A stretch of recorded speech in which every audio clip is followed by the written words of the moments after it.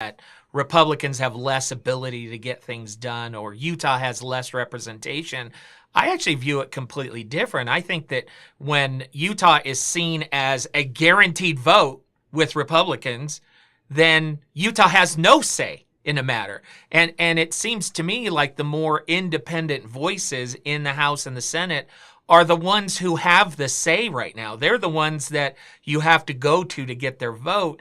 It's the same thing for me with gerrymandering. Gerrymandering only works because it's not like there's something genetic inside us that says we'll vote in one direction.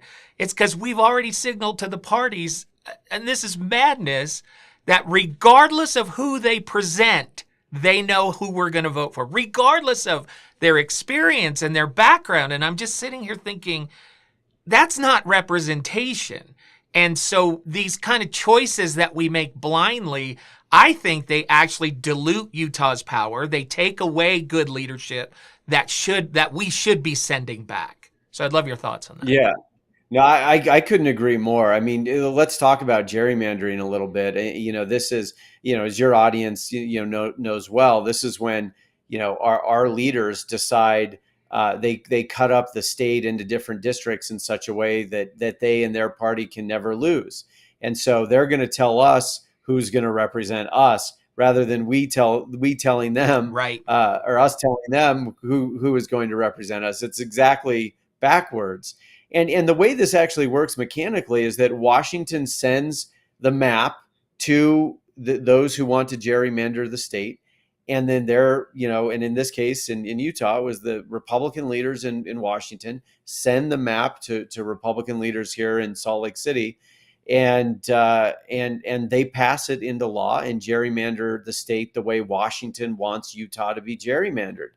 And the effect that has is that neither party cares about what Utah thinks. Right. Because neither party has to compete. Why? Because one party wins all the time and the other party loses all the time. So why should either party care what Utah thinks? And we see it so often. We contribute a lot as a state to this country, but we don't really have a voice in Washington because we don't have, in many cases, competitive elections here. And that hurts us all. I don't care whether you're a Republican, a Democrat, an independent, a member of the United Utah Party, that hurts us all. And so, we've got to combat gerrymandering. It's a huge problem. It's one in which we all lose. But, speaking about, serving in the Senate or the House as an independent or a member of a third party positioned between the two major parties. I mean, speaking of the Senate in particular, the Senate is evenly divided now. The vice president is the tie-breaking vote right now. It could not be more evenly divided. And I think after this cycle, it'll still be very divided. Maybe not as divided as it is now, but it'll still be very divided. Look at the senators who are willing to act with greater independence these days. We all know their names. There's some on both sides of the aisle, both parties. They are the most influential members of the Senate. In fact, I would say they're the most influential people in Washington, second to the president alone. And I want that for Utah. And I think, the House is very closely divided too. I don't expect that to change dramatically in this cycle. We'll see, who ends up controlling the House after November 8th. But I still think it'll be pretty closely divided. And so if you're willing to serve and serve your constituents, the voters of your state, and to uphold your oath, that can make you more influential than anyone else. And more importantly, our state more influential than any other state in the union. And I really want that for Utah because I know we'll do a lot of good with it for ourselves and for others and for the rest of the country. Yeah, you never hear they're waiting to see what Mike Lee says about something. Can we get Mike Lee's vote? Or can we get Chris Stewart's vote? You never, ever hear that. And that tells you that Utah is irrelevant. And when presidential candidates come to Utah, they don't come here to appeal to you for your vote. They come here because they know they'll get your dollars. They don't care about Utah. They have no reason if they come here. That's right. Yeah. That's right. Yeah. That's right. So we're kind of in this thing where we think that we're benefiting ourselves by following these partisan rules. And the reality is we're making it so we're the least likely to be heard, and we'll have the smallest voice possible. And that's why I think it's time for some real change in Utah. And speaking of change, you've done something. And I knew that this was your plan. You and I had talked about this. You were going to go to a couple of the parties in the state of Utah, and you were going to say to them, "Look, I'm an independent, but I want you to not put up a candidate. I want you to support me." And I thought, wow, what a tall task. And here we are. And you have done that with the United Utah Party and the Democrat Party. Talk about that process and what that means to you, and what it means to this upcoming election. Yeah, well, you described it well. We knew that most Utahns want to replace Mike Lee. I mean, all the polls say it. He's polling between 34 and 43%, depending on the poll. And we know Utahns are ready for change, and for all the reasons we described earlier.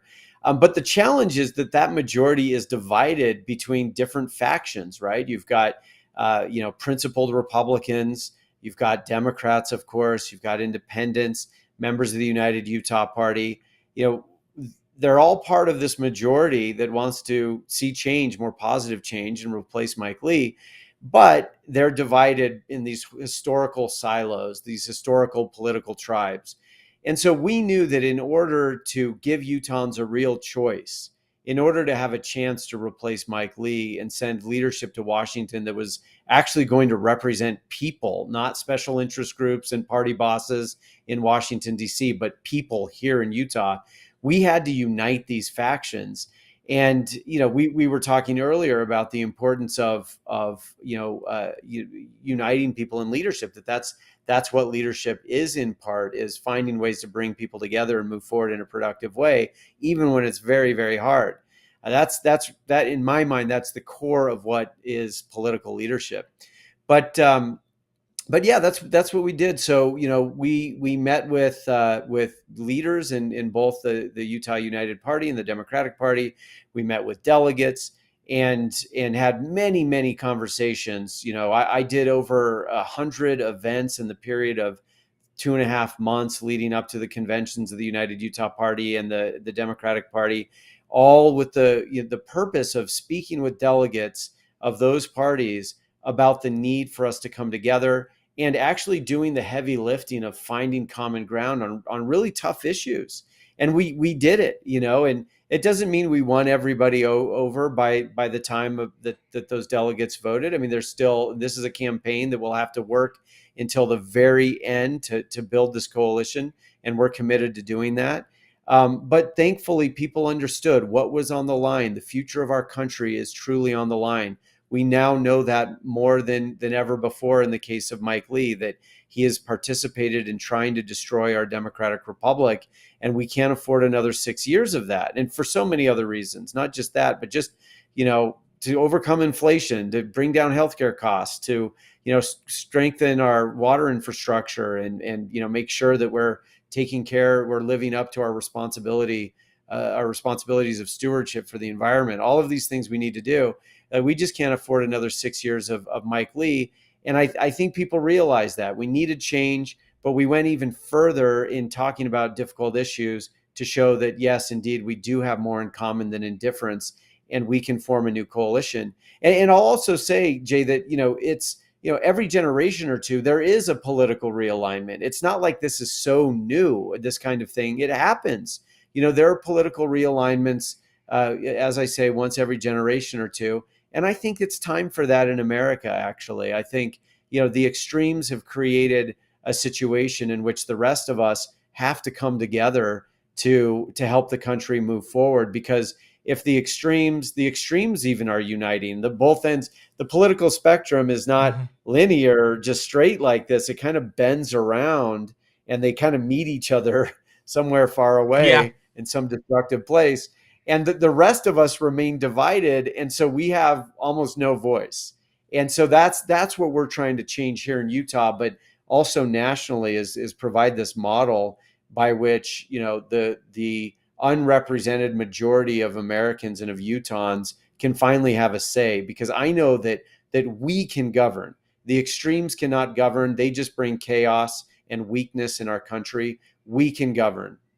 Yeah, and I think it's a perfect example of what happens when a certain segment of the population is completely discounted and ignored, and done so through abusive practices. In the state of Utah, gerrymandering, only the primaries matter, all of these people without a voice. Guess what? They're rising up and they're coming together under one banner. We saw the same thing in the White House for the last 4 years. We had a president who literally ignored half the nation, even though he didn't get the popular vote. He attacked anybody who disagreed with him. He was so divisive. And what happened is everyone talks about how wonderful he is. Well, if you can't win another 4 years in the White House, you created more opposition than you created support for yourself. This is what I think we're seeing in Utah. And so anybody who thinks that you can run a system where you can just run over people's opinions and people's voices and their lives, there will come a point, and I believe we're here and we're watching it with your campaign and these parties, where the people will rise up and they will take their representation back. And I'm excited to see it and to see where it all goes. Yeah. And I'm excited to be part of it. Yeah, well, me too. And I'm so glad you were willing to step forward. I mean, it isn't easy. You know, we talked about that earlier, and I know it's a sacrifice. You've done it before, so you knew what you were getting into. But we need to replace Chris Stewart. I mean, Chris Stewart, I think in the last cycle, openly said that there were certain people in his district that he just didn't care to represent. He didn't need their votes, and he didn't care what they thought. And that's the kind of politics that I think we should just never have in Utah, and ideally nowhere else in the country. You know, I'm committed to representing all of Utahns. I'm not going to exclude anybody. You know, I want to hear from everybody. You know, everybody will have a seat at my table. I want to hear it from everyone, and I want to find a way to serve Utah. I love this state. You know, my ancestors first came to this state in the mid 1800s. And, I talk often about my great-great-grandfather, William Wood, and he was born in Essex, England, and then, came to America, across the Atlantic, walked across the plains, traversed the Rockies, and ended up here in this place that would be called Utah. And, many other people had come through these parts before him, traders, trappers, explorers, and of course, indigenous communities were already here. But these Europeans and Americans who came through said, this is a beautiful place, but it's just too darn harsh. We're going to move on and find somewhere else. Well, when William Wood showed up, he and others who were here with him, they had to make it work because they needed a place where they could have, opportunity and freedom and thrive. And the only way they could do that was if they were working together. And, our history, if you read a history of Utah, you see that, the early arrivals here, the European and American arrivals here, they work together like in a way that you didn't see elsewhere in the West, where there was a more rugged individualism and a lack of a sense of community. But here we had that. And I think that's still in our DNA, Jay. I think that's part of who we are. That's why we have such a strong sense of community. I got married finally about a year ago, and I married a woman who lost her first husband to brain cancer when they had 5 children and 8 years old and younger. And the reason why I tell that story is that, they were on their own for about 5 years, and boy, they had a lot of help from the neighborhood. The neighbor, put in a basketball hoop. Not just one that sort of is weighted down by sand, but he actually put it in the ground, cemented it in. Wow. And people took care of the yard. People did other things. But show me another place in America where that happens. I mean, I think people would struggle to do it. But that's what Utah is. And I think it comes really from the way, our state was founded, is that we knew that we had to work together to survive and to thrive. And that's still the case. And I think the rest of the country needs that. And you're carrying that kind of ethos and culture in your campaign. And I'm certainly committed to doing that too. I really believe that there's a moment here for our state, a Utah moment in which, we can lead the country forward by bringing people together first here within our state, and then modeling it, leading people in that way from Washington. And that's what I'm excited about for you and for our campaign. I agree. Evan, thank you for taking time. I know it's busy out there campaigning. We're in the midst of a 12-hour live streaming marathon. I'm probably going to be taken away in an ambulance by the time this is done, but you got to go big or go home, and we're going to do everything we can to raise awareness. Well, I appreciate your efforts and your having me on. And I'll just say to your audience, please support Jay. Jay is doing exactly what we need to be done. He's offering the kind of leadership that our state and our country need. You hear these conversations, and I hope you too recognize it in Jay. I think it's clear. Like he will be a unifying leader. But he cannot do anything that he needs to do on the campaign trail without support. So I strongly encourage everyone listening to support Jay. Do what you can. Some can give in large amounts. Others can give more modestly. That's okay. I can tell you as a candidate myself, it all helps. Whatever you can do, help him out. And I believe he said that for every $25 donation he raises or greater, you're staying on for another 10 minutes. Is that 10 right? minutes. Or do I Yep. Yeah. So hey, let's see what Jay's breaking point is. Who doesn't want to know that? Who doesn't want to know where Jay's breaking point is? I mean, he's a pretty tough guy. Look at him. I'm not sure what his breaking point is. Is it a day? Is it 2 days? Is it a week? I don't know. I'll tell you, the longest I've gone is 6 hours. That's the longest broadcast I've ever done. So what happens if somebody donates $100 or $200? Does that mean you speak for, if it's $100, you're speaking for another 40 minutes, or is it just we couldn't do that. More, okay. So yeah. Okay. So any donation above $5 is equal to 10 minutes. We get some special offers. I'll stay on longer. I'll do anything I can at this point to raise awareness for sure. Well, that's you're working hard, and you're working hard for Utahns, and I greatly appreciate it. And thank you all for supporting Jay. He's a great man, and will make a great member of Congress. He's worth supporting, especially in this moment in our history.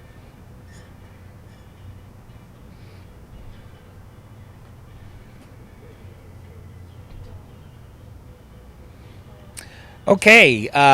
So that was our interview with Evan McMullin. We actually had that interview yesterday. He said he was going to make a donation to force me to be on the air even longer, but I want to thank him for taking the time. And I think that I said this earlier, and I really think it's true. If you look around, there is a movement happening in Utah, and it's not just with Evan. If you look on all sides of Mike Lee, what do you see? Every candidate running against Mike Lee, there's some commonality, differing degrees of, center right, conservative, those types of things. But every one of them talking about common ground, civility, getting rid of the toxicity. Everyone running against Mike Lee in the primary, that's their messaging.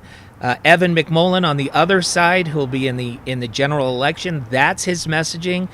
And if you want to know if somebody has the ability to build coalitions, watching what he's done in the election so far, it says a lot.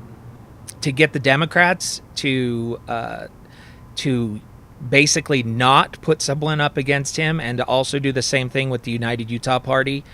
If you want to know if somebody can build the coalitions, well, watch somebody who is doing it, and doing it in the state of Utah.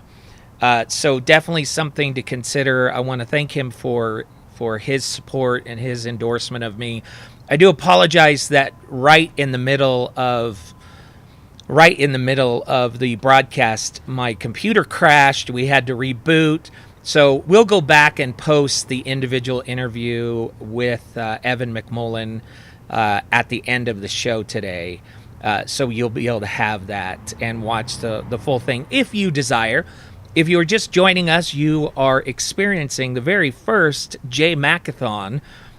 We committed to broadcast for 12 straight hours today to raise awareness of the reason why I'm running for Congress, to raise awareness of the United Utah Party, something you should look at and consider, the candidates running in the United Utah Party, and also other candidates who deserve our attention, and also to have some fun. We spoke to my daughter earlier about her job as a, what is it, body collection technician? Body removal technician. In a minute, we're going to talk with January Walker. She's congressional candidate for District 4. And then we'll speak to a couple other candidates for state senate with the United Utah Party. And then at 8 o'clock, I'm excited to bring Amy Iverson, my former co-host from the Browsers, onto the show. That's not going to be a political segment. That is a reunion. We have not been on the air together since 2015, I think. And so any questions or comments you have from her, I'm very excited to have her on the show. So lots going on.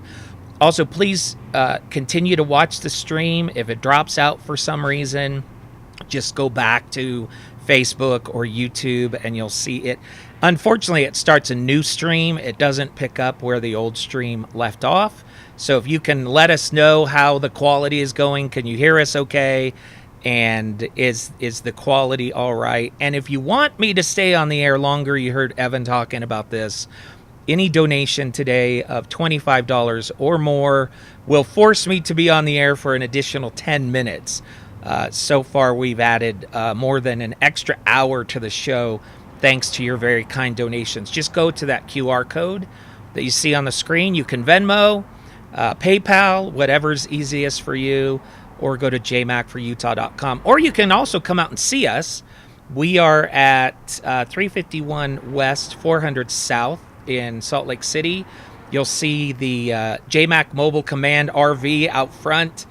Come right in the parking lot. We've got a spot reserved for you. Come and get a yard sign. Come and get a campaign t-shirt. We've got toys for the kids. Come by and say hello. I'd love to meet you and shake your hand. And I see here Sam Williams says, I just donated $25, 10 more minutes. Okay, Sam.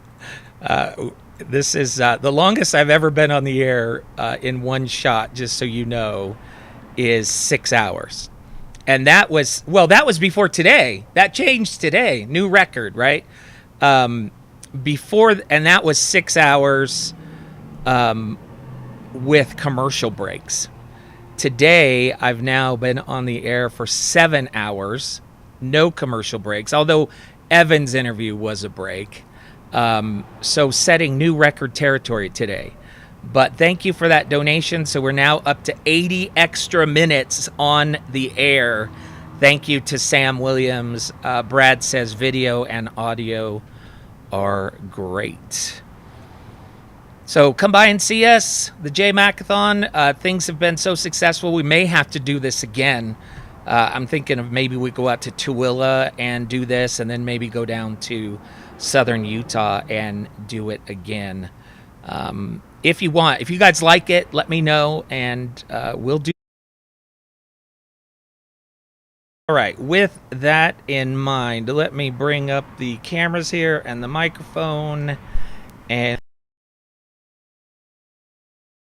our next special guest, January Walker, joining us. You want that handheld mic. There you go. Turn that on.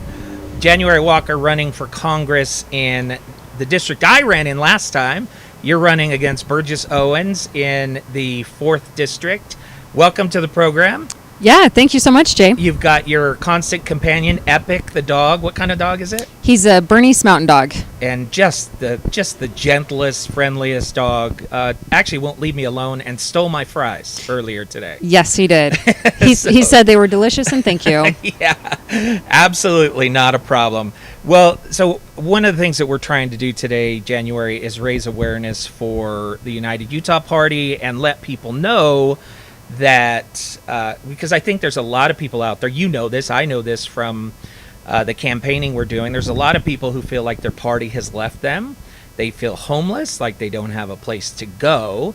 And I feel like we're kind of out here in the middle of the street with a sign saying, come here, there is a place, there is a home, there is something you can do, and that's the United Utah Party. Yeah, absolutely.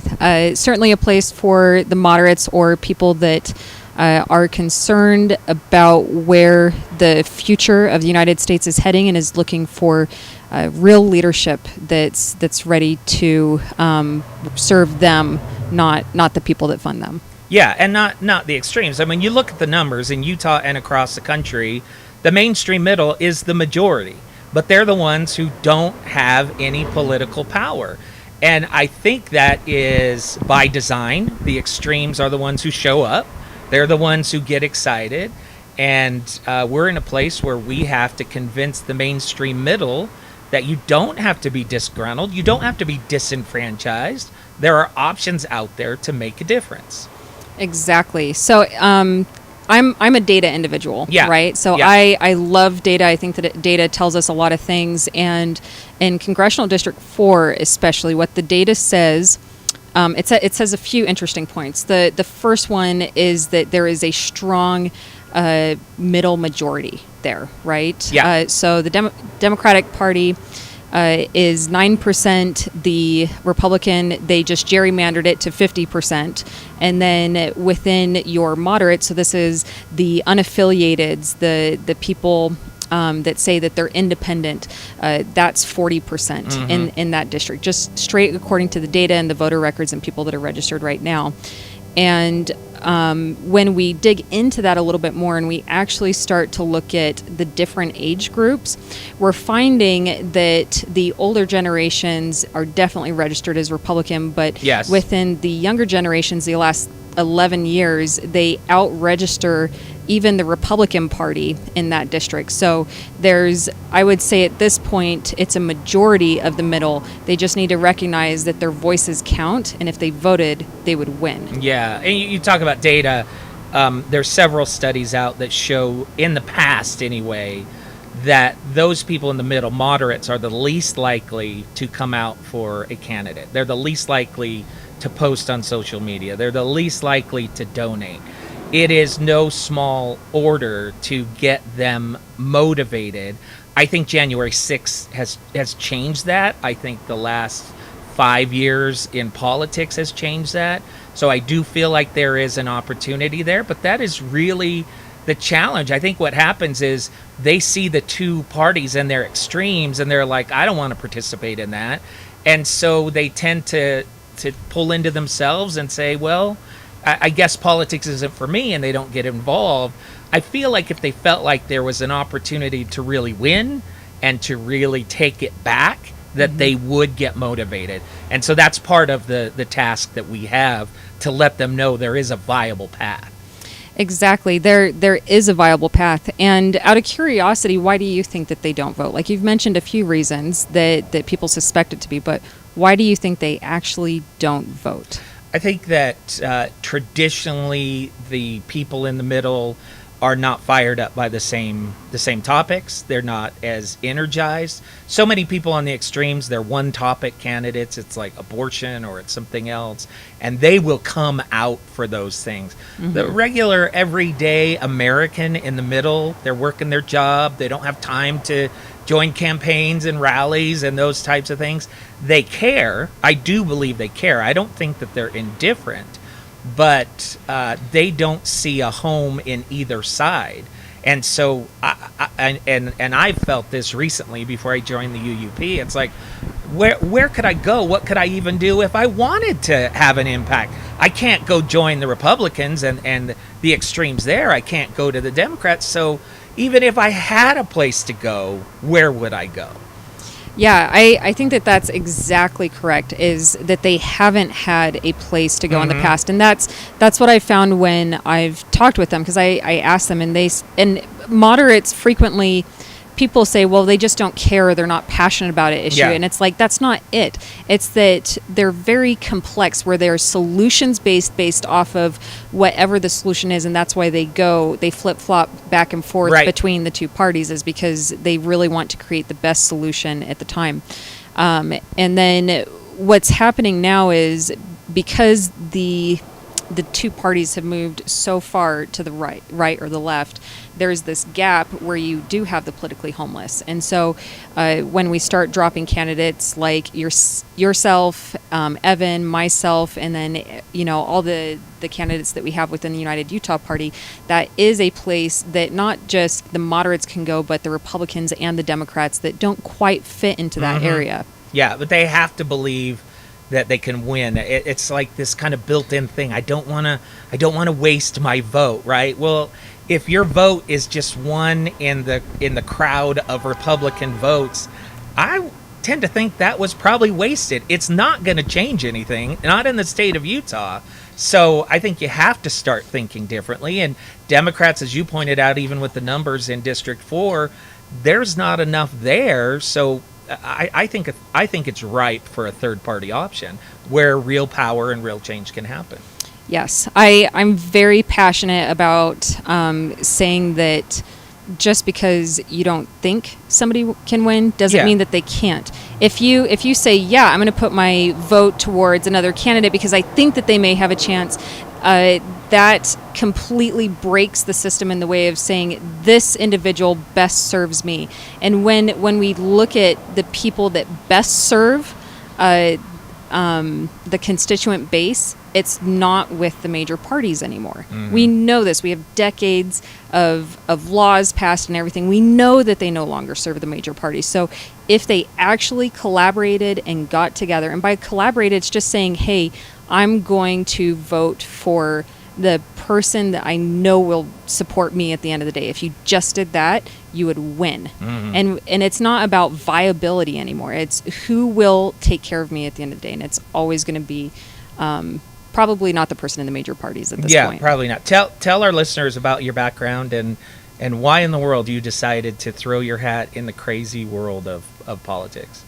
Well, in business, it's politics anyways. Yeah. So in the business world, in the private sector, I do product management, which means that I look at the market and find out where the problems are in the market and just things that could be improved. And so there's a lot of talking to people, understanding what the real problems are. And then once I have all that information together, I build a business case, come up with a product idea, take it to business executives, get approvals. Once they give me approvals, take that money, take it to my developers, and have them build these products. So I've built products that have made over $100 million that's actually used by people today in their daily lives, and they don't even know about it. In terms of what I've been working on recently, it's really been in the cybersecurity area. So I champion digital privacy in the way of digital identities, blockchain identity, self-sovereign identity. These are the future, and we really need people that understand this technology, because there's not a single congressional candidate in the entire country that understands it, and we're going to be dealing with it in 2024. So that's one item there. As far as what brought me into politics, for a long time I have been outpacing my peers, and it's been difficult to watch because it's hard enough when to accomplish something, but especially when you don't have people fighting for you on the other side. And so I really wanted to be a voice and a champion of the people, because that's what I do every day. It's not the kind of lip service that you normally get from politicians. It's somebody that knows how to do it and to put it into action and deliver on short timelines. And if we do the finger snap test, Mm-hmm. boom, you're in Congress today. What Mm-hmm. are you working on? What's the top level issues for you? Well, I did a listening campaign in 2021 where I talked with over 1,000 individuals, and based off of that feedback, we built a platform. So every single one of those issues has an outline of a drafted legislation that we would be able to get elected and take directly into office. So ideally, when people say, well, what would you do? I would say everything. Every single one of those items will be on the floor. What, like, give me some examples, individual ones. So individual ones. One that I love is paid time off for all Americans, regardless of whether you're part-time, full-time, whatever it is. So PTO there, that will be good for the mental health and kind of rejuvenating the economy that we have. There's also protecting our air, protecting our water. Those ones immediately come to mind, but then there's also stuff in the way of allowing people to have a digital wallet that they can take with them. And how that will benefit the people immediately on a political level is to be able to vote, know that you're voting securely, have your vote counted immediately, and have it be immutable. And then also be able to protect your digital identity, eliminate those pesky robocallers, or just poor ads that I'm sure you guys get with your text messages. Yeah, everybody gets them, right? We Yeah. all do. You have a friend who follows you around every day, not just your dog. I want to introduce our listeners to both, if possible. Epic, come here. Let me see if I can get the camera on Epic. Come here. There is Epic. What kind of dog? He's a Bernese Mountain Dog. Always, every time I've met you, Epic has been with you. Yeah. And then you have another friend.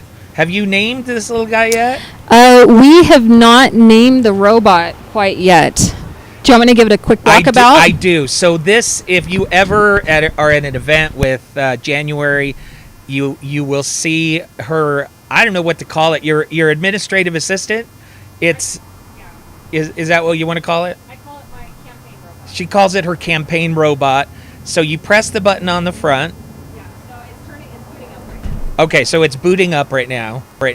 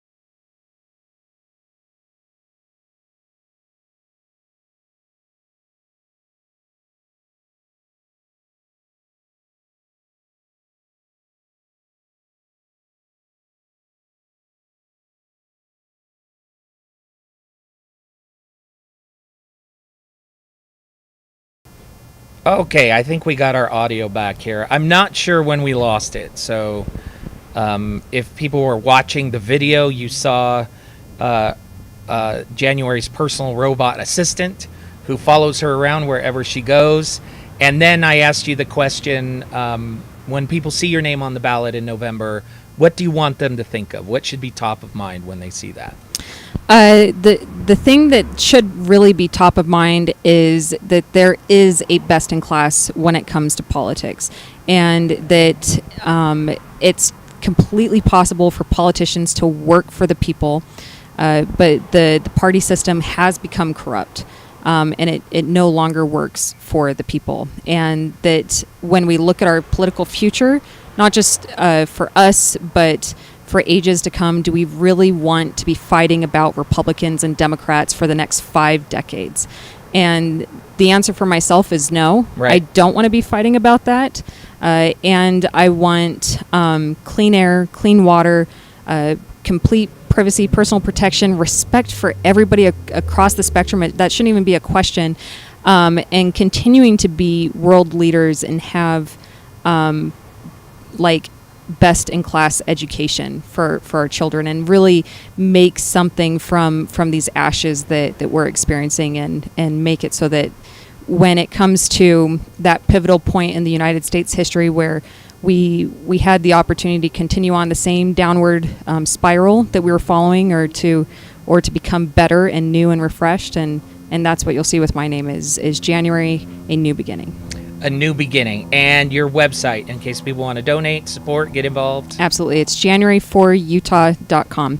And the cost of a new beginning, or getting a candidate for you that champions you, is $487,000. That's the amount? That is the amount. That is what it would take to beat Burgess Owens. And we run a lean, business-centric, finance-centric campaign. Mm-hmm. Well, we wish you all the luck in the world. Thanks for joining us today. We'll obviously keep in touch with you during the campaign. Great. And probably be out there on the campaign trail together at some point. So perfect. Thank you for joining us today. And if people, where's the robot? Want to get a last look at the robot? There we go. And this is the first politician with a robot. Yeah. So this is the future. I think so. Yeah. Yeah. Every politician from here on out has to have a robot. Of course. and you know where the trend started first. That's right. Right here. And in case people missed it because the microphones were off, I'm taking full credit for the robot. So excellent. All right, January. Thank you so much. And let me just say thank you for running. This is no easy thing. People look at like running for office as some glamorous thing, or even being in office. I don't look at, obviously running is not, but I have seen what they do in Congress, and it is not an easy job. It is not glamorous. And anyone who's willing to throw their hat in the ring to do that, I have to salute you. So thank you. And thank you as well. Absolutely. Thank you so much. All right. Goodbye. Yeah, you can turn that mic off, and then we'll be good. Thank you so much. So hopefully the audio is still working. It looks good. All right. Once again, if you are you going to hang out at all, or I may. You don't have to. It's getting hot. The sun is starting to come down on us here. So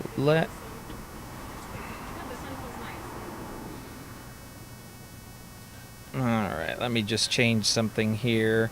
Can everybody still hear me and see me okay? I heard that they were popular with millennials. All right, there we go. We should be back and good to go. Let me know if you guys hear the audio okay. Again, we've been having audio issues all day. Michael says, Michael says it was breaking up, and then he says that's better. Yeah, it's doing a live digital stream is there's a lot going on here, and so I appreciate your patience. And any of the interviews, we're going to repost them individually afterwards. So if for some reason you missed our part of the interview with January, we'll repost that. Probably tomorrow we'll get that posted. And our interview with Evan McMullin and all of the other interviews that we have done. And if you are just joining us, this is the JayMacAthon, our very first.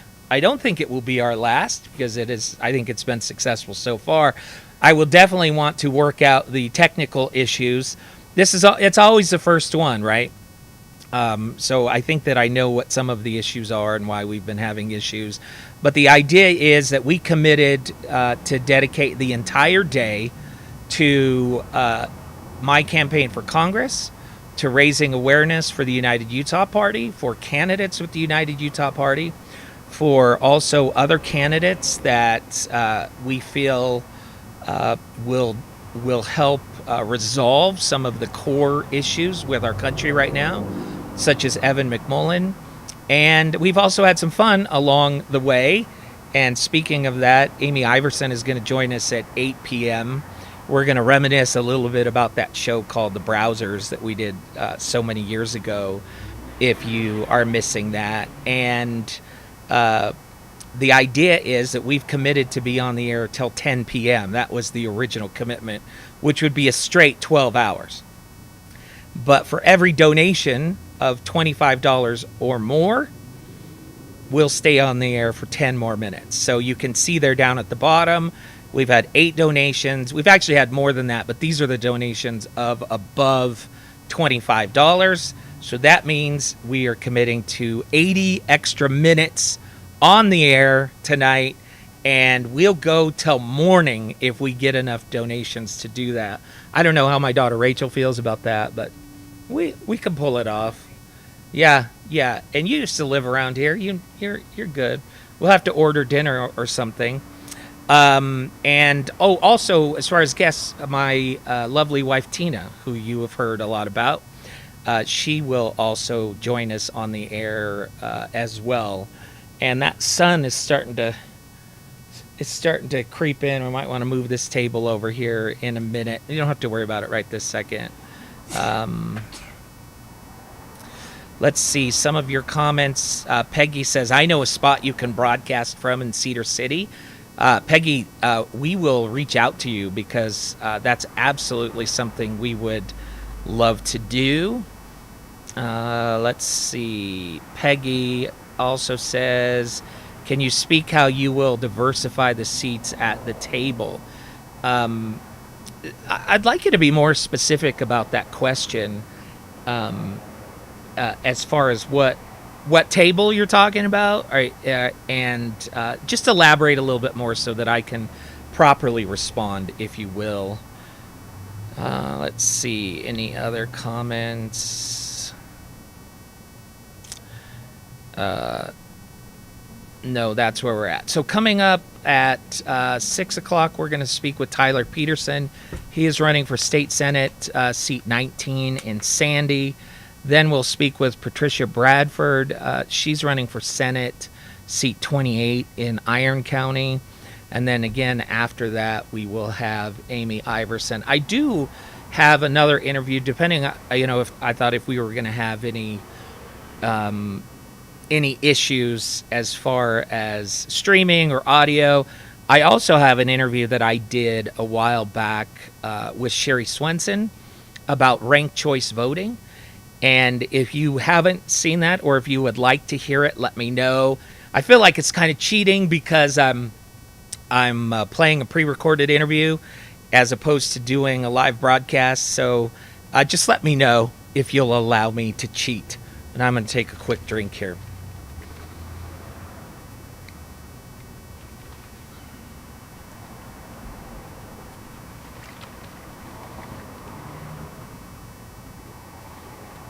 I am available to talk about certain issues of the day. If you have questions about any of my standings, I don't know if I want to do an incredibly deep dive on some of the issues, but if there's a question that you have, about anything going on in the news right now, feel free to put that in the comments. And if I feel up to date on it, I will gladly talk about it.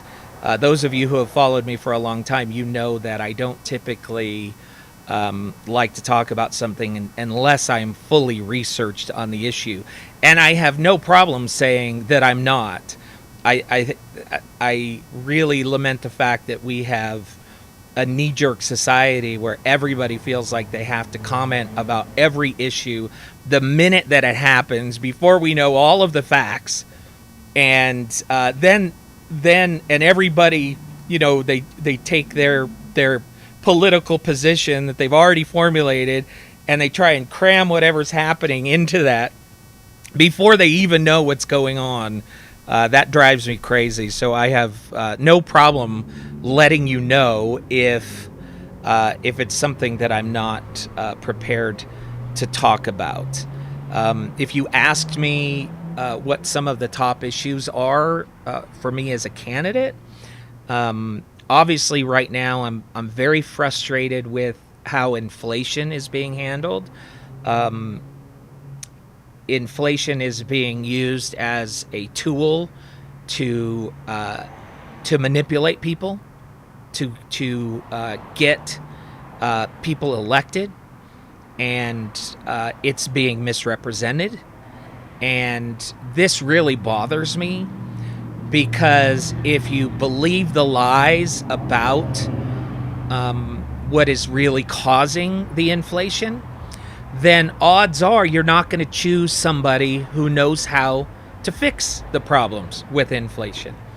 And of course, this is something that we do in politics all the time, and it drives me crazy.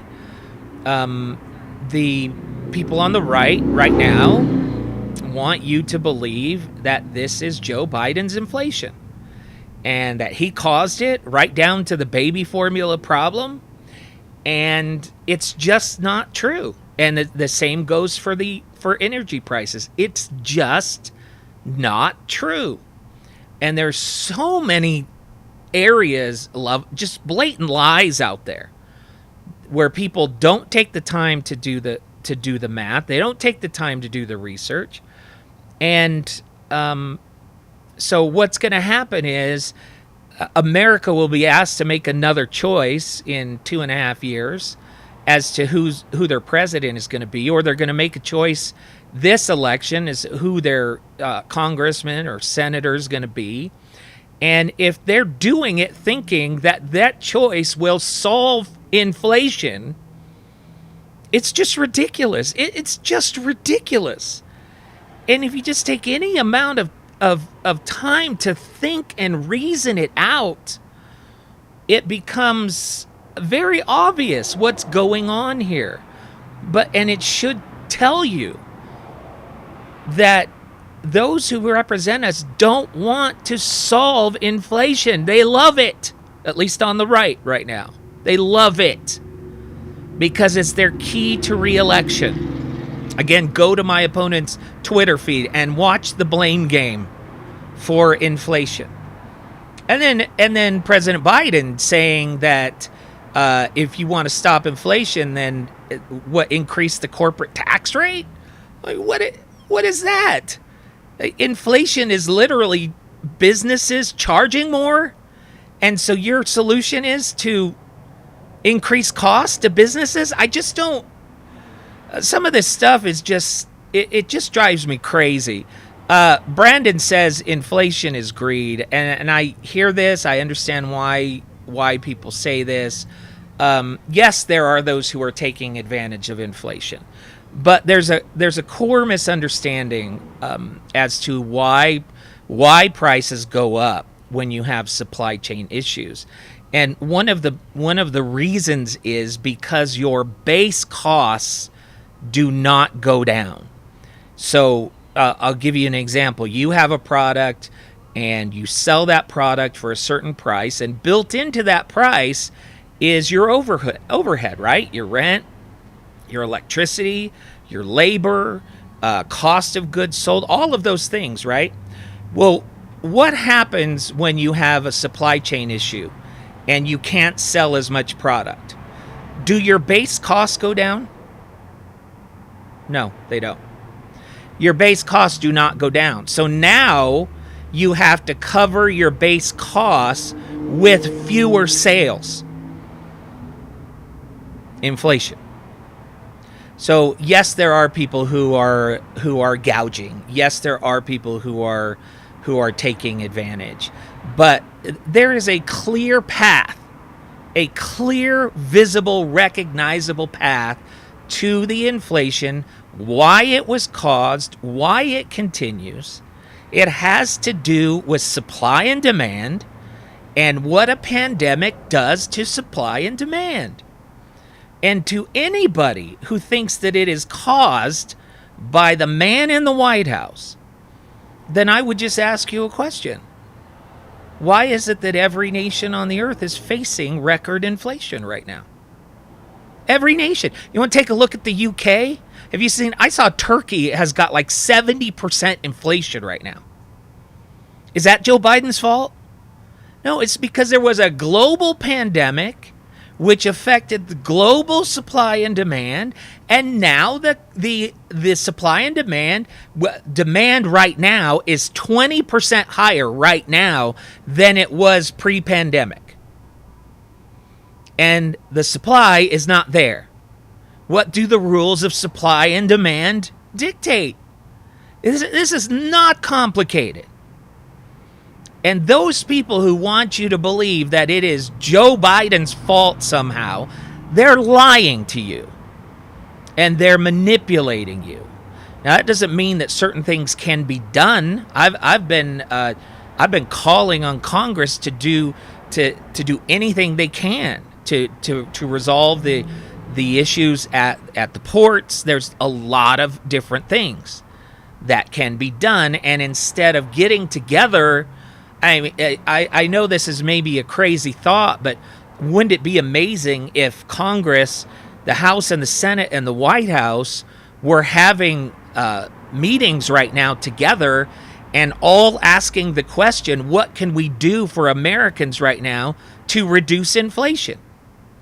I mean, think about that. Why aren't Republicans and Democrats together right now, White House, House, and Senate, why aren't they in a commission together to fight one of the biggest issues facing Americans right now? Why aren't they doing that? Why? And don't tell me because Democrats don't want to meet. It's because it is an issue that will impact the election. That's why. That's just absolutely why.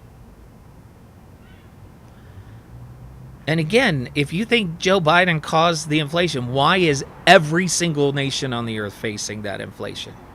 It was just like when COVID was supposed to be a conspiracy in the United States.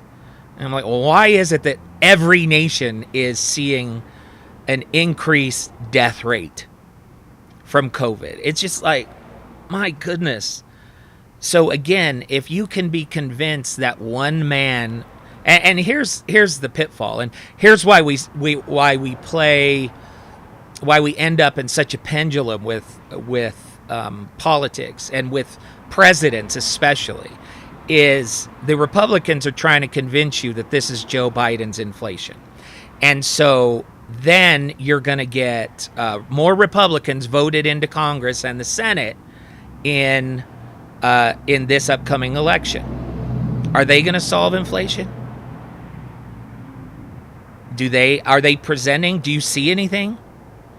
Do you see any ideas? Do you see any solutions? Are they going to solve it? So you put in a bunch of people who convinced you that this was caused by the left. They're going to get in power and they got nothing. And then guess what's going to happen? Pretty soon, after 12, 18 months, if inflation's still around, the Democrats are going to start calling it the Republicans' inflation. And so as a nation, we're just moving this pendulum back and forth and back and forth. Well, we believed that it was caused by the left, so now we're going to try the right. We believed it was caused by the right, So now we're gonna try the left. It's maddening. It's absolutely maddening. And they know that people are not going to take the time to find out what's really going on. They're going to believe their confirmation bias. And so, I'm sorry, I got something in my eye. We're so easily manipulated. And that's, again, one of my frustrations is you would think with social media and the access to information that we have nowadays that we would be more informed. It would be harder to manipulate us. Man, my eyes really bother me. And it's just the opposite. It feels to me like we are more susceptible to manipulation and misinformation than we have ever been.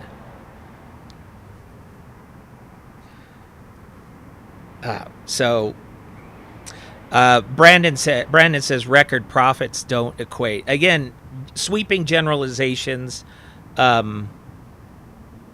Supply is 20% higher than it was pre-pandemic. So you are going to see record profits. And again, there is price gouging. I'm not gonna deny that. But to generally classify inflation as price gouging is a denial of the fact, and it is a fact, that the pandemic shut down the supply chain. And that when the supply chain is shut down, payrolls still have to be met. Rent still has to be paid. I do not know what's going on with my eye. Hang on a sec. I'm so caught up about inflation. That's what it is, I guess. In fact, I'm just going to take a quick second here and run to the bathroom to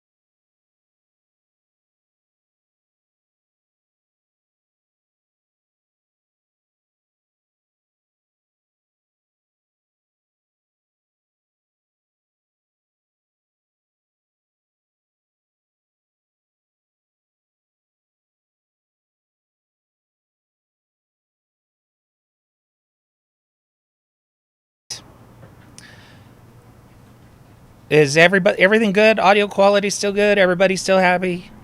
Again, we are live today. Come out and join us. We're at 351 West, 400 South, just on the south side across the street from Pioneer Park. I hope you'll take a minute and come out and join us. This is the JayMacAthon. We're going to be on the air until after 11 o'clock now. We keep getting donations. Every donation of more than $25, we will be on the air for an additional 10 minutes.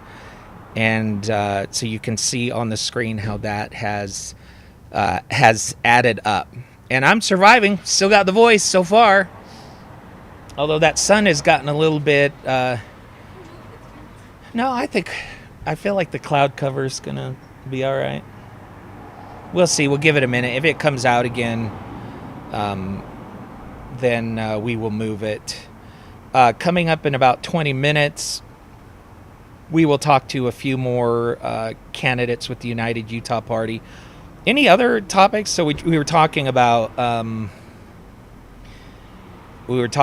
inflation. David says, "Are you hanging in there, Jay? I can only imagine how exhausting these campaigns are." Yeah, so far, yeah. It's weird. It's a weird combination of exhausting but energizing.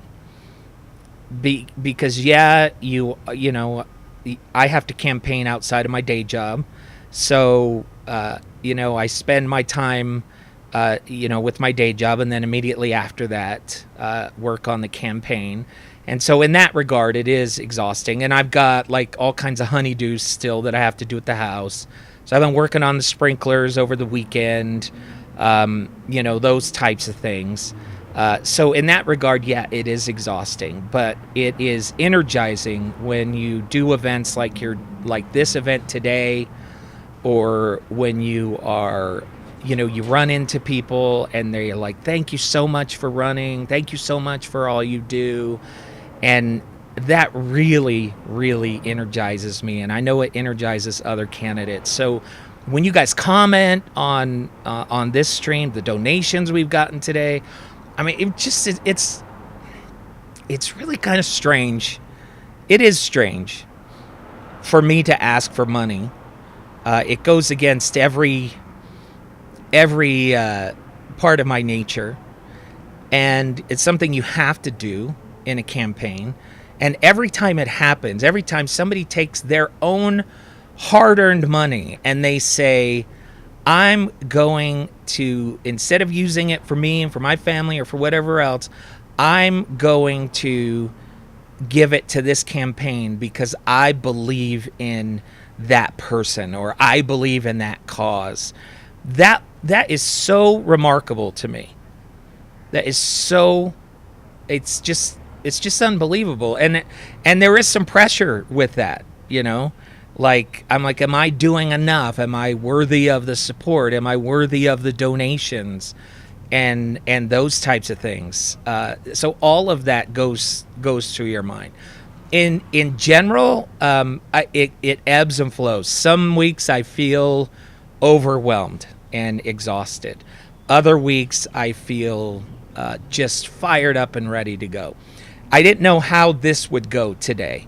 We've been on the air now. I say on the air. We've been live streaming for over 6.5 hours now. I didn't know. I haven't done anything like this ever, and I didn't know, how that would go. But it has been energizing today. I don't feel tired. Maybe that's the Coke Zero I've been pounding. It's definitely the donations have helped.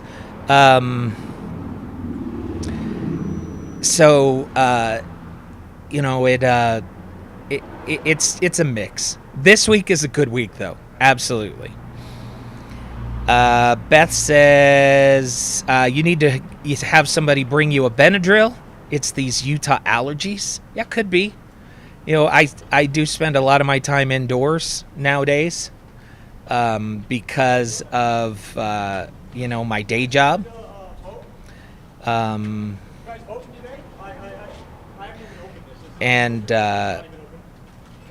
Sorry, we have somebody who's coming up and asking some questions. So yeah, that's just, let's see. So Benadryl, maybe. My wife is going to be joining us soon. I think every once in a while I'll just mess with my eye for something, and the oils, my skin oil or something, will get in my eye, and it takes me anything to deal. Sorry, I'm getting distracted here.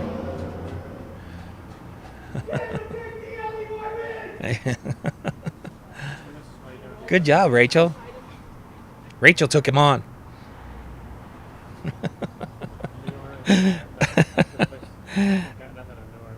Brandon says, would you vote for any of Biden's agenda? Be more specific. Ask me questions about specific agenda issues. I will tell you this, I do not agree with him that raising the corporate tax rate is going to lower inflation. I will absolutely engage in a discussion about when and if corporations should pay more tax.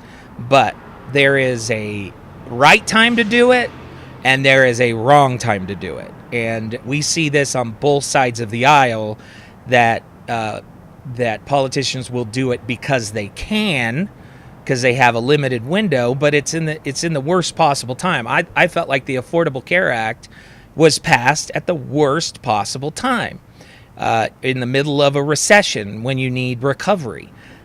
So it also has to do with when they want to implement it. Let's see. Let's go to Michael, who's been with us most of the day here, Michael, doing the marathon with us. He says, whether in the dominant party or in a new party, I feel like the only way we'll overcome radicalization is to get people who are not passionate about politics to get more involved out of a sense of civic duty. I agree with you. This is one of the biggest challenges of anybody who's trying to run a common ground, civility type campaign. We know that the extremes are going to show up. We know that they are going to be passionate. And what we have to understand is, if we're in the middle, and I'm center right. Some people think I'm pretty far right in quite a few issues, but what we have to understand is that if we don't show up, then those extremes will control everything. The minority will control everything. And so, Michael, we have to figure out a way to get them energized. I do think some things have happened here recently that is causing the middle to realize that if they don't get involved, there are real consequences. January 6th is an example of that. David says, what just happened? We had a guy, let's say a person from the neighborhood. Is that a friendly way to describe him? Just came up, asked some questions about voting or something, and then my daughter told him, because he tried talking to me, and my daughter told him that we were on the air. The minute he heard that, he started to yell something because he wanted his moment of fame, I guess. Yeah. So,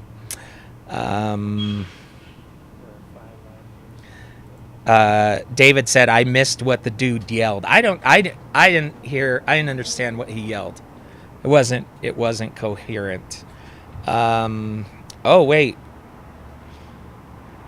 We have some more contributions. It's going to be a later night, Rachel. It's going to be a later night. So let's see here. We are now up to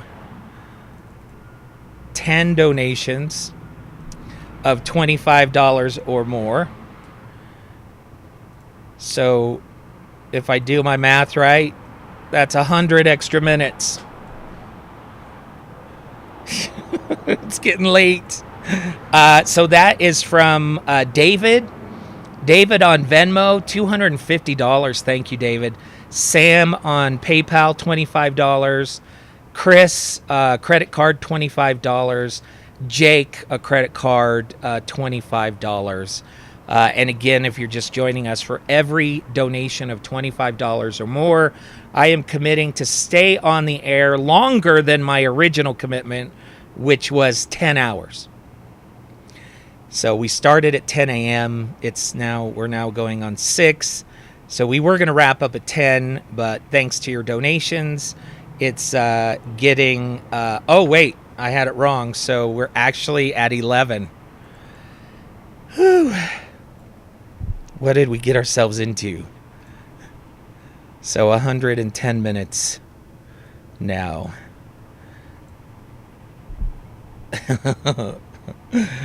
This is fun. It's kind of fun. But I think we're going to need medical professionals standing by. And I need to hydrate more. So hang on, let me. Oh, that's right. Rachel's CPR certified. Do you have any medical, Orion, do you have any medical experience? No? Will you be able to just take over the show if I collapse? You could do that? Rachel would do it.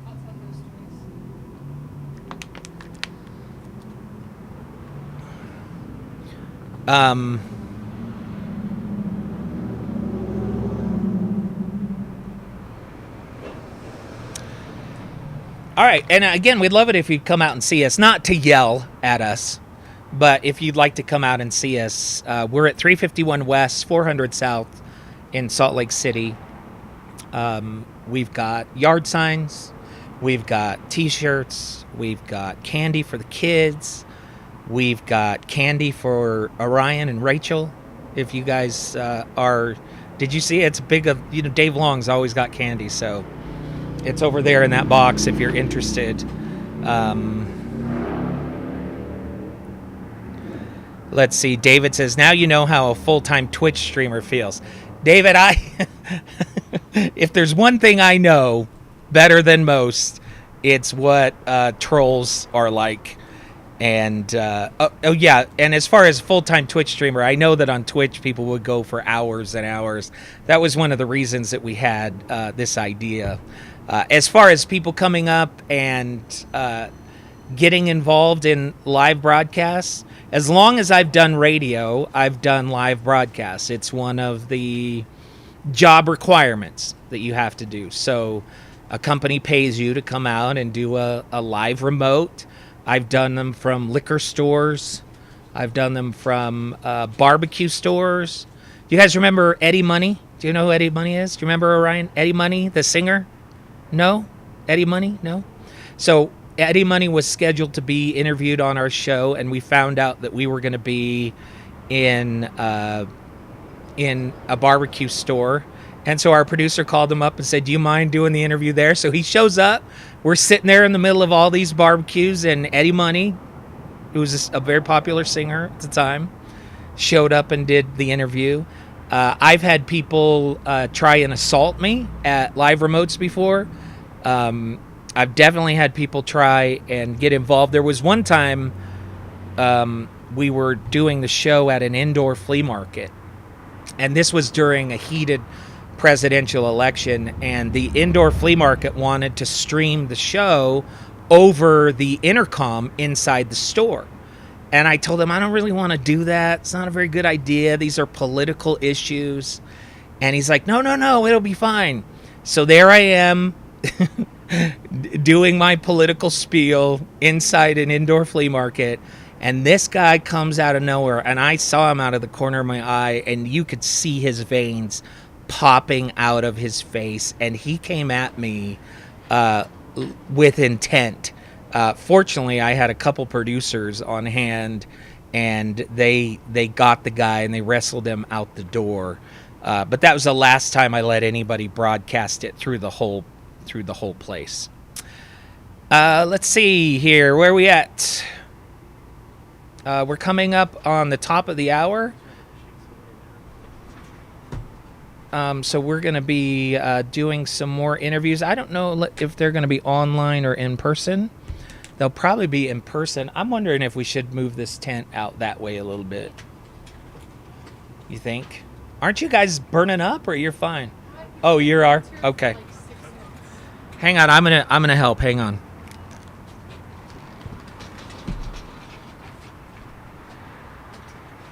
I don't know if we can go far. Careful of those cords.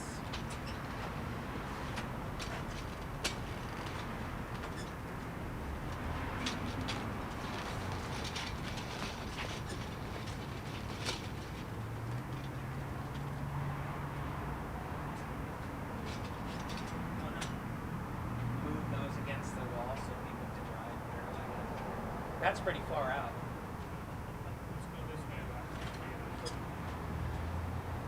Hey, yeah. How's it going? Good. Here to talk. You're here to chat? Yeah. Awesome. We were just moving the tent here because Sun's yeah, changing. it was burning up. Is it okay if I parked over? Yep. Yeah. Yep. You'll be fine. Hello. So give us just a minute, and Rachel will help you out. She'll get you on the air. Sounds good. Okay, sorry about that. I had to we had to move the tent. It's not over us anymore, but we were starting to cook out here. Again, if you want to come out and join us, we're at 351 West, 400 South in Salt Lake City, and just south of Pioneer Park. and we would love to say hello. As far as T-shirts, there's small, medium, and large. So yeah, there you go. And just a reminder, coming up at 8 o'clock, Amy Iverson is going to join us. We're going to do a little Browsers reunion. If you know what I'm talking about by saying that, you should be excited because it's going to be really fun and exciting. With that, why don't we, let's see. Tyler, are you ready? Yeah, why don't you have a seat, Tyler? And we're going to use this microphone. Just flip the switch on there first.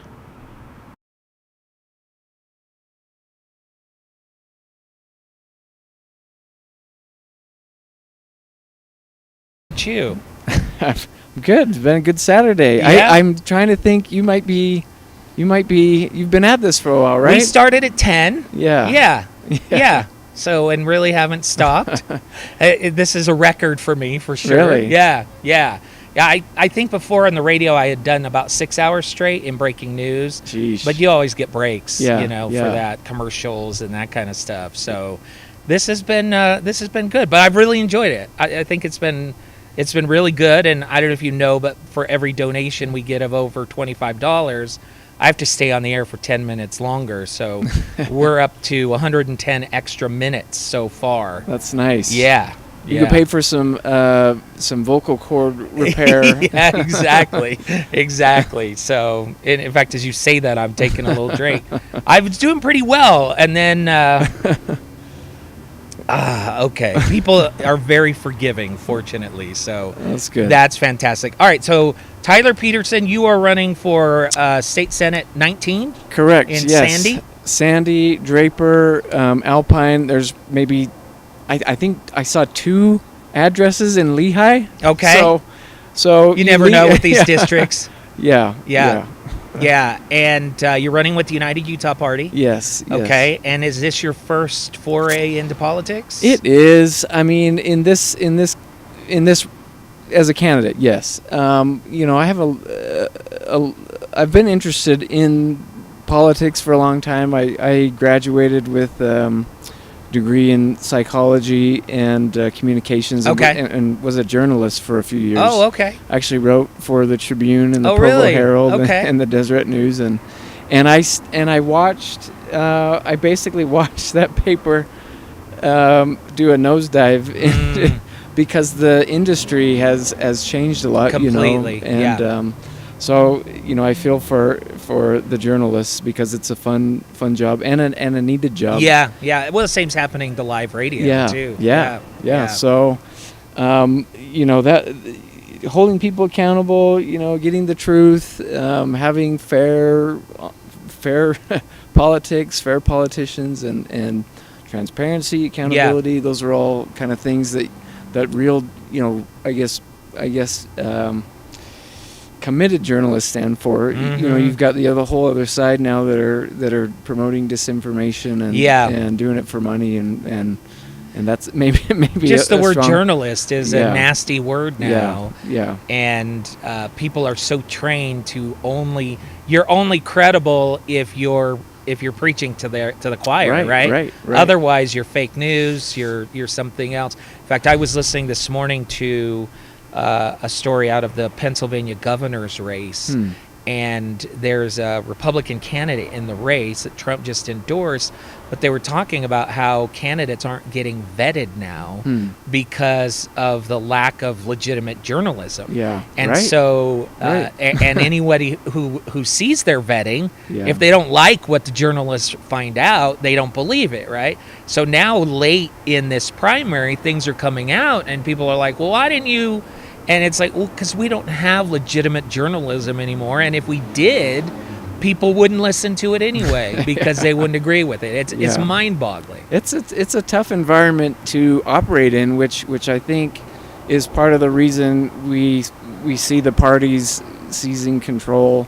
We had the Utah GOP kind of say, you know what, we're not going to do debates with the debate commission. Yep. We're gonna do our own thing. Yeah. So it's everything is it was hard enough to discern when there were honest journalists out there, and now discerning and sifting through disinformation is even more challenging today than it was before. And Yeah, in fact, just before you joined us, I was lamenting that you would think if we all have access to information the way that we do, that we would all be so much more informed. Yeah, and it's yeah. actually just the opposite. Yeah, We're yeah. less informed. Yeah. and it's because we want it that way. We weed out all the streams that don't fit our confirmation bias, and then social media does it for us. Yeah. Right? They only feed us what we want.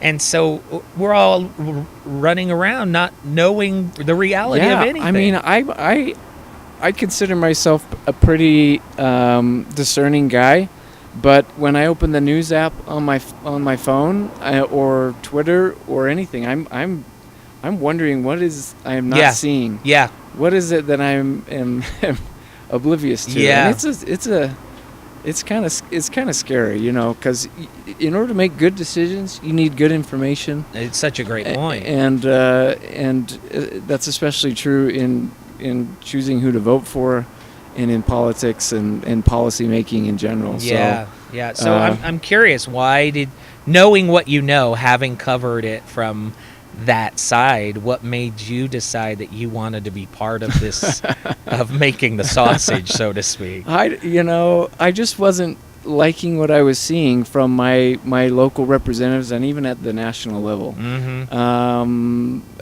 I've always been I've voted Democrat, voted Republican, and I've always been kind of a middle of the road guy, moderate. And when I saw the United Utah Party back when Jim Bennett began to make some news when he ran to replace Jason Chaffetz, I got involved with that and was helped him write some press releases and did some communication stuff with him, and came up with practical, not partisan, as one of the taglines. And it just really spoke to me. So I've been loosely involved and kind of watching and just waiting. COVID came. I was approached to see if I'd run. I think there's an advantage in getting your name on the ballot for the United Utah Party, because it's kind of advertising, and people say, "What is this?" Yeah, you got to start somewhere, right? Yeah. And then but I declined because COVID was pretty rampant, and I didn't feel like I could get out as much as I would have wanted to. And then this cycle came up. I was already kind of upset with how my reps were voting, and I saw a tweet from another member of the party who said, "No one's running against Kirk Collimore in Senate District 19." And so when I saw that, I was like, you know what, I'm just gonna dive in and do it, because I need something positive that I can put my frustrations toward and have, even though it's hard, even though it's pretty much an uphill fight, but I needed something to be productive with and channel that kind of frustration with what I was seeing and try to provide an alternative, honestly.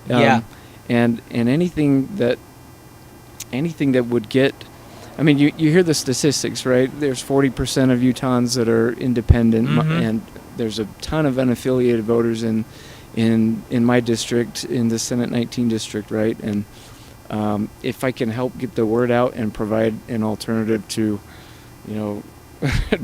what feel like, I mean, this is not true, but dictators, right? In either party, just the extreme wings of both parties. It's hard to escape that, because they kind of come with the territory. Even Senator Collimore, who by all accounts is a nice guy, stand-up guy, he's a minority whip in the party, and so he answers to party leadership. I don't think I don't know how comfortable he is with going against the party. The grain. Yeah.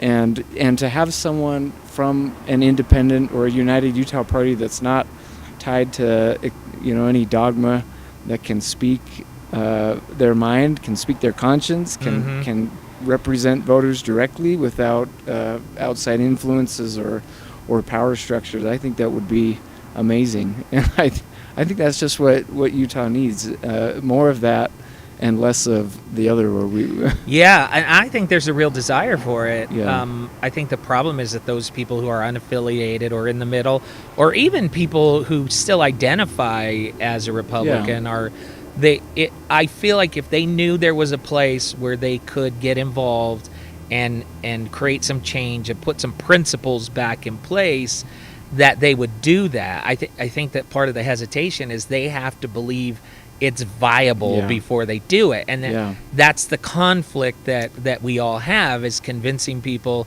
well, it's kind of a cart before the horse thing, right? You can't be viable until some people get involved and kind of lead the way.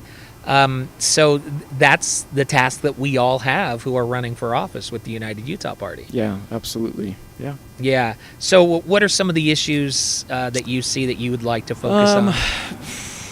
You know, one of the things that ticked me off the most was the rejection of the independent redistricting maps. Oh yeah, and that I know I heard you talking about that earlier with Evan, and I mean, it just leaves a sour taste in your mouth. Where first you have an initiative from voters because legislators aren't doing it in the first place, and then as a result of that initiative, you have an independent commission that is set up, and they've done their due diligence. They're putting research and time into this, and they're presenting in good faith, in a nonpartisan way. This is what our district should look like, and these are not gerrymandered,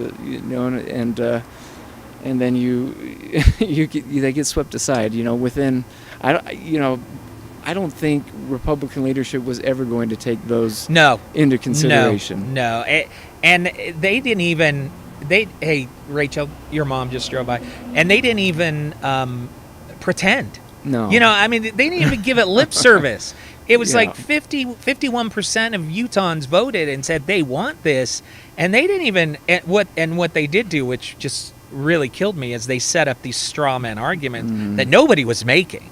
Right, like they said, well, we believe that each district should be rural and urban. Yeah, I'm like, the independent districting had that. So, but they did. They're like, oh, nobody's going to check the other map to see everything they set up. You could look at the redistricting map and go, it's all there. Yeah. And it's scary to think that a state legislature can look at a vote from 51% of the people and say, we don't care, and have no fear of reprisal. Yeah. And that's, to me, what the addiction to a single party in this state does. It doesn't give you representation. It gives you just the opposite. It gives you politicians who say, no, because this is not the first issue where the people have voted for something and the legislature has turned around and said, "No, we're gonna, no, you don't know what you're talking about." So they obviously don't fear the people, and they clearly don't represent them in certain things. I don't want to suggest they don't represent them in all things, but to me, the redistricting is a powerful message about how they feel about the people. It is, yeah, and it was disappointing when I contacted my representatives about it. They said, it felt like if we didn't put our own maps in place, that we were going with the gerrymandered option. So terms like gerrymandering and like they start to lose meaning because either side of an argument uses them and it's like, okay, does this have up is not down, or up is down. Sorry, up is down, right is left, and words don't have as much meaning as they used to, and it's frustrating. Yeah, it just blows my mind that people think that if they tell parties in advance how they're going to vote, that somehow is going to equal greater representation for you. Mm-hmm. And the fact that you can redistrict at all is a major problem. You shouldn't be able to do it. Yeah. Because we as a people, as a voting public, should say, I'm not going to tell you who I'm going to vote for until I actually see a name. Yeah. Give me a resume, give me something, Yeah. And so if we were like that and demand that every election people came to us and said, hey, what do I need to do to get your vote? That's representation. Yeah. What we have, where we've shown them our cards, they know how we're going to vote ahead of time, that gives them full permission to not listen. And it reaches all the way back to Washington, D.C. They know that this is a Republican stronghold. They have no reason to care about Utah issues because we don't sway the vote in any way, shape, or form. So what people see as a strength to me is actually exactly the opposite. Yeah. You're making yourself irrelevant in the grand scheme of Right. things, right? Yeah. What other issues are you thinking? So, Cullimore was.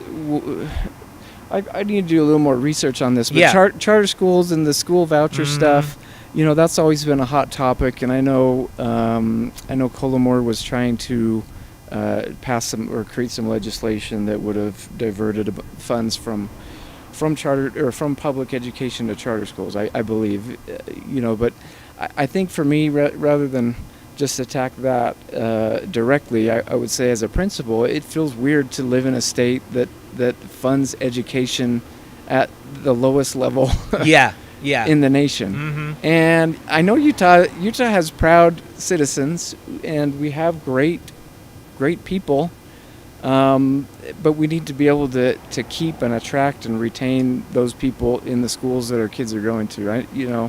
One thing I worry about with charter schools is, and I'm not saying Common Core is the solution, but you can't have a functioning collaborative society where everyone has a different understanding of the founding of America, right? Or what makes this work, and I just fear more splintering. It's almost like another aspect of the whole social media thing, right? Where we're going to teach our kids whatever we want. It doesn't necessarily have to be grounded in history or not. Right. And so I think by having a stronger public education sector, you have, maybe you have a greater chance of less splintering, right? Yeah. Sorry, I was getting distracted. My wife has brought me a soda refill. Oh, nice. Hey. She knows exactly what is going on here. Yeah. So, anything else you'd like people listening to know about you, and when they see your name on the ballot, what do you want them? Well, so I have the fortune of having initials TLP, which is similar to toilet paper. So as a dumb thing to remember is TP for 19. Let's clean up the. Okay, I like that. TP for 19. Kind of like the old broom. Yeah. But really, what I want them to remember is just I'm just a regular old guy. Yeah. I'm just a normal dude, and normal dudes are kind of what we need in politics, because we're not owned by big money, and we're not motivated by power. Yeah. And we just want to do the right thing, and we want to represent people in government the way that they want to be represented. So that's maybe that's a good place to end. But Yeah. Well, a better place to end is if people want to find out more, right. Or if they want to donate. What's your website? Yeah, so tp419.com is the website, and then I have a Twitter account. It's similar, at tp419. So find me there and give me a call or a tweet or an email. Great. I've got multiple ways to get in touch, and so appreciate anyone who wants to reach out, whether they have money or not, or time. It would just be great to talk to some constituents. I'll be hitting up the neighborhoods and here as the campaign gets going, but so looking forward to getting out there and talking. Fantastic. Well, I appreciate you throwing your hat in the ring. I know firsthand what that is like. I feel like because of some of the things that are going on, good, honest, hardworking people who would otherwise run are not, because of how ugly it gets or things like that. So anytime somebody's willing to get in, and I want to say thank you, and we need more of it. Yeah. Well, thank you. Pleasure. Absolutely. Thank you so much. You can turn that mic off, and you got a T-shirt there? Yeah. All right. Very good. Absolutely. It's been a real pleasure. Again, that was Tyler Peterson, Senate seat 19. And again, if you are just joining us, We are broadcasting live from 351 West, 400 South. We've been on the air since 10 a.m. We have battled through several technical issues, and we are still going. The original commitment for the JayMacAthon was to broadcast for 12 hours straight. Why would we do something like that? Because we want to do anything we can, anything in our power to raise awareness about the important issues of the day and about my candidacy and about how we're going to go about creating real change. And I'm just convinced that doing the same old is not going to generate real change. It's just not going to happen. So we'll be out here. The plan was 12 hours from 10 a.m. to 10 p.m. But then we said for anyone who donates more than $25 for each donation, we will also extend the broadcast by 10 more minutes. And so we're going to add 110 minutes tonight so far. If you haven't donated yet, go to JayMacForUtah.com and make a donation. Orion, have you got a minute? You want to chat? Yeah, let me.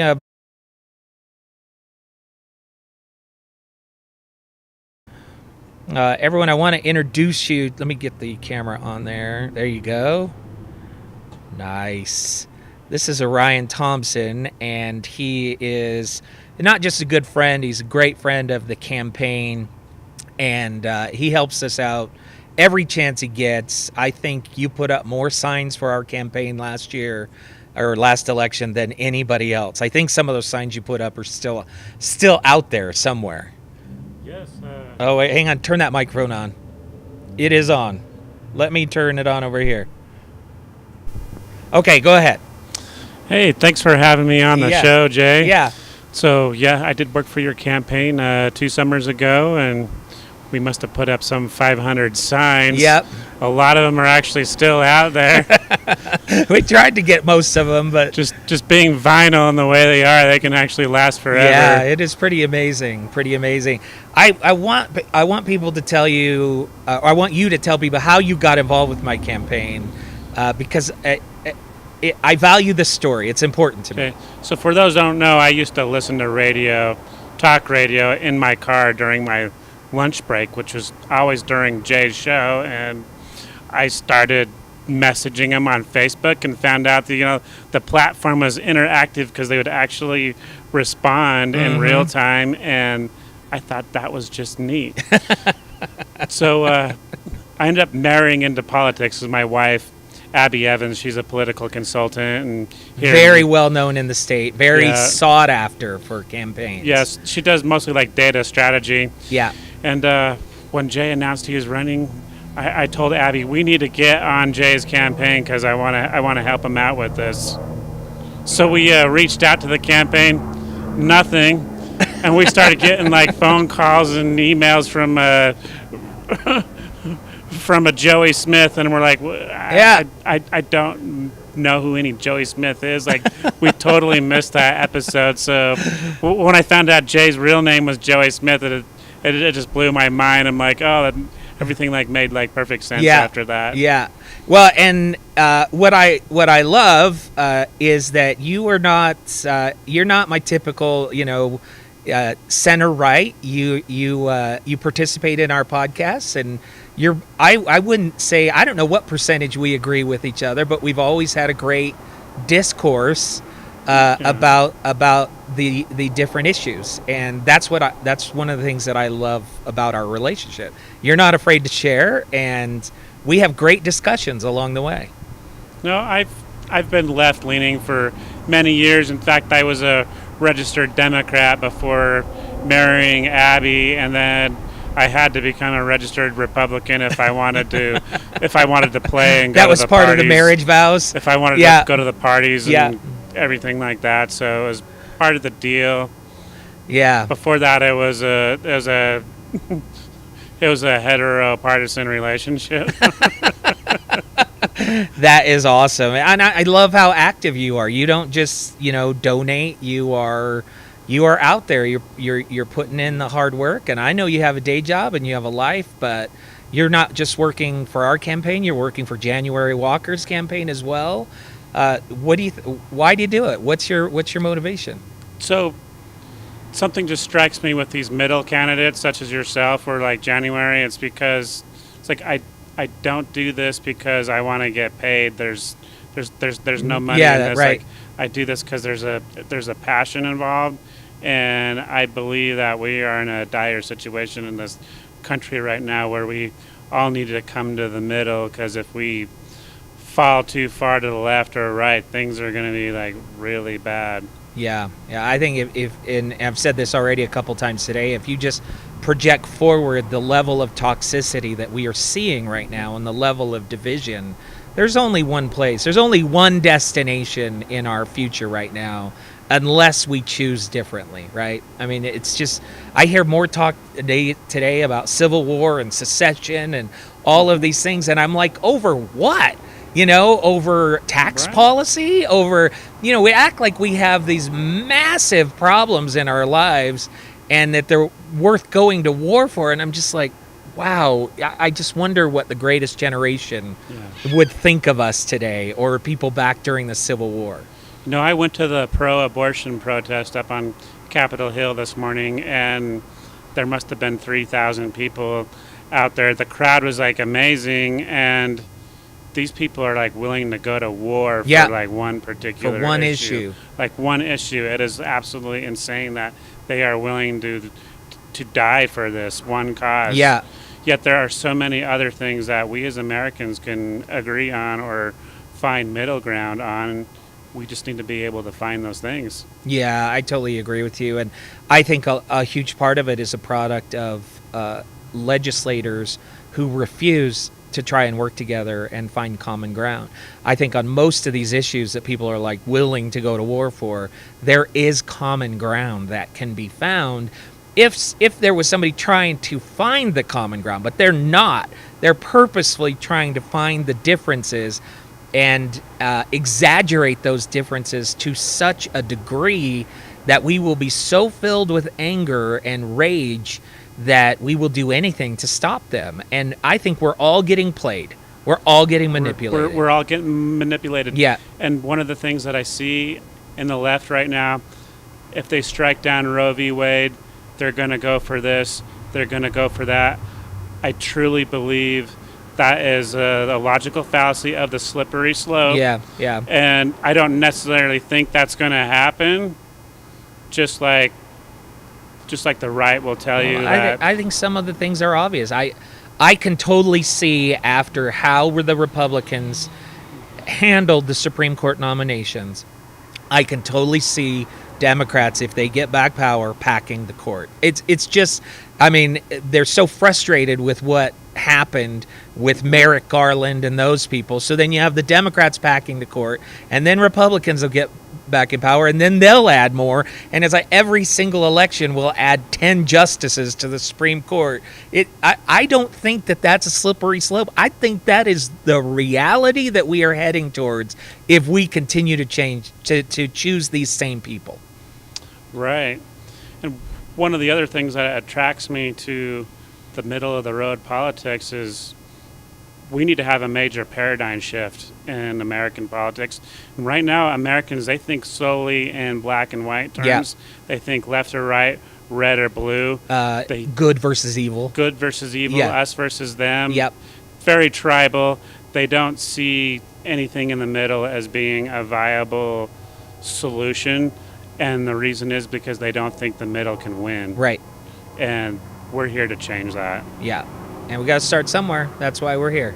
Yeah. Ryan, thank you for your friendship, and thank you for all your support of the campaign. You bet. I couldn't do it without you, my friend. You bet. Yeah. So, and he's hanging out with us until, are you going to stay until we're done? I'm going to stay as long as I can until I have to let the dogs out. So. All right. Fantastic. So, thanks again, Ryan. Thank you.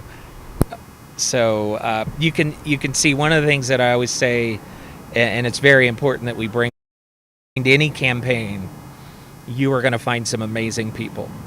And this campaign, I couldn't run without them. You heard from Dave Jones, our campaign manager, earlier today. I mean this with my whole soul. If he wasn't with me in this campaign, I would not run again. He is that important. His support is that important. And there are several people in this campaign like that. And I know that it's like that with other candidates. So I do want to take a minute and thank them. Here's what I'm going to do. I'm going to take a quick break. My wife is here. I want to say hello to her. And I just noticed my iPad is not charging, so I got to fix that problem. So I'm just going to take maybe about a 10-minute break. Everybody, you're allowed to take a break as well. And when we come back, we're going to be talking to some more candidates from the United Utah Party. We'll be talking to my wife. If you haven't met her, you will be very excited to get to know her. And then at 8 o'clock, Amy Iverson will join us. So lots coming up. Just give me a minute for a quick timeout here.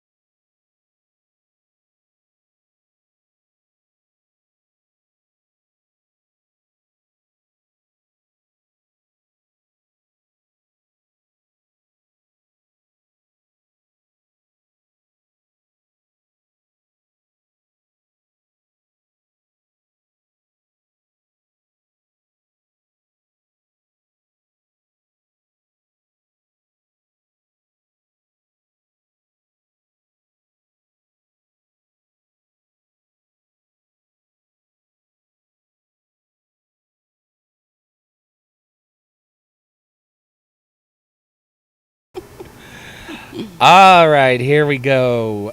Welcome back into the JayMacAthon. We are, wow, what are we, 7 hours in? Wow. Maybe more. We started at 10 a.m. I know. And the original plan was to go until 10 p.m., but we offered up to stay on the air for 10 minutes extra for every donation above $25, and people have come through. So far, we've got an extra 110 minutes. So pretty good. Yeah. And that voice you're hearing and that woman you're seeing, this is my lovely wife, Tina. Welcome. Thanks. Yeah, we haven't done anything on the air for a long time. It has been a very long time. You were on the browsers for a I while. know. We tried I to. know. It was awesome. Yeah, we tried to do some segments with you, and then the program director, Not so much. He poo-pooed. He poo-pooed you and he poo-pooed Amy. Yeah, I didn't like it. He was a so- professional pooper. Yeah, he was. So, but we've talked about doing radio stuff for I a think long we'd be time. good. Yeah, I think so. Don't you, Rach Bobach? Rachel was on the air earlier. Yeah, I'm Her here. her segment was already voted the best segment so far. Okay. So you have It's on. Yeah, so you have Okay, to now I beat gotta- you have to beat her segment. Okay. That is your task. Okay, I can do it. And you have to match the body collection that she was doing. So good luck with that. Listen, I raised the girl that did the body collecting. Yes, you did. So, do I get props for that? I don't know if you want props for that. I mean, Okay, that is a really good point. yeah, you have to decide. What does your son do for a living? That's right. He's a lawyer. A body collector. Yeah. My daughter's going to collect your son when he Yeah, dies. exactly. So, people have heard a lot about you. I've told my story about Yes. my misguided youth and how your support. I gave you plenty of reasons throughout the years to drop me like a rock, Like a hot potato. and some reason you stood by, and hopefully you're not regretting that too much. But I love to introduce you to our listeners, and Okay. if you guys have any questions for Tina, send them over. Questions about the campaign, questions about anything you want. Okay, let's be real. You'll be an open book. You are way more open than I am. Yeah, in fact. So let's be honest. Yes, yeah. In fact, there have been times you stopped listening to the show eventually. I think because I was so honest. There was some times that you would come home and I'm like, what the what? Yeah, You, yeah. You what? just look at me and you'd go. You shake your head. I know the head shake, and you'd say, Too "You much. share too much. You share too much. You share too much." It's a little bit creepy, honey, when people walk up to me and they're like, oh, I know da-da-da-da about you, and you're doing this, and you're doing that, and da-da-da-da. And I'm like, Yeah, in fact, it just happened not on an issue, but Rachel suggested pizza, and Orion says Jay doesn't like pizza. So how does he know? How does he People. know I don't like pizza? I know. It's, I've just always felt I have felt a need to be real as Right. possible, I respect that. and also because my upbringing is Yes. not traditional, and I want people to. I think one of the issues that we have in society is that we don't share enough. We don't. It's true.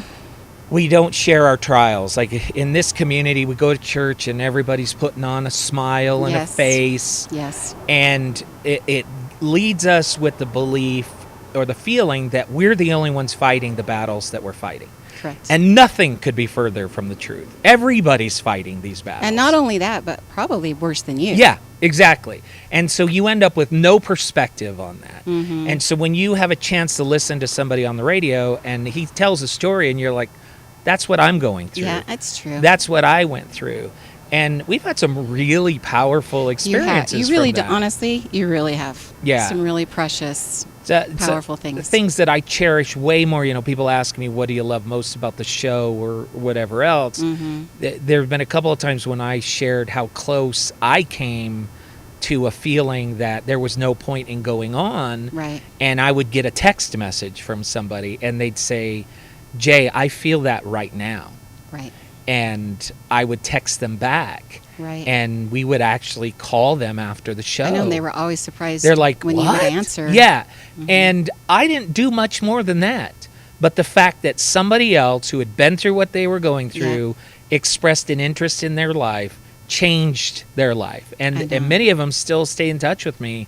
And they're like, here's what's going on, and here's my life. Isn't that amazing, right? Yes, like that cute police officer. Yes. Oh my gosh. Yes. When he first So reached precious. out, he had told me that he had written the note, he was going to end it, and for whatever reason, he caught a show where I talked about it, and that night, he decided not to do it. He reached out to me. Yep. We corresponded. Yep. And ever since then, he had lost his job. He had Yes. lost his family. Yeah. And so now every time there's every time he restores that part of his life, he sent me a picture of him getting hired again as a police officer. Yep. Here he's getting recognized for saving somebody's life. Yes. It's amazing what you can do if you share a little bit, you open up a little bit. It is true. And we miss that, in our lives. So not everybody can do it. I certainly don't ask you to do that. It's weird, though, too, because I have extreme social anxiety. You can attest to that. Most people don't know. I will be the witness. But I have extreme social anxiety, but we'll go on the air and share the most personal. You're right. I know. It's such a conflict. I don't understand it. It's just the way it is. I know. For a long time, my friends always thought you hate them. I think still, in church, like people. they'll go, "What's wrong?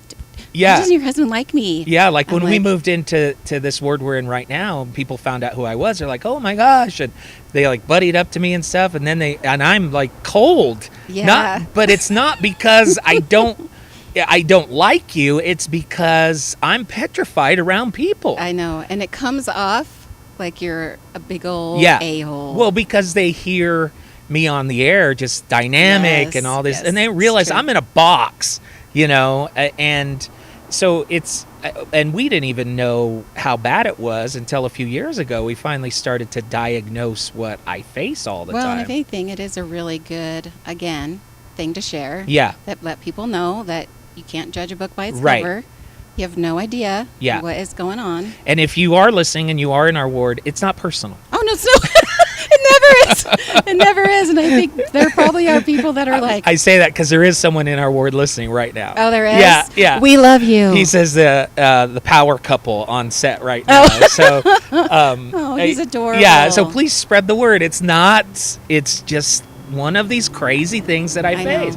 I And so know. then there's the issue of, wait, you have extreme social anxiety and you're going to run for Congress? Exactly. And you said, I said, You said "Hun, that, You yeah. know there's going to be things coming, and we're good. You think you're good. You're doing something so important that you believe so much in that you're going to be able to do it. You're going to be able to do everything that's required of you." well, but it's not going to be easy. No, right? that's another thing that it's hard to understand when they see you or hear you. Yeah. Or they listen to your shows. Yeah. And they're like, here's this guy, he's opinionated, knows what he wants, driven, da-da-da-da.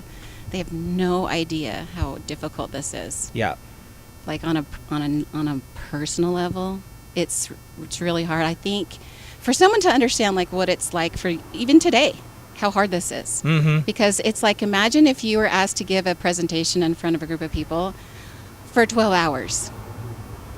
That would be so hard. Yeah. How do you do it? And people think, oh my gosh, it's so easy. You just talk. It's not. It's so much harder than it seems. Right. Because you have to have it's like this, I don't know. It's like you have to be on task, to the point, know what you want to say. You have to be on. You have to be on Yeah. for 12 hours. Yeah. It's hard stuff. I've never done anything like this before. Yeah, this is difficult. But that's how much this means to me and means to Yes, you. And I agree. I think the other thing that people don't understand is that it may be my name on the ballot, but we are running together. I mean, you are just as much invested, involved, stressed, all of those things as Yeah. I am. And you're running a day job and all of those things. This is not easy. No. I do think we've seen some growth in me, though. I mean, Oh, absolutely. before the last campaign, I could not call somebody No. who was a stranger, and I made thousands of calls asking for money. And now I have a day job where I make calls to I know. strangers. This- that would have never happened. I'm talking nothing short of Moses parting the Red Sea. Yeah. I'm talking, Yeah. this is a miracle. Yeah. Yeah. That you've grown, all this growth that you've had because you've had the courage to step out of your comfort zone and to do something you believe in. You have grown so much in so many different ways. Yeah, I agree. I think I'm totally different. Yeah. Yep. But I'll tell you the difference is the people who support me. It's Oh my gosh. empowering. Okay.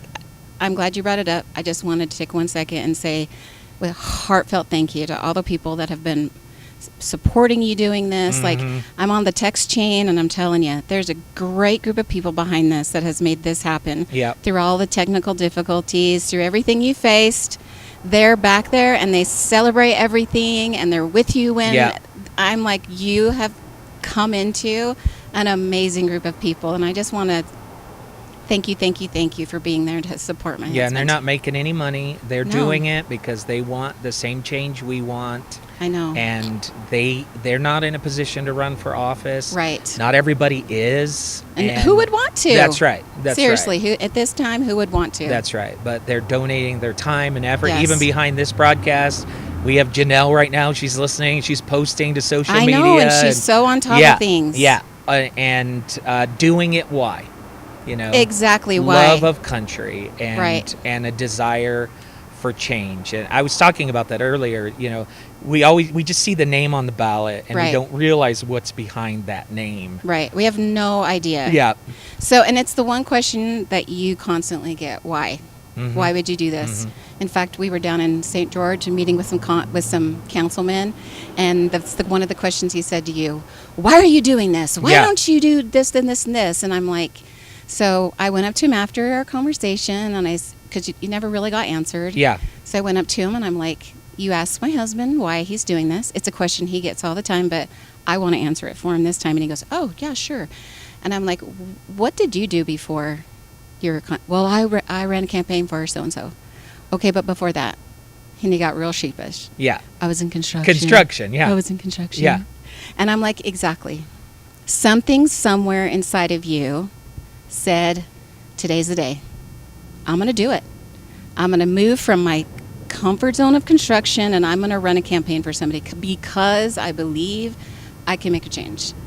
And he kind of got a little sheepish with me. You had to. You He had did. him. You had him. But it's more than for those people who wonder why, here's this guy who had a great job he loved, did it for 20 years, made decent money. Why in the world would he had to leave that to run? Why would you do that? Why would you take the way that you're providing for your family, the way our insurance? It still hurts, doesn't it? I can feel the pain as you say this. Because, when you're in radio, you have to quit your job to run. Yeah, you can't. Yeah, It's like the one job. Yeah. You could have done any Other job. You can do your job the whole time. Right now, I'm doing my day job and running this time. Right. Yeah. I mean, how nice would that have been if you had your job? But to me, that speaks to, here is somebody who has talked about it for 20 years, and he's done it in 3 different states. He knows what he's talking about. He has spent 20 plus years looking, reading, deciphering, interviewing people. He knows what it is, and he finally got to the point and said, enough's enough. It's time for me to actually do something about it. And here's the bottom line is, if I personally was looking for somebody to run and represent me, okay, Tina, I want somebody to represent Tina. What would I want? What would I look for in somebody? I would want somebody who maybe went to public school like I did, and you did. Barely. Barely went to. He barely was at public school. Barely. Yeah. But you were there a couple days. I did go. Yeah. Yeah. And then you would want somebody who understands what it's like to struggle, like financially, like you know what it's like to struggle financially. You also know what it's like to own a business. You've owned businesses in our marriage. So you understand what that takes. A lot of these people in Washington have never owned a business. They don't understand what it takes money-wise, how do you, with employees, with all the behind-the-scenes stuff. You understand that. I want somebody who's going to be a good guy. Like, how do you know that? Well, here, I'm here to tell you. You may be a little biased. Yes, a little biased, yep. but he's a good guy. Like, I was just thinking today, you had our daughter on, and 27 years ago, we were living in Hawaii, and your dad is dying, right? And I'm ready to deliver. Like, I am 2 weeks over. I could go any minute. You had a plane ticket to go back to the States, and I just said, hon, please, would you please stay with me? Because this is our first kid. I'm alone in Hawaii. And you're like, done. And unfortunately, your dad ended up passing away. And another thing is, like, so you picked your family first. You are somebody who you care about this world that your kids are going to inherit. And I know that's such a cliche thing to say, but how many dads can actually go out there and change the world for their kids? Not very many people want to or can. Or know how, or have the ability. Or understanding. And I mean, if you've been given that gift to be able to have a chance to really change the world for your kid, this guy has taken it and gone with it. Like, I still don't know why you're doing sometimes I still don't know why you're doing it, but I know that you truly believe that if not you, then who? Yeah. And I agree. Like, this is the guy I'm looking at right here, is the one I would be honored to have be my representative, because I know he's honest, he's hardworking, he's gone through a lot in his life. Everything he has earned it on his own. He did not have a family to go to. Every step, every career you've had, everything you've done, you have done it without any help or anyone around. And that says something that says a lot. I had you. Let's not. But I can't give you a small loan of $1 million. That's true. That is true. I asked, but that is true. There's something else that I share with listeners, and it's an important moment in my learning, in my progress, and how I have arrived where I'm at today as I fight for what I believe to be right. Right. And it's the moment when I first got into talk radio, I followed the lead of a lot of the hosts that were out there. Yeah. And I would cut. I would make fun of. I would character assassinate. Yeah. And I was good at it. Unfortunately, you were. I don't know if you could call it a skill set, but if people don't know this, a specific set of skills. That's right. But if we got in a cutting contest, I can be lethal. You are excellent. Yeah, and so I was doing this on the air, and I came home one day, and you had that look, that we need to talk. Can I talk to you for a minute? Yep. And you asked me some questions. What did you tell everybody about? So I was just watching This Will Age Me, Oprah Winfrey. Yeah. Because I was at home with the kids, and she did an episode on people who had left their jobs to do what their passion was. So this guy was a corporate lawyer making $300,000 a year, but he wanted to be a baker. So he just finally decided he was done with that life. He was baking already for his friends after work. He quit his job, charged up his credit card, and he started a business, and he was doing great. And so it's just all these different stories. And I'm like, okay, I'm married to this guy that can do anything. Literally anything. If he put his mind to it. If And he he put his wasn't mind afraid to of it. people. No. Okay, the people thing. Yeah. Imagine what you could do. Yeah. If you had gone to high school. Yeah. And knew liked people. Yeah, so I'm like, He could do anything. Literally every job that he was in, he would, if he started at the bottom, he'd work his way up. And he's a systems guy, and his brain works differently than everybody else. And so he was working 3 jobs. And I'm like, okay, take that aside. If money wasn't an option, what would you do? If you could do anything in the world, what would you do? And you took a minute. I told you. And you're like, okay, this is what I want to do. I want to be a talk show host. And I was like, rats. I thought he was going to say, doctor, I really want to be a lawyer or a Supreme Court judge. No, it was nothing like that. It was like, I'd want to be a talk show host. And I was like, okay, I have no idea how you do that. You literally said, okay, how do we do that? How does that even one do that? And I said, I don't know. I don't know. What do you do? But we pursued that, and then I was actually getting paid to do talk radio. And fast forward, I'm on the air every day, and I'm cutting people. Yeah, like it was a little bit scary because it was like a spider that was coming out of his trap. Like, you would just set up you just ask these questions, and you would lead them down the trail, and they were like, oh, I could just see it coming, and I would have to turn it off because I'm like, people have no idea. I'll never forget, you said to me, I came home, you had that look on your face, and you said, you don't need to cut. You said, you do more research than anybody else out there. Yeah. You have a better understanding of the issues. You know how to make a point. You don't need to cut people to make a point. You don't need to shred anybody. You don't need to attack their character or their personality. Right. And that was the last time I ever did it on the air. I could actually listen to your show again. Yeah. It wasn't that I didn't pounce. No, but I would pounce with facts and figures, and like I did with that guy down in St. George, and it made me stronger. It didn't make me weaker, and that's one of the things that I'm trying to express to people is that this new behavior that we're seeing of if I attack your character, somehow I've won. Right. It's weakness. It's not strength. Right. But we got convinced that is strength because it felt good to finally have somebody on our side give it back, right? Yes. Stick it to the man, right? Yes. Yeah, that feels great. But to what end? Exactly. What did it get us? If you look at somebody like Trump, you have to ask yourself, what did it get you? Did it get you 8 years of a Republican president? No.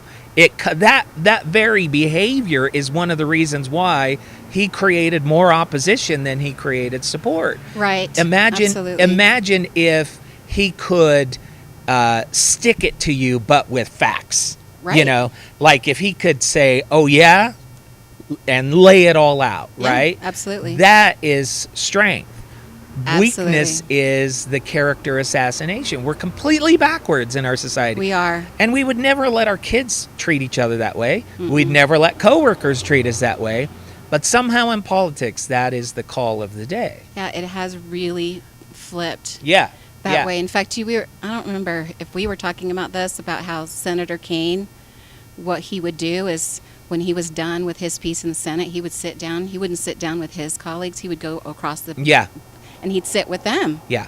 Right? And that's where he got to know them as people. And I'm like, I think it's so easy to attack a person, a picture, a label or something, but it's a little bit harder to attack them if you know them personally and you know this guy is a dad and he has 4 kids and a rescue dog and like all these things that hopefully your people listening know those things about you and can know that, I could see you when you're done.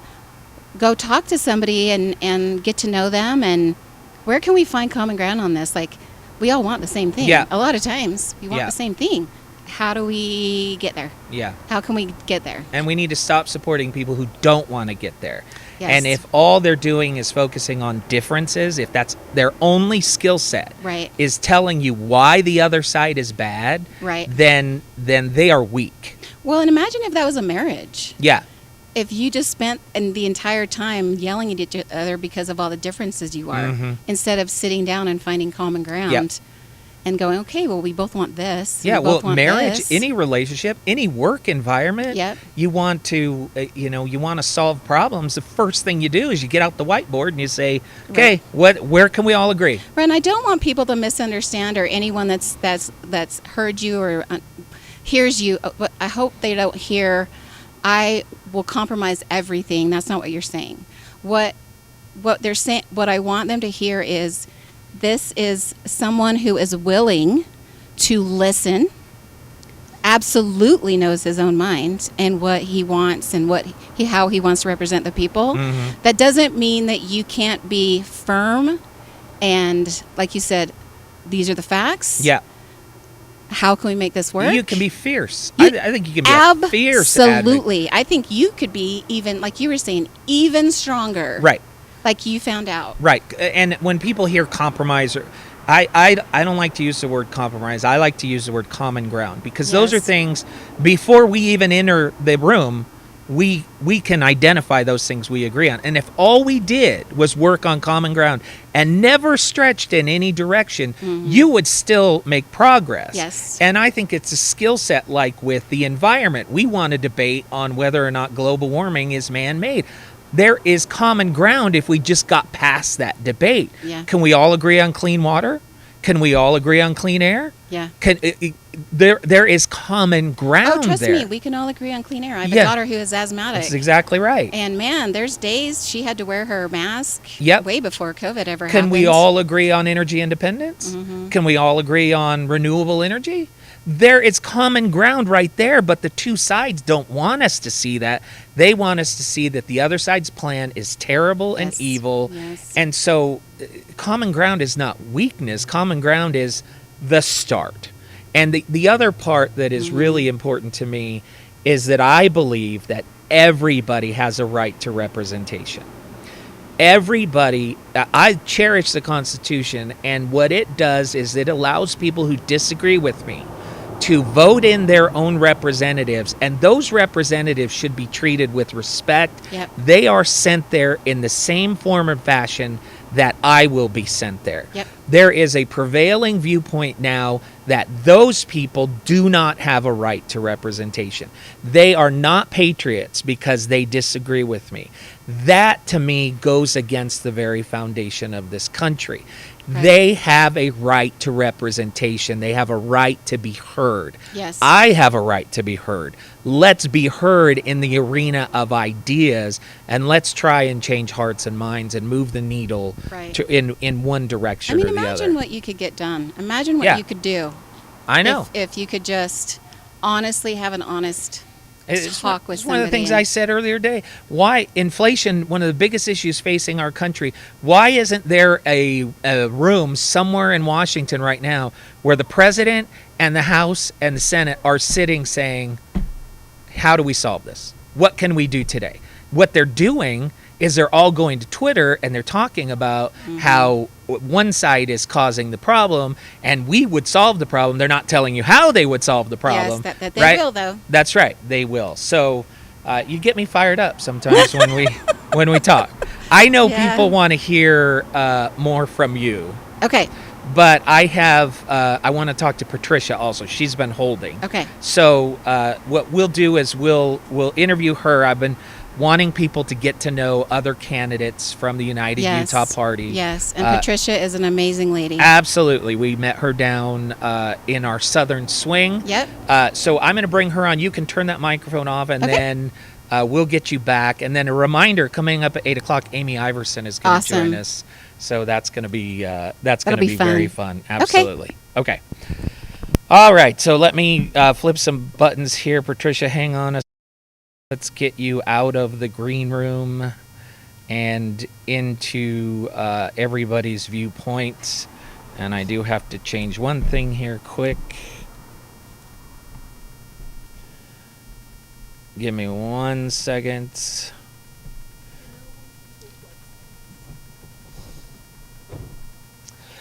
All right. Can you hear me, Patricia? I can. Can you hear me? I can. How are you doing today?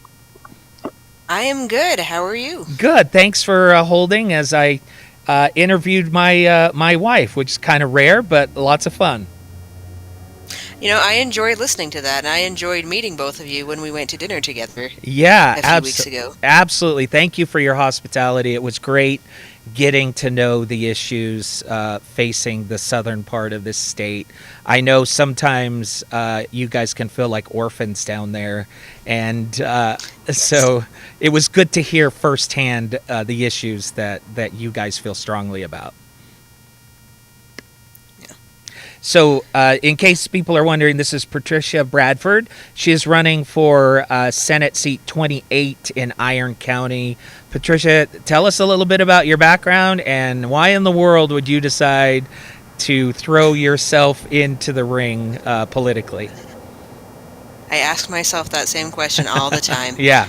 First, a point of clarification. So I live in Iron County, but Senate District 28 actually goes from the western half of Juab County. Oh, that's right. All the way down to parts of northern Washington County.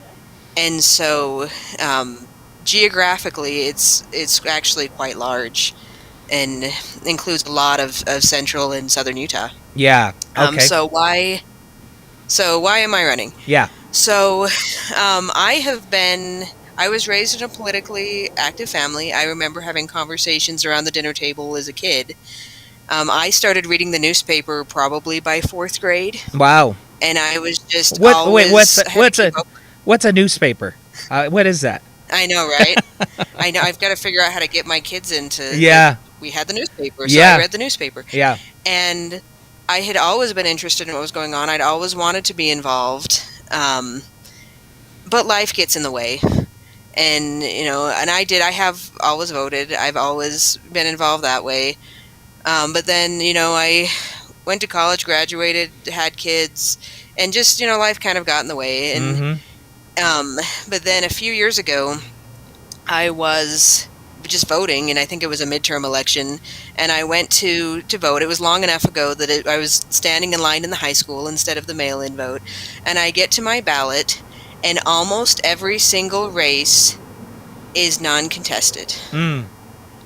It was like 7 out of 9 races. The Senate obviously was, and my congressman, but all of the local races were all uncontested. And I was just so frustrated. And I went home and I told my husband that I was going to register Democrat and run just so that I could, the race wouldn't be uncontested. But at the time, it wasn't a good time. I had little tinies, and I never actually did it. Well, then in 2016, I watched everything that happened, and I said, okay, something has to change. And so I registered as a party again. I started going to caucuses, and it just frustrated me. And then I found the United Utah Party that was just a much better fit for me, and I've been involved since almost day one. But I was never going to run. I would run somebody else's campaign, but I was never going to run. It's not my skill set. I'm a much better project manager. Well, then this cycle came around, and somebody had to. Yeah. And I finally said to myself, can I really ask other people to do this if I'm not willing? And so I did it, and I registered to run for state senate. And there are times I still ask myself, why I'm doing this. Yes. But I'm doing this because it's so important. I'm doing this because we don't need to always have the decisions made by a small fraction of people that go to the conventions. We need to return to democracy and have a choice and have contested elections.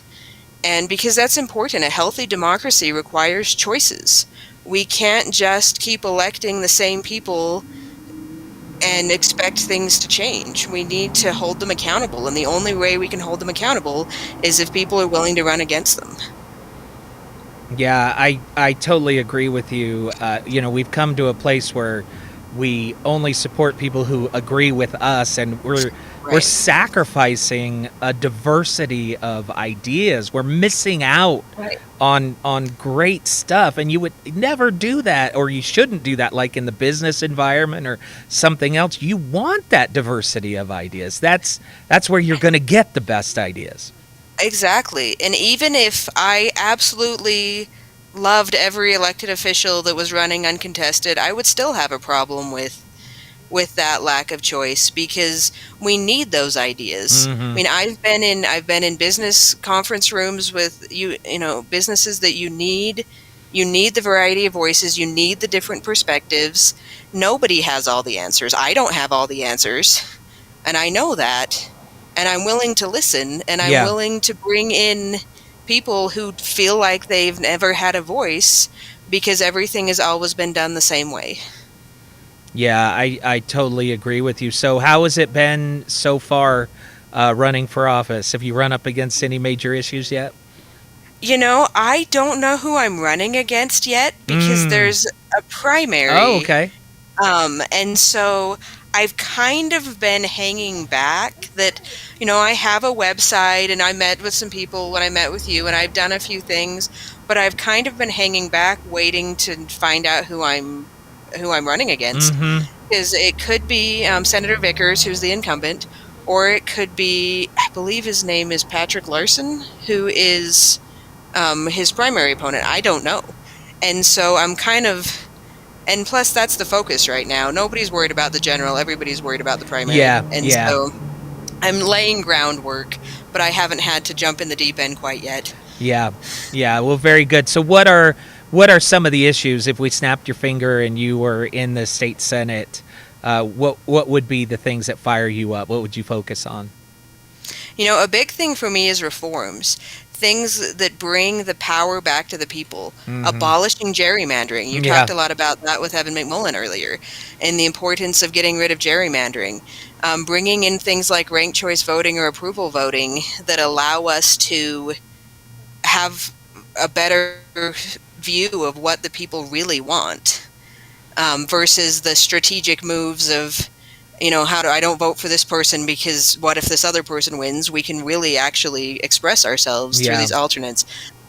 Campaign finance reform, all these things that would allow the people to once again have a say in our government, because right now the government chooses the voters more than the voter chooses the government with the way things have been going. Right. And so that's a big issue for me, is widening the tent and allowing us to have a say again. Another one for me is education. I studied to become a teacher. I didn't end up teaching because I graduated in the fall of 2008, which some people might remember what the economy looked at like in 2008, and ended up working in software instead. But I was in the education, and then I now have kids in education, and I want to get partisan politics out of education. Like, I was planning on being a social studies teacher. I wouldn't want to be a social studies teacher right now looking at all of the things of, politics trying to outline what teachers are allowed to teach and required to teach. And there's so much just partisan agenda there that I don't even think I'd want to step into the classroom right now. And that's not good. No. Because we need good teachers. We need good public education. And we're going to drive them away if we keep using education as a partisan pawn. Yeah, I totally agree with you. I think that's an excellent point. What would drive somebody to maybe teaching is like getting into politics. I mean, both of them. Who would want to do that nowadays? Right. Exactly. Yeah. And so, any other issues? When people see your name on the ballot, what do you want them to think about? Those two main things. Then also just that I'm willing to listen and that I'm willing to talk.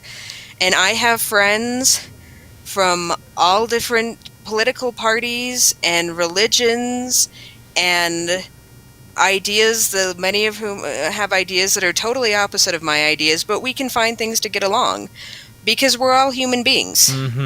And I want to bring that back. I'm running to represent everyone in Senate District 28, not just my party members, not just the people who donate to my campaign or put out a yard sign. I want to represent the constituents, and sometimes that's going to mean sitting down with a conversation with somebody that's views in life are totally opposite of mine. Yeah. But I need to hear those, because that's the only way we can make choices that benefit as many people as possible. Yeah, such a great point. I mean, we are making choices right now that benefit the fewest amount of people, and it's exactly the opposite of how we should be acting. And how do agree. people find you? What's your website?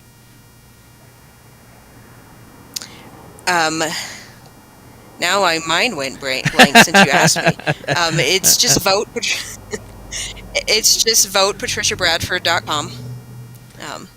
Easy to remember. Thankfully, I have a last name that's easy to spell. Yeah, there you go. And so, well, listen, we appreciate you taking some time today, and thank you for running. It's not easy, and we really need to set an example and clear the way for the good, honest, hardworking people who might be running, but they're afraid of the trolls or the name calling or the politics or all of those things. So your example alone is going to make a difference. I know that for sure. well, thank you, and thank you so much for having me, and hopefully your voice holds out.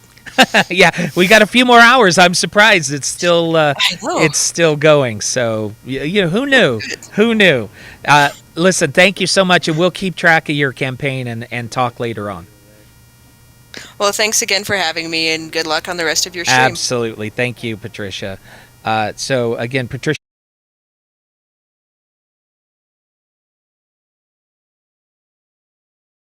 You've kind of heard a common theme today, haven't you, with these candidates, what has driven them to join the United Utah Party, and then, hang on a sec,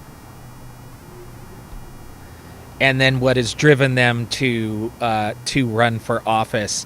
If you are just joining us, this is the JayMacAthon. We have been broadcasting since 10 a.m. at 351 West, 400 South in Salt Lake City. We are asking for your donations. We are raising awareness for my campaign and also the United Utah Party.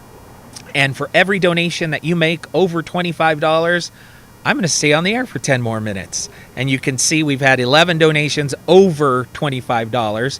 We've actually had quite a few donations below that, which I love. Every little bit helps.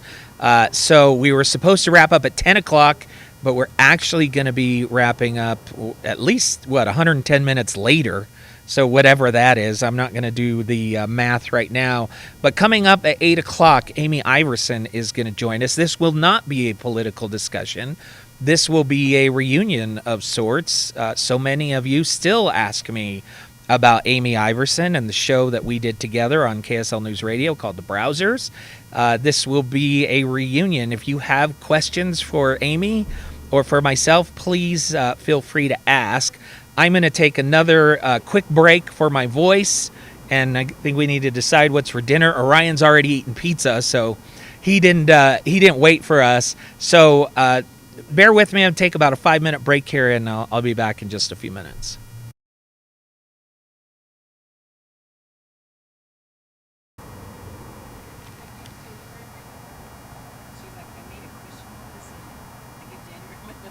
Questionable.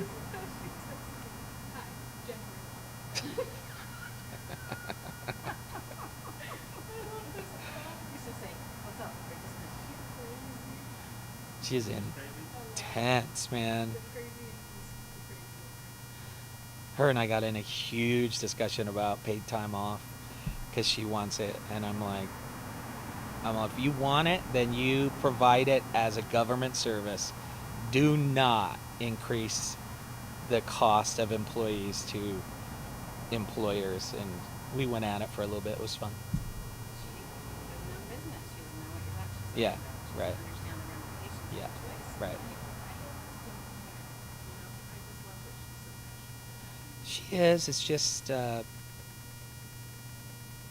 she needs time and perspective, you know.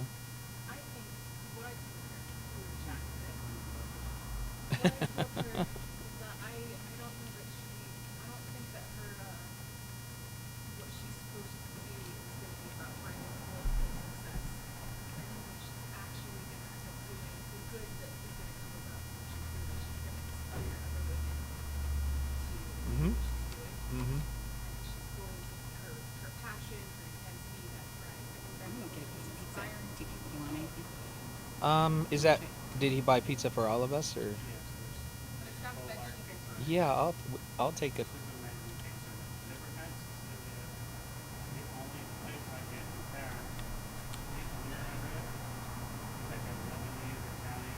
Oh yeah.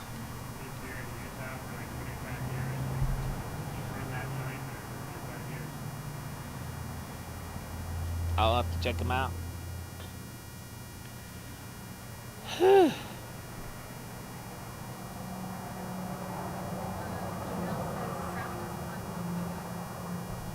Yeah, because I said timeout.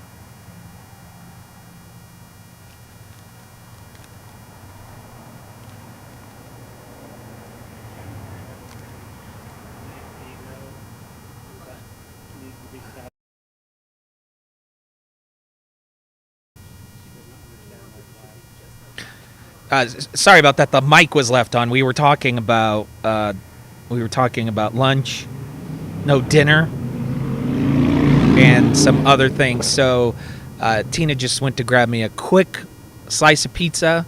I do need a little bit of nourishment before we continue on. So give me a break, and I apologize for the mic being on. Did we say anything inappropriate?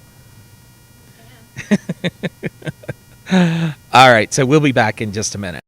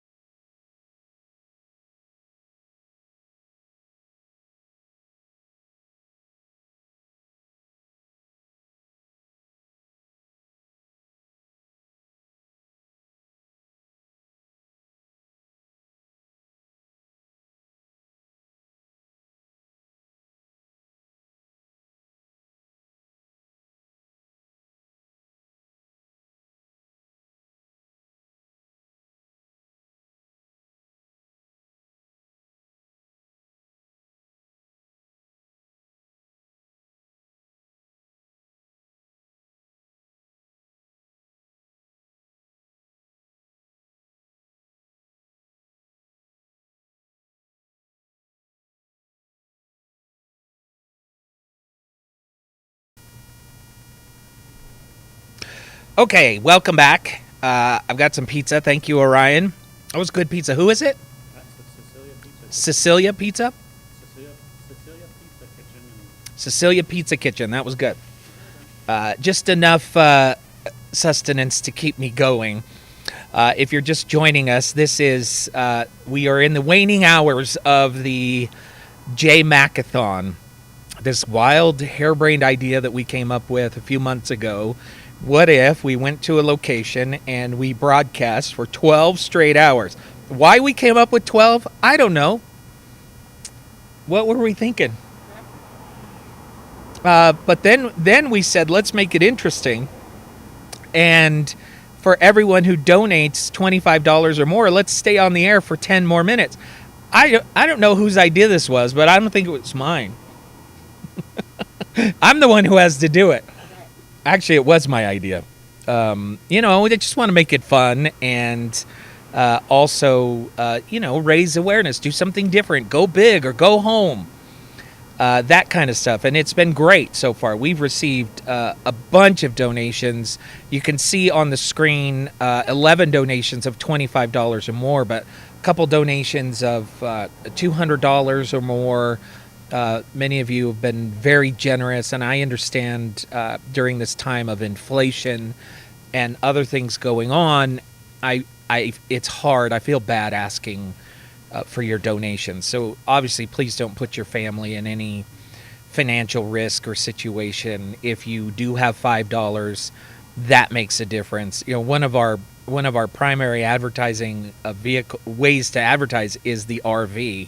So that was our genius, right? Let's wrap an RV that gets the worst possible gas mileage on the planet, and let's use that as a billboard when gasoline goes up to $4.50 a gallon. So this southern trip that we went on, the most expensive part of that trip was fuel. I think we spent over $1,000, if you can believe that. With that, but we did a lot of driving, and we were in a parade and things like that. So, well worth it. But if $5, that's a gallon of gas that gets us where we need to go to be able to raise awareness. Also, if you like the idea of the JayMacAthon, I think that we may do this again. I'd like to bring it to your area. We're thinking about doing it out in Tooele. We're thinking about doing it in southern Utah, in Cedar City, or in St. George. You know where we should do it, hon? We should do it at Vail Pies. We do a 12-hour JayMac marathon at Vail Pies in Vail, and then I hope I'm saying that right. And then for every donation above $25, I have to eat a slice of pie. Yeah. Now, why didn't we think in those terms? That would be tremendous. So we'd love to bring the RV to your area, and to, even if we don't do a full 12-hour show. But I also wanted to show our commitment to this cause, and do some. I kind of thought, maybe it's kind of like the filibuster. Mr. Smith goes to Washington, and you've got the filibuster. If I'm ever in the Senate, that I have the ability now to hold a microphone for very long periods of time. So whatever that's worth, you don't do that in Congress. There is no filibuster. But I'm sure I will have the opportunity at points where I need to hold the floor for whatever reason.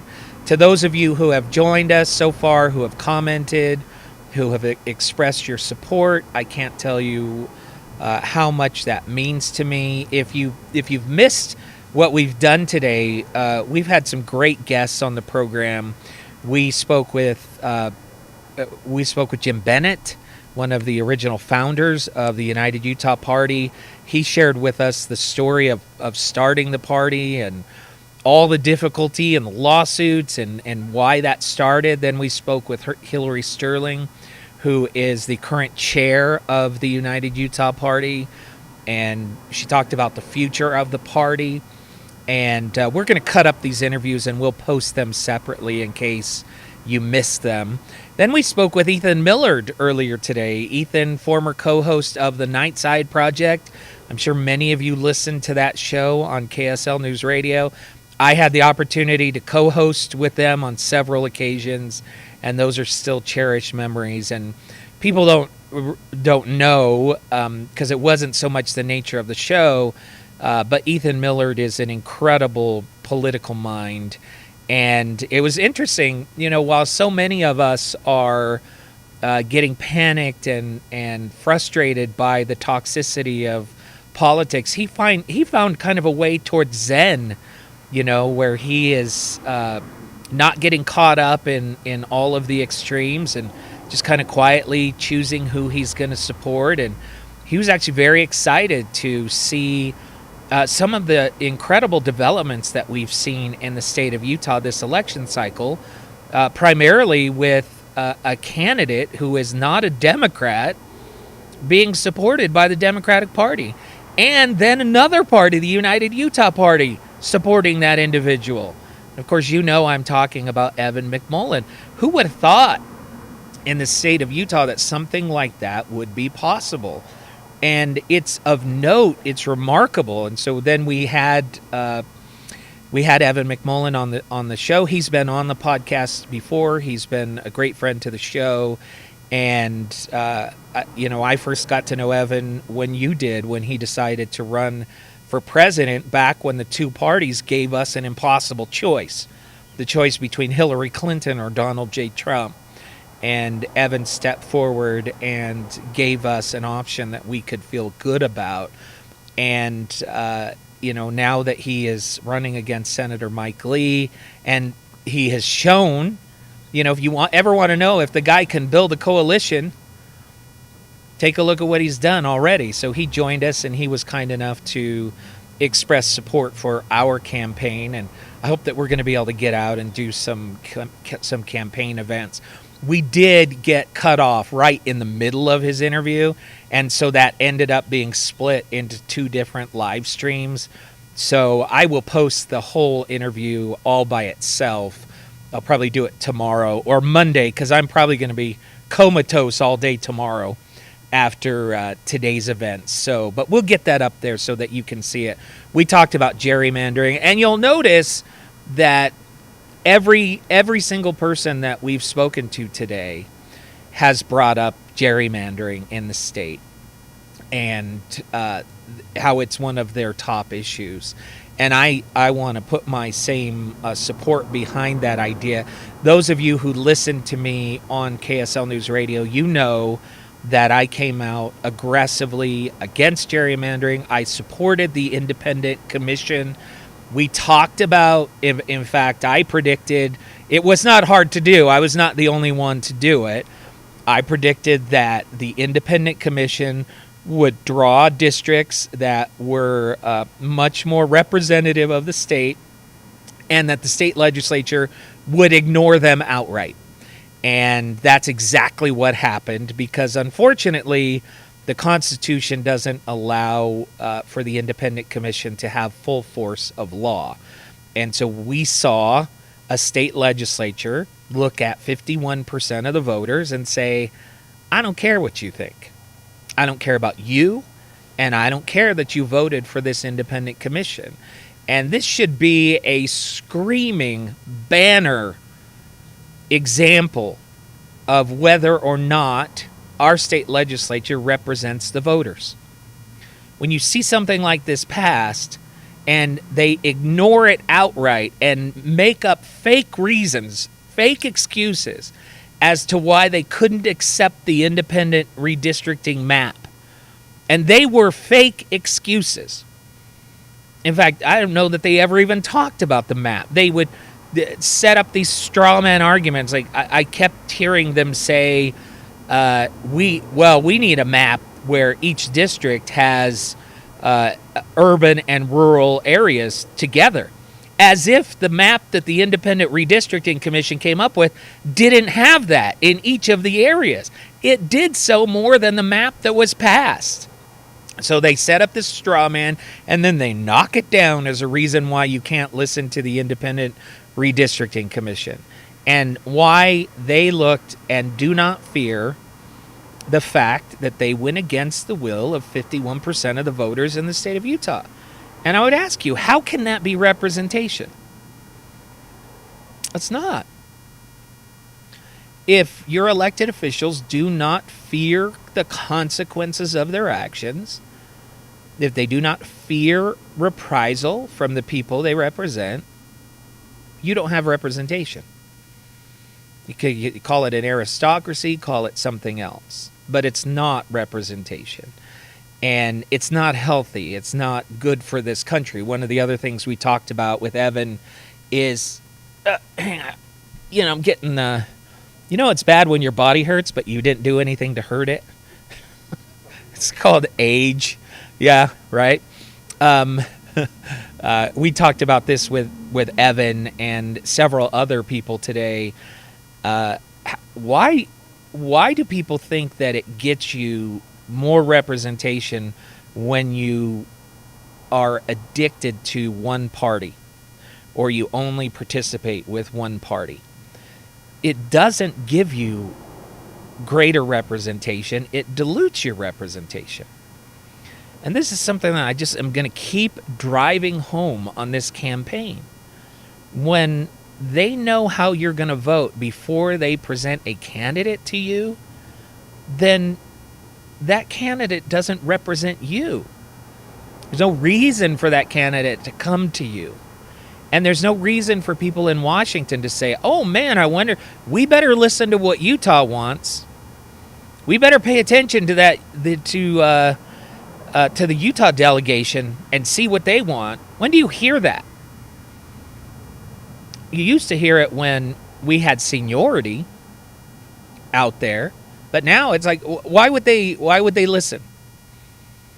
They have no reason to, because we're not going to change our vote either way. So this is not representation, it's something else, but it's pretending to be representation. And one of the other things we've talked about today, and this is something else that has become so clear to me, and I really want you to think about this. I apologize if you've heard it before, but I'm going to keep bringing this up. It is the stated will of both parties to get total control of the government and to run roughshod over the other half of the country.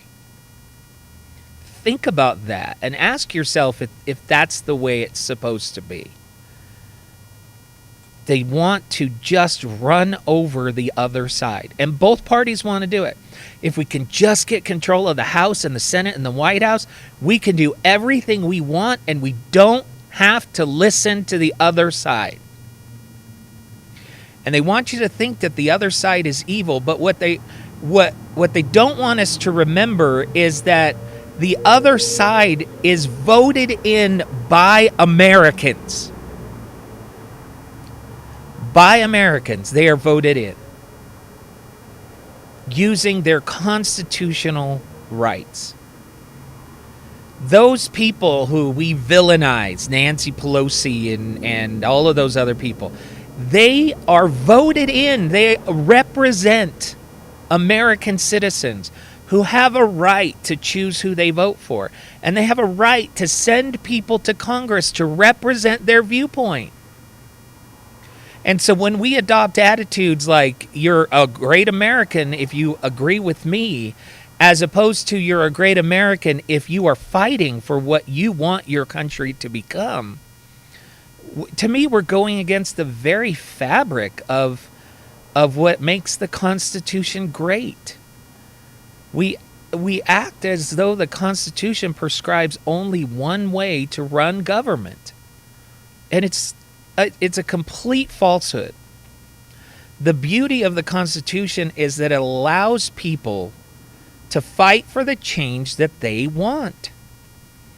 Now, I don't support anybody who fights for a change that is not constitutionally authorized. If I don't feel that you have the constitutional authority, then I'm going to say, hey, give yourself the constitutional authority first. But you have every right to fight for the America that you want. And you're not evil if you want universal health care. We can argue about whether or not it's sustainable, whether or not it's viable. But because somebody wants that, that doesn't make them evil. That makes them an American who is using their constitutional powers of representation to fight for what they believe. But now we're convinced that no, that's evil. That's terrible. That's something that should be put down and overrun. And I've been sounding this warning cry for a while now. It's other groups that we have fought against in our history who want to force one way of governing on the whole. That's something we have fought against. That is something we have declared as evil, as not good, as something we don't want in this country.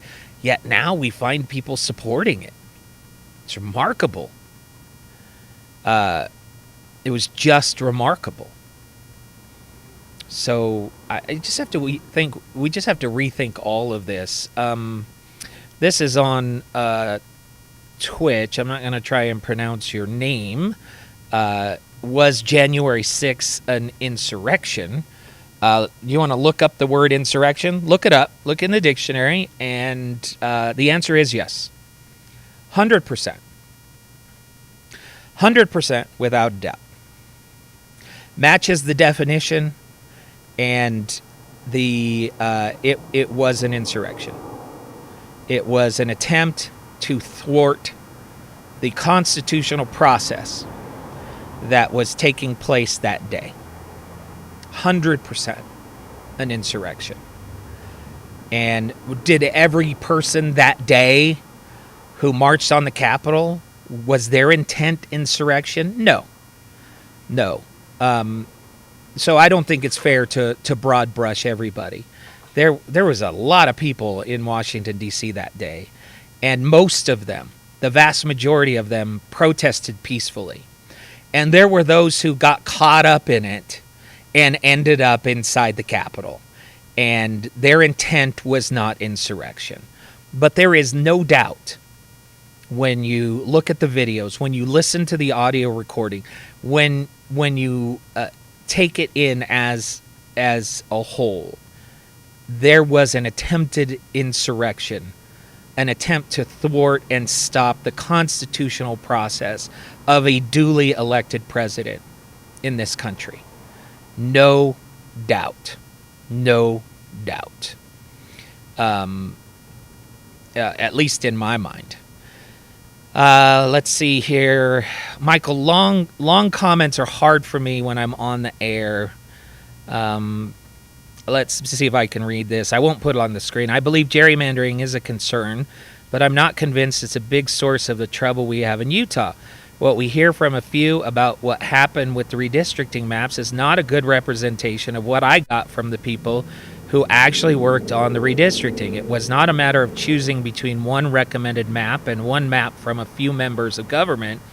It was a process of consulting with hundreds of parties who all had input and considered more than a dozen recommended options before deciding on something that would never please everyone, that clearly made more sense than what we had before redistricting. I know that they went through a process. I interviewed the chair of the Redistricting Commission on this podcast. I know that they sought public approval or public feedback. That's not the question for me. The question is not, did they get feedback? Did they talk to people? The question is, what was wrong with the map created by the Independent Redistricting Commission? What was wrong with that map? That's the question for me. Because I look at what they did, and it's pretty obvious to see that they took Salt Lake and they divided it into 4 equal parts. It's pretty obvious. That's what they did. So that's my question to you, Michael, and to anybody else. What was wrong with the recommendation from the Redistricting Commission? A redistricting commission that 51% of voters put in place. That's what I would like to know. What was wrong? Okay. The trolls are with us tonight. You look like Alex Jones with a beard and more fat. Well, I don't know what it says about you that's the second thing that comes out of your mouth. I don't know why you think that helps you make any points. I don't know why that makes you think that anybody here would think that you are of some level of credibility. If the first or second thing out of your mouth is something that I would hear on a playground from a 5-year-old, well, that says much more about you than it does about me. Nolan says Alex Jones and JayMac are actually pretty similar politically. Okay, I never heard that one before. Never, ever heard that one before. Let's see here. I'm going to start skipping comments if I have to. Let's see. Michael says, I can conceive, this is talking about redistricting again, I can conceive that some recommendations can be so different from previous maps that it would be disruptive and just a different form of gerrymandering, however well-intentioned. That is a possibility, but I don't know if you looked at the map from the redistricting committee. I thought it was actually a more equitable distribution. And because if you look at the maps that they come up with, you look at the 4th district and what they have to do compared to the other 3 districts, you compare that to the redistricting from the commission, and it seemed much more equitable and fair without recognition of parties. So that was just my thought. Again, I want to know what was different between the 2 parties. Coming up at 8 o'clock, Amy Iverson joining us, and she will be here live. In fact, I think she just arrived, if I'm not mistaken. Our first reunion since the browsers went off the air so long ago. So she'll be joining us in just a few minutes. In the meantime, we are going to be broadcasting till well after 11 o'clock tonight. This is the JayMacAthon. We're here raising money for my campaign. You can scan that QR code, or you can go to JayMacForUtah.com. And hang on, I'm just making some quick changes live on the fly. And make a donation there. Any donation of $25 or more will force me to be on the air for another 10 minutes. So we've had an extra 110 minutes on the program so far. Nolan says, do I accept crypto? No, don't accept crypto for crypto and campaigns. They're still trying to figure that out. So we're not wading into the crypto space on this campaign. Hopefully someday. I was trying to start my own crypto. I thought it'd be great if your campaign could have its own cryptocurrency, like JayMac bucks or something like that, and that didn't work out. So that is where we're at. You can certainly come down and say hello. We're at 351 West, 400 South, Salt Lake City, just south of Pioneer Park. We've got parking here if you want. I'm going to go ahead and take another quick break just to get my voice back, and then when we come back, Amy Iverson is going to join us. So stay tuned, hang out for just a second, and we'll be back on the air.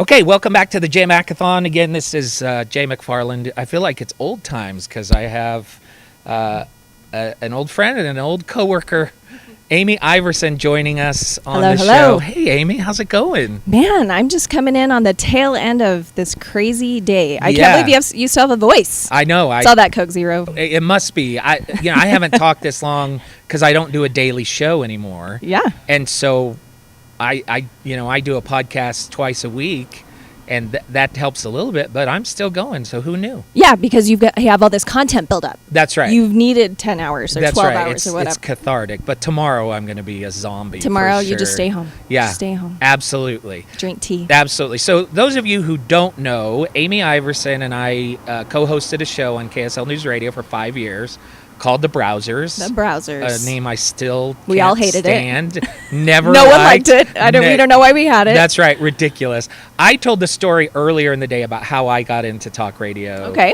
And how I came to KSL and was doing auditions in the middle of the night for a co-host.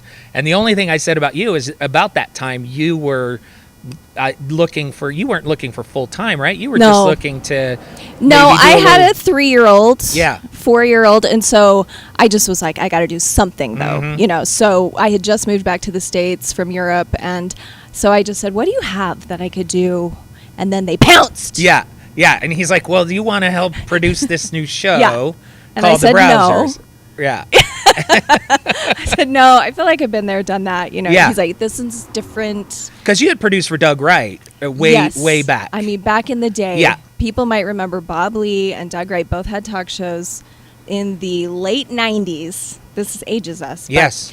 and I produced both of those shows, and then I went on to produce a couple more shows like in Texas. I just felt like I'd done the producing thing. But this was an opportunity to contribute a little more. Mm-hmm. So I said, maybe. Yeah. Are you saying we're having audio problems, Orion? Oh. I show the sound. Can everybody comment? Let us know if you're getting sound. I think. Oh, yeah. Well, let's make sure. I show that the audio is coming through. Can somebody comment and let me know if you are getting audio? Michael says, yay, Amy. Thanks, Michael. Yeah, absolutely. Okay, so where were we? So, yes, and they told me they had picked a host, and you had worked at a station that I worked at in Dallas. KRLD. And so, being the good reporter that I am, I called the station to get the scoop. And I was trying to get one of my former friends. None of them were there. I ended up talking to some weather guy I didn't know. Yes. And he said, oh, he's a great guy. I mean, he's like a Mormon. Yeah. He's like a family guy. And I'm like, okay.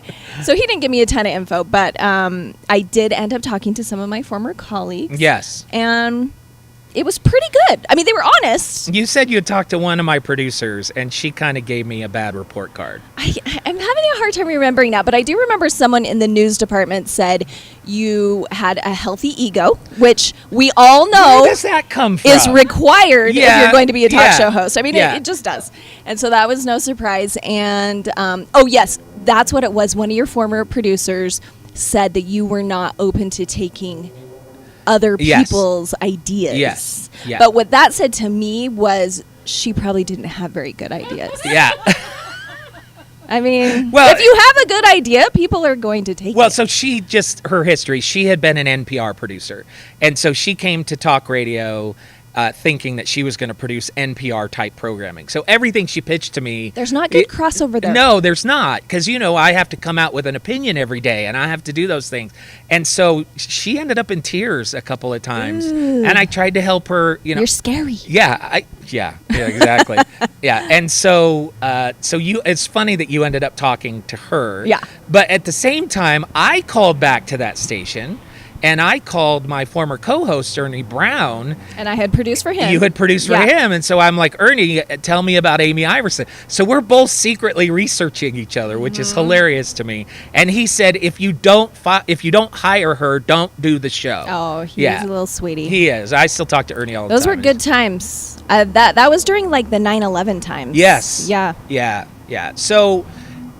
So then they put us together, but if I remember right, you were just going to produce the show, and you were told, I was an on-air producer. Yes. But yeah, only Don't- to comment if you talk to yeah, me. don't talk pipe in unless on your Jay own. talks to you, was your instruction, Yeah. which I still can't believe. But that was the Yeah, I mean, I had of course done reporting, but I hadn't ever done like the talk show thing. And frankly, it frightened me a little bit Yeah. because in the past, like with Doug, I mean, Doug can, talk about anything. Half the time he may not know exactly what he's talking about, but he can fake it, Mhm. And I just thought, I don't know if I could do that. So it was almost like, okay, I was ready to take that advice at the first. But it was also a very different show. I mean, we were described. We were doing weird things. We didn't know what this show was We going were to be. doing classified ads. Yeah. Oh, that's right. We were I doing totally forgot that they were trying to really promote. This is when KSL.com Yeah. needed promotion. Yeah. It doesn't need that anymore, but we were trying to guide people to KSL.com. I totally forgot that one of the things on your list was the classified Job- ad of the day. Yeah, like job Yeah. postings. And so you were like, Any contractors out there? yeah. It They're was just- looking for a lineman. It That was something we did. Yeah, yeah. And he had all of these things planned for us. And so it was like this rapid fire. It was supposed to be like social media. but Anything that's not. online. Yeah. It was like supposed to be your wall, like your social media wall. And that's where it started. Mhm. And I think almost immediately we just started doing what we wanted to do. Yeah. So then it turned out to be nice because we could talk about, in quotes, anything online. Yeah. Which is everything. Right. So then that's why we could just run the gamut from healthcare to politics to viral videos to social media. I mean, we could talk about absolutely anything. Yeah. Although which was great. you'd cut me off when I'd start getting political. Well, on it the would regular. depend. You might be a little more right-leaning than I am, but I thought that added to some good conversation. Well, as I think back on it, I had been on the air for 10 years doing pure politics, and you had come from a journalist background. Yeah. And so Opinion not wanted. That's right. And so Mhm. we start getting political, and I'm like, this is my forte. And you're like, this is not my forte. And you know what I mean? And so there was always kind of that there. But I felt like it was I felt like at that point I needed probably a little bit of No, because balance. ironically, as a producer, that was my whole job, was to get an opinion out of the host before they Right. went on the air. Right. Sometimes that was really hard. So, but yeah. Never with me though. I don't No. think so. Nope. Nope, No. nope, nope. No. That's- Others for sure. Yeah, I'm sure I came out of the womb with an opinion about the doctor and what he was doing. In fact, my stepdad tells this story. When I was really little, he was working on the car, and I climbed up the bumper. I was that small, and I looked at what he was doing, and I said, I don't think you're doing that right. So that's where it all started. And that's where the ego started. Yeah, I guess. That's good. I- You got to know what you believe and then be confident in it. That's what you got to do. I guess. So at some point, and it was really early on, I told our program director, stop this producer stuff. Amy needs to be made the co-host, and you had to be talked into that, right? You weren't looking for a full-time job. No, but it worked out. It was great. They worked with my schedule, and it was great. And then we were able to bring producers in. We self-produced a lot. Yeah. Producing, just for people who don't know, you're coming up with what are we going to talk about today and who are the guests going to be. But then it was nice to be able to just pull in people who could help facilitate what we thought we should do that day. Right. Which Yeah. we never knew what we would do that day. That was the Sometimes thing. it was up to the last minute. That's how radio works. Yeah, but our program director was he wanted everything planned. Mm-hmm. And so we were doing we would do sometimes 10 topics an hour. Mm-hmm. And he wants 3 hours. Well, and it was a programmed. different concept because most talk shows up until then had taken callers. That wasn't. We wanted to do something different and to incorporate the new texting ability Yeah. that everyone's doing. And so I thought that was different, and also just having two people, so you didn't have to rely on callers either. We could debate amongst ourselves, Right. And then we didn't have to have anyone screening callers to come on. Yeah. I've noticed they started bringing that in a little bit again. Yeah, I feel like for certain shows that is a necessary element for our show to just build in. And it was like you would be you would be talking and I would be reading the text. In fact, there were times when I was responding to texts and you're like, hello, People Jay. would get shocked. We're doing that a you were show responding. here. Yeah, you're like Jay, and I'm like, There's huh, like what? tens of thousands of people listening, and Yeah. you're just only talking to one person That's on your right. text. That's right. In fact, I think Orion was one of those people that I was texting back then. That's when he started listening to the show. Well, and then we gave people the opportunity to call and leave a message that we Yes. threw on. And a lot of podcasts now do that. Right. I've noticed that. I think they got it from us. Right. So so we started doing this thing, all these topics every day. I still have to answer this question for people because I still hear this all the time. And I'm jumping to the end, but we'll get back to the other stuff. People ask me all the time why I forced you to leave the show. Yeah, I know, because you're mean. We have already said that. Why do people think I'm mean? I don't think I'm mean. I know, I don't either. But yeah, I get that too. But no, I left of my own free will. Yeah. Yep. And I didn't want you to go. And it wasn't because of you. Let's make Yeah, that we'll put- clear. we'll- I we'll fought put that clear. to keep you on the show. Yeah. So I just want to get that out of the way for everybody. In case you don't listen to this whole interview, I want you to know and understand I Jay had did not nothing make to anything do happen. nothing to do with that. I will tell you, in the 20 years that I did talk radio, those 5 years were my favorite. They were easy. Yeah, and fun. After we stopped doing the classified ads, when we started doing what we really wanted to do, Yes. it was pretty easy. Yeah. It was easy to come in and just talk all day about whatever. And 'Cause it was only 2 hours, so it wasn't that big a deal. And there was so much going on, and then we started doing crazy stuff. I mean, Yeah, and so once we started we focused a lot on technology, which was great because Yes. then when you add in the social media aspect, we were basically doing TikTok before TikTok was TikTok. yeah, a great point. You know, so we're testing things out, we're doing the crazy stuff and letting people know, how to eat a cupcake the right way and what it's like not to shower for a week and all those things that are so right. viral now. That's right. We were doing. And I was getting shaved on the air. That's right. We brought in a barber because I hadn't shaved since She 99. shaved your beard Live right on in the air. studio. What kind of radio is that? What were we thinking? But that's what we do, right? We create the pictures with our words. I guess. So You want to know something crazy? We still have the air fryer. And we use it every day. Remember the air fryer? we bought an air fryer. Nobody even knew about air fryers. That's right. They send it to us. Sent it to us, so it was brand new. Yeah. No one had ever heard of it, and we were obsessed. We would bring mini tacos. We would bring French fries, and now every single person has one in their And kitchen. the newsroom hated us. Remember? 'Cause they could smell French 'Cause fries. We're cooking cheese sticks and French fries at my desk in I the still middle love of the newsroom. An air fryer. you kept that one. Yeah, I still have it. Nice. We still have it. I've had to purchase one since then, but Yeah, well, we had another one, and it doesn't work as good as that original, and I think that was the Philips, first one. one of my favorite brands. Yeah. You don't hear about Yeah. it a lot, but yeah, Fantastic. they came up with that idea. I think. use it. I used it last night. Use it all the time. It's I cook genius. mini pizzas in it. Pork. We cook pork chops in it. Oh my goodness. You and your pork chops. Yeah, so good. Remember we tried chicken? We were cooking raw Yep. chicken at my desk. But people do like salmon is one of people's favorite things in an air fryer now. Yeah. So we were just ahead of the times. On That so was many one of the things. things I loved too about the browsers is we would cover something and then 2 or 3 days later you would see it hit the news stream. And one of the reasons for that is because we both honed our systems so well that we were getting it from the original sources, right? We would never just rely on the news sources. I remember you with Twitter, you'd follow where that source came Yeah. from and where that source came from. So we were 2 or 3 days ahead often on many of the issues. I know, and the good stuff, like the good new products coming Yeah. out, and then when we started traveling down to CES and getting all of that technology before anyone else. I mean, we rode in that driverless car before anyone even And we almost knew. died. It was a little scary, but it was so cool Yeah. just to see that technology. And then, you think back then, what years was that? Like 2011-ish through 2016. So this was like the cusp of everything. Yeah. You know what I mean? And so everything was so groundbreaking. And you really instilled that love of technology in me that I still write about today. So Yeah, you still write a I column, know. a tech column, and you weren't a tech. I remember it took forever for you to get off of the dumb phone.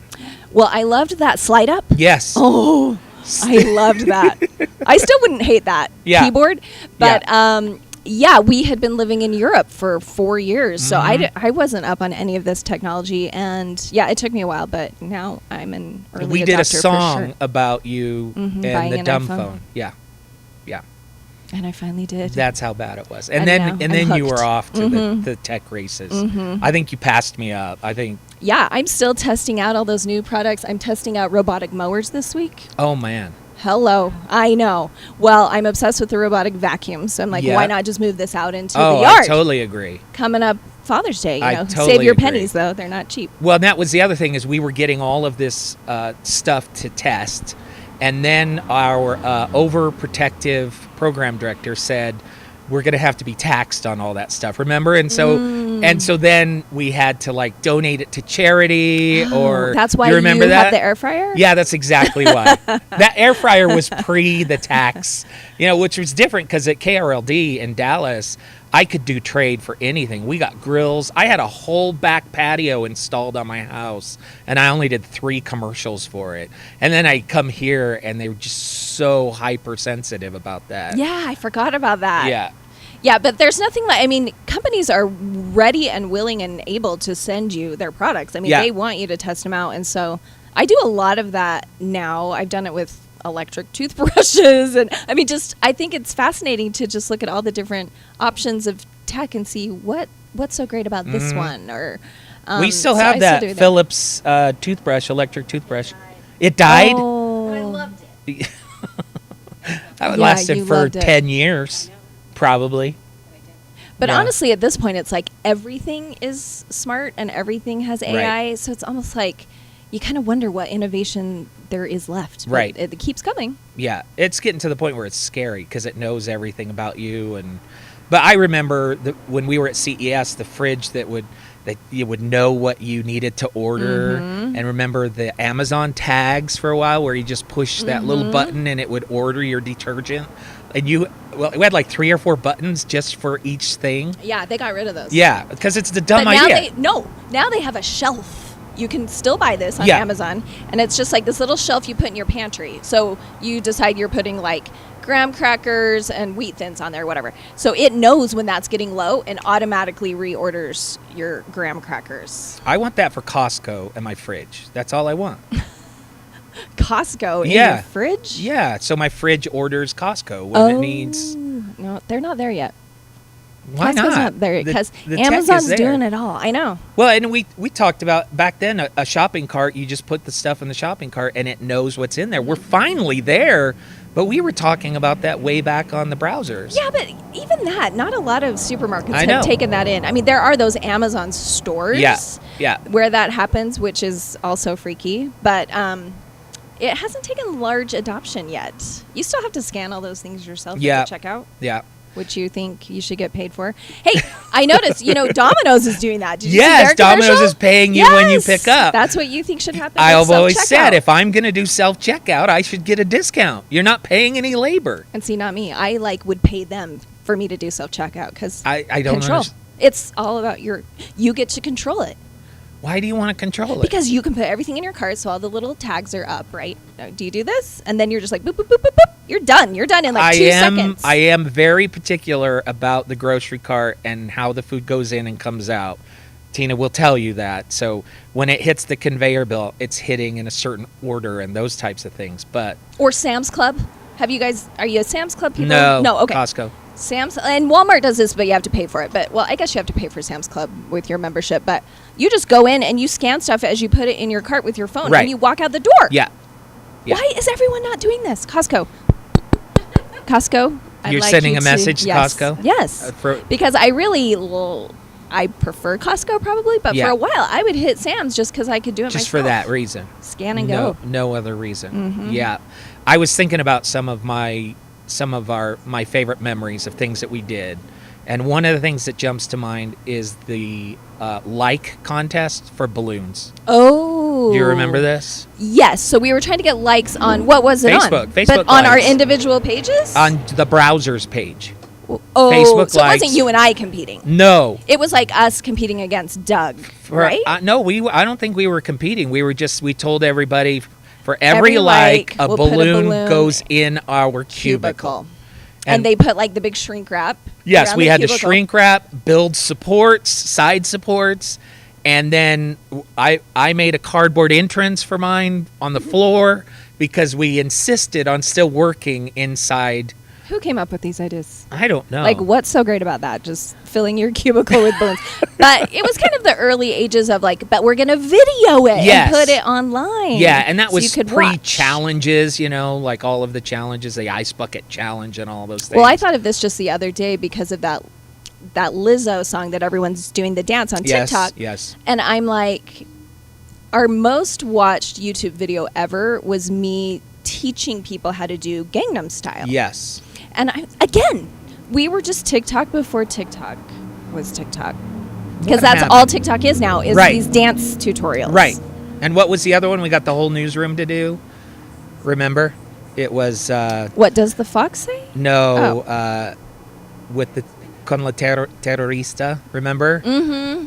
Where Yeah, everyone. I can't remember what that was. But yes, that was fun. and the whole newsroom Ed Yates. Ed Yates. That was great. So it was Keith McCord. Yeah. Like Yeah. everybody It was danced. it was video where you start out and everybody's just normally These are at all their still on desk. YouTube. Yeah, they're at their desk and there's a song playing and one person is kind of dancing and then when it hits the right beat everybody's on Everyone's the in desks, costume. costumes, hats, they're dancing and everything. It was just a quick 15-second and it was thing. like radio, TV, Yeah. everybody. Yeah, but except remember, the one guy. There's one guy who refused to do it, and if you watch the video, he is sitting there at his desk with 10 people on his desk, and he's sitting there insisting on working. We won't name him, but you can look at the video if you know him. Shame him. I know. I never learned his name. I didn't know anybody's names. You know that. I'm like, who's that? Who's? It's a big newsroom over there at KSL. Yeah. Because you've got Deseret News, you've got TV, radio. It There's really a is lot of unique people. in that way that you're working with newspaper, TV, In one location. and radio at the 'Cause, same we place. did that in Dallas with Yeah. Channel 11, but they were in a different That's building. right, different So, yeah. building, and so you didn't have that. That was one of my favorite things when breaking news happened. It was like squirrels, or like the prairie dogs. Yep. Somebody would pop up, whoever saw the tweet first or whatever, and a lot of times it was us because we were so far ahead of everything on Twitter.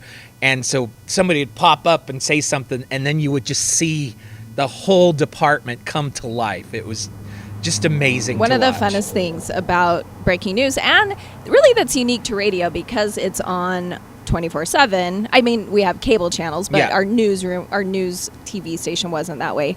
But we didn't even have to break in. It was just like boom, boom, boom, go live with whatever the breaking news was. Yeah, where it's TV would have to wait or break in. But that was one of my issues was breaking news. Remember, I always struggled You with didn't this. like it? No, I didn't want to cover it Oh. because I wasn't a journalist, Right. right? So yeah, I don't know if you remember, but early on, breaking news would start to happen, and there's a whole newsroom of journalists, and our program director is like, Jay, you and Well, you get and to do Amy the cover color this." commentary. We worked it out, Yeah. right? We worked it out where you would say, okay, here's what we know, and you're on Twitter and you're getting all the breaking news, and then I would do the speculation, and I would say, okay, here's what we don't Yeah. know. It was kind of like Amy will tell you what we know, and I'll be like, here's what we don't know, and we're looking to find out. So I got comfortable with it. We developed a rhythm for it, but after you left, he still had me do the breaking news. Yeah. And I'm like, there's a school shooting or something.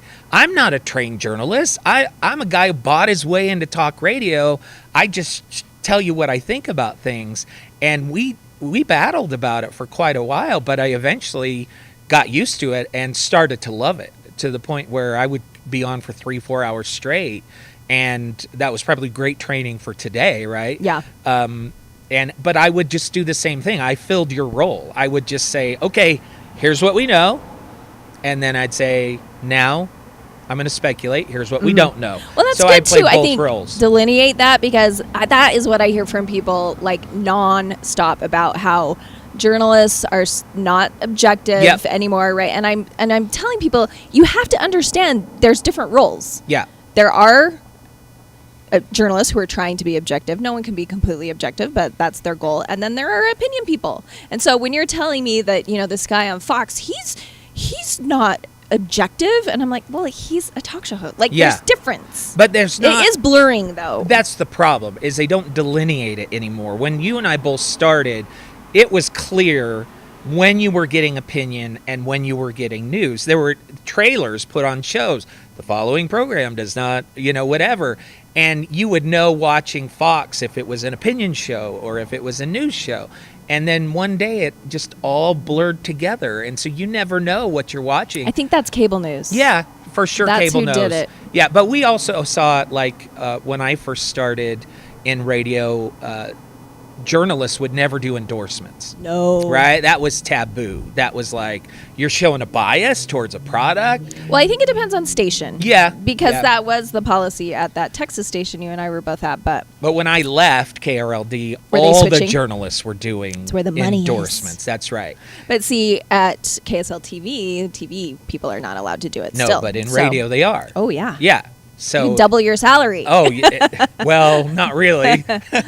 You could add a little bit more money, but so that I think is one of my frustrations. I don't know. Look at this particular show on cable news. Is it opinion? Is it journalism? We don't know anymore. I know. And That's why that's it's so hard. hard. That's why you really have to, I think, diversify your listening. Yeah. Because if you're just in an echo chamber listening to people who agree with you. So what I really was like, okay, I've got to listen to something from the other side, and it's hard. Mm-hmm. It's hard to listen to because you're just Yeah. thinking, this is not true. Yeah. No matter what side you're on. If you try to Yeah. listen to a talk show from the other side, you're just thinking it's not true. But I think it's vital that you do it. You have to listen to both sides or you're only getting fed what you believe. And that's never good for I your actually mind. kind of have this system, like when, I try to, by the way, Michael Shelton says amen to your comment. Thank you.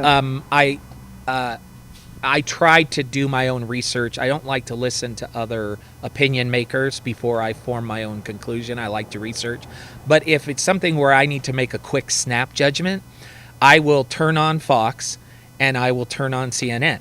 And if it's a Democrat in office, then I know that Fox is going to tell me the absolute worst that it can be, and CNN is going to tell me the absolute best that it can be. I average the two, and that's probably the truth. A little bit of the and truth. if there's a Republican in office, then you flip it, right? And so that to me has always been a really quick way to say, what is the worst possible that this can be, and what is the best?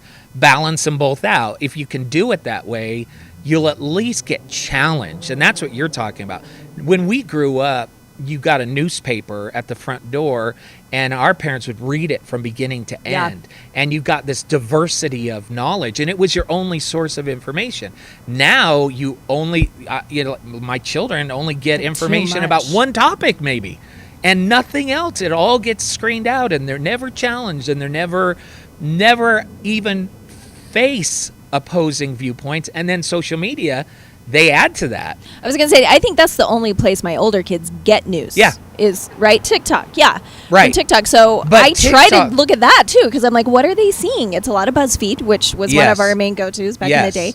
But they're not even looking at traditional news sources. No, at they're all. not. But the other thing is they're going to block things they don't like. So that's going to stream more content that they agree with and that they want. And the algorithm does that naturally. So it's a self-fulfilling echo chamber that is being created.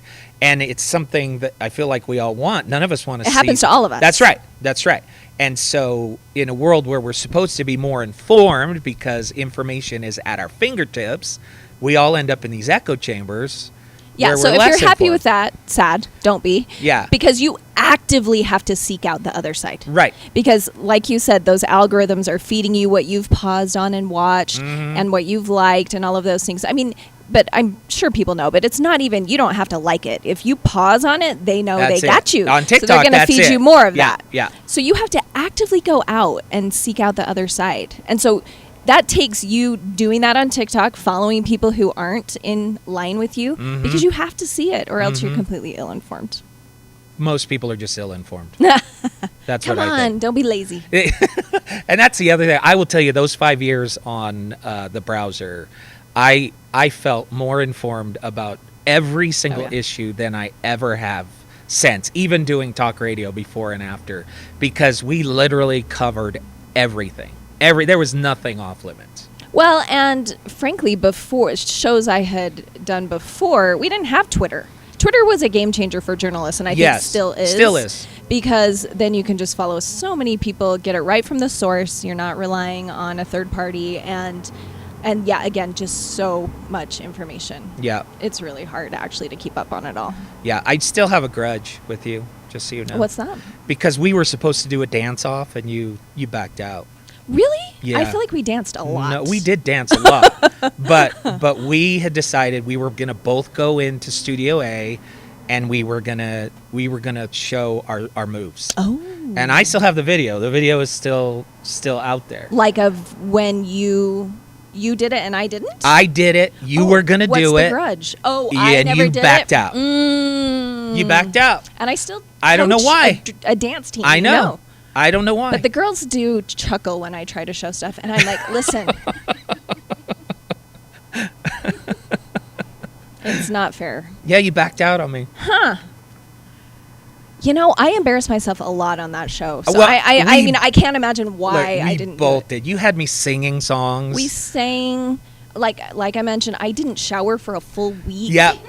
As, like... Because people were saying There don't was a shower. news report, don't shower, It yeah. was like good for your hair or Yeah. something. It was not good for my hair. And I mean, we would come to work in Snuggies.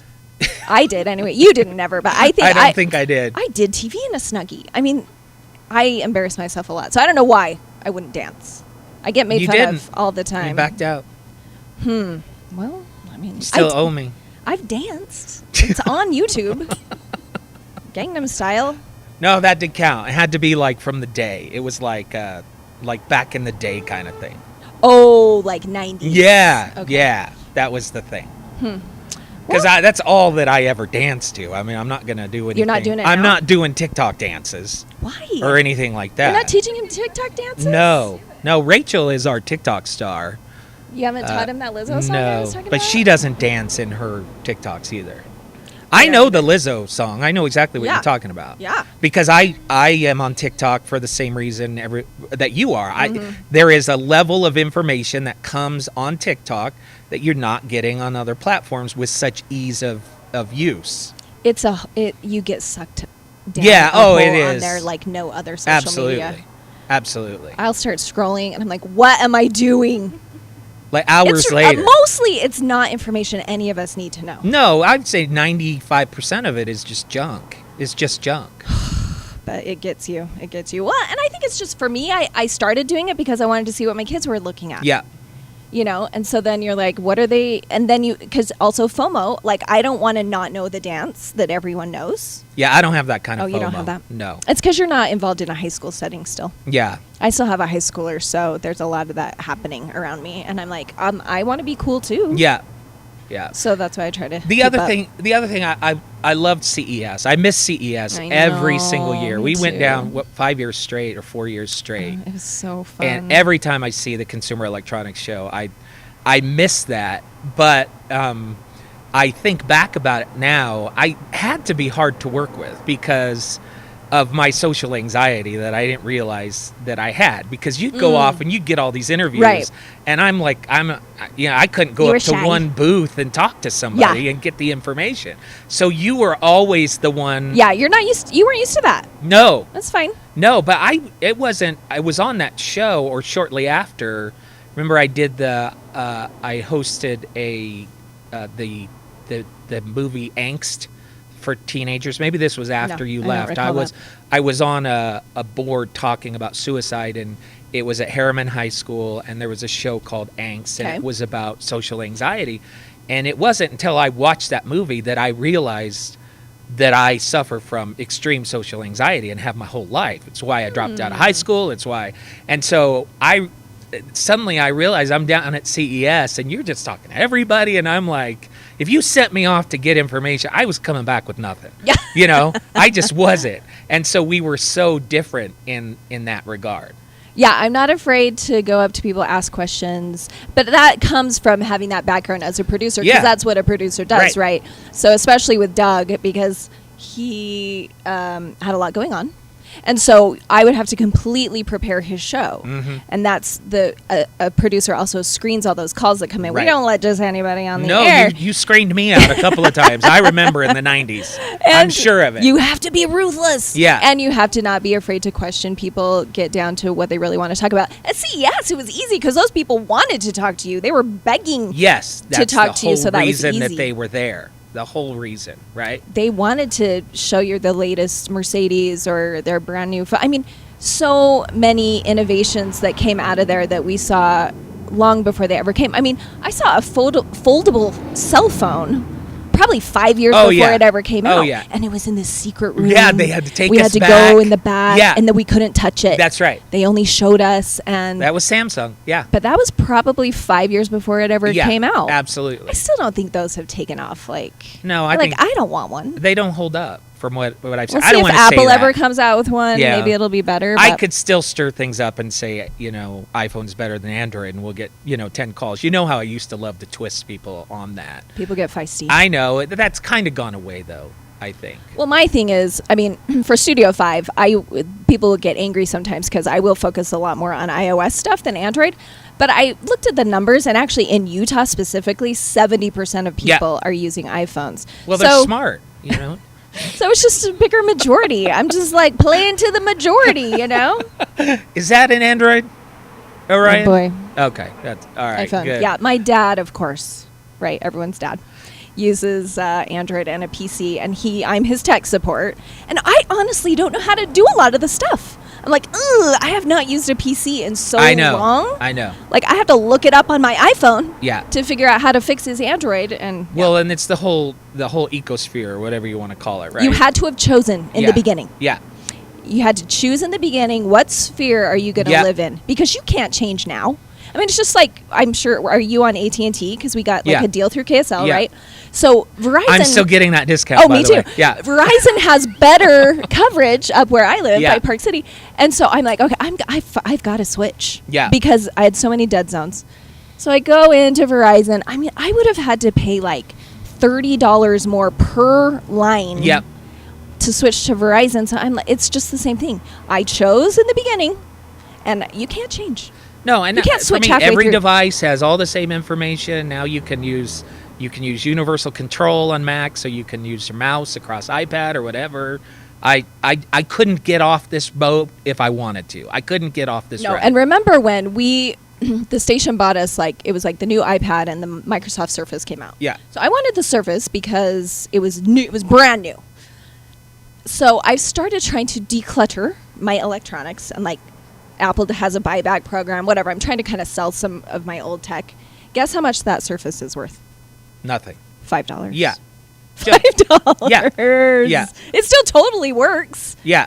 but Trade-in value, nothing. I know. Nothing. If you're just joining us, that voice you hear is Amy Iverson. That's right. We haven't been on the air in any capacity for, I think it was 2016. It's maybe. 6 years ago? Yeah. Wow. Yeah, that's crazy, but it's still the number one question I get. How's Amy? What's she doing? Oh, you're like, I don't know. Yeah. I don't know what she's doing. I tell them, check out the column, whatever. Yeah. The other thing I remember about CES, and I don't know if you're any better, probably not. Your sense of direction is the worst I've ever seen. I in don't my have life. one. It's the worst. I don't have it. And we've learned since, thank you, 23andMe, it is genetic. Really? And it My is wife genetic has it, and too. more common in women. Yeah. And so I claim no responsibility for that lack. But for of me, it's the lack of GPS. acknowledgement that you Oh, had no, a sense I know of direction. I know I don't have one, but I have enough confidence that I still think every You time still I can think you have know. it. Yeah. But I know I don't. So, yeah, it's constant. In a mall even, I will go off to go to my car, and my husband's like, where are you going? Yeah. And we did that at CES all the time. And you did it with absolute confidence. Oh, totally. We're supposed to go south, Follow and me, you're like, everyone. off your way north.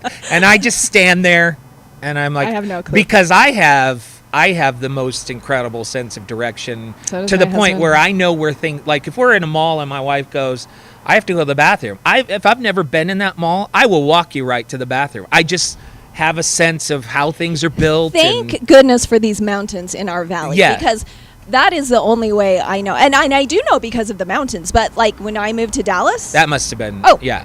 And I was using a map. Yeah. like to Like drive paper around maps? doing Yeah. reporting. I'm like with my map in these skyscrapers. I have no idea. And thank goodness for cars now that tell you what direction you're going. Right. Right. Women are object orientated, so landmark. Is what Yeah. Orion is saying. Yeah. So are people in the country where I live. It's like you go to Johnson's Yeah. barn and you turn right at the big tree. Well, I'll be honest. When we first moved to Dallas, it was hard for me to get my bearings straight. That was I never did. because it's all flat. When I lived in Vegas, you have the stratosphere, so it's like a big needle right in the middle of town. So you always it was like a compass, right? Just a compass needle. I can't think of anywhere I've lived that had a landmark that big enough that would help me with my direction, except here in the mountains. So Well, I tried to help you at CES, No. but there was just There's no help. There was no help. No. It was. I But you're freely like, it's admit it. over here, and I'd look at you and laugh. I think I'm like, I Iverson, would come learn on. by like the last day. No, you wouldn't. Yes, I would. No. Yes. No. Because I would go by myself and do stuff. I would find things. But you were gone for a long time. So, and I'm sure you asked for help two or three times I'm not along afraid to the ask way. for help. That is true. Yeah, and that's the other thing, say social anxiety and a man thing. Just asking for help is, Yeah, can't do I it. don't mind that at all.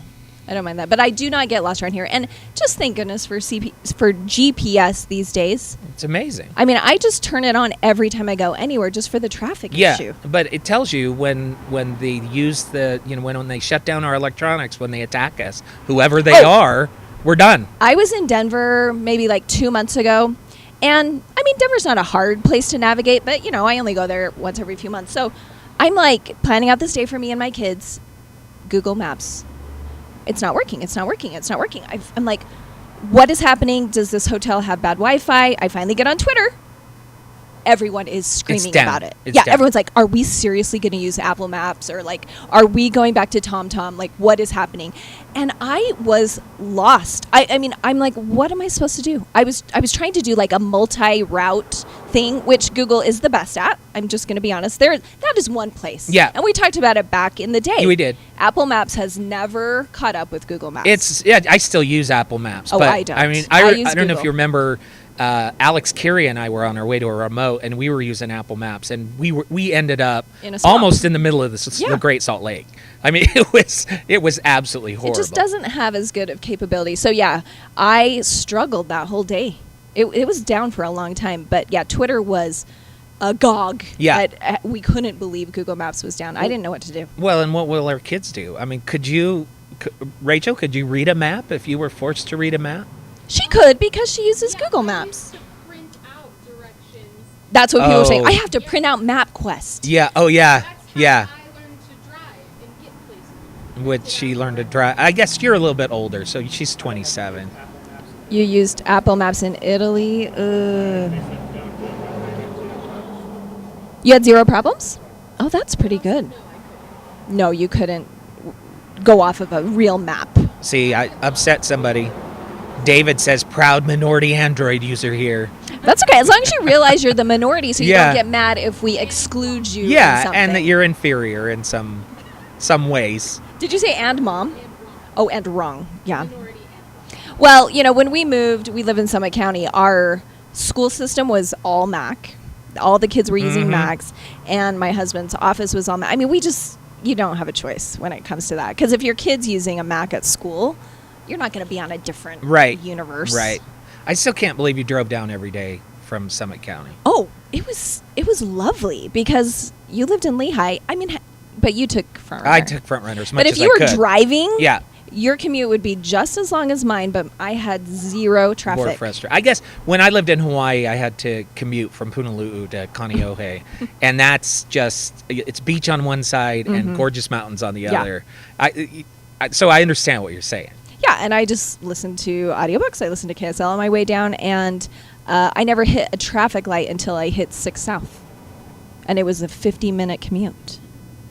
So that was pretty lovely. They keep that canyon really clean because of the ski resorts. Right.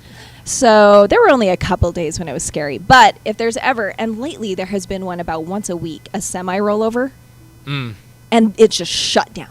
I mean, for hours, So that's why I turn on Google Maps every single time Right. I get in my car. Because I'm like, okay, if I got to go through Emigration Canyon, I need to know that. before I hit there. Other favorite memories from the browsers that come to mind?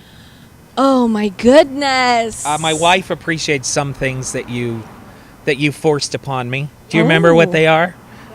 White socks. White 'cause you wore I white would wear socks. white socks. Yeah. I feel like that is part of what I've done as a producer for almost every one of my talk show hosts, because Doug Wright would wear, I'm sorry, I love you, Doug, but these Hawaiian shirts. And he still does once in a while, Yeah. but it was like every day. Hawaiian shirt, cargo shorts, and then he would, I think, he'd do the white sock sandal thing. And we were taking some promotion shots, and I'm like, you are... I took him shopping. We did the whole thing. His wife also was grateful. But, I don't know what it is. Because that's your job, Tina. Like, you said it. It just took someone else. Yeah. It's kind of like when you see a man with, the crazy eyebrows. And you're like, is your wife not seeing you in the morning? And although my husband tells me one time he was at the barber and the guy next to him, huge eyebrows. And the stylist said, oh, did you want me to trim these up? No, they're fine. What? Especially if the stylist asks you. Yeah, that's a sign. Yes. That's a sign. Yes. So white socks. I can't think of many things. I can think of smiling. I couldn't smile. Oh, pleated pants, maybe? I remember commenting pleats, on that. Yeah. Although they're coming back. But smiling some for people- pictures. We did it. I remember we did a story one day about how to smile in pictures. And ever since then, it's that smile? exact smile. Yeah, and I never would before. It was always closed mouth, no teeth. My husband and two boys both just barely do it. Yeah. Yeah. Just barely grin. Yeah.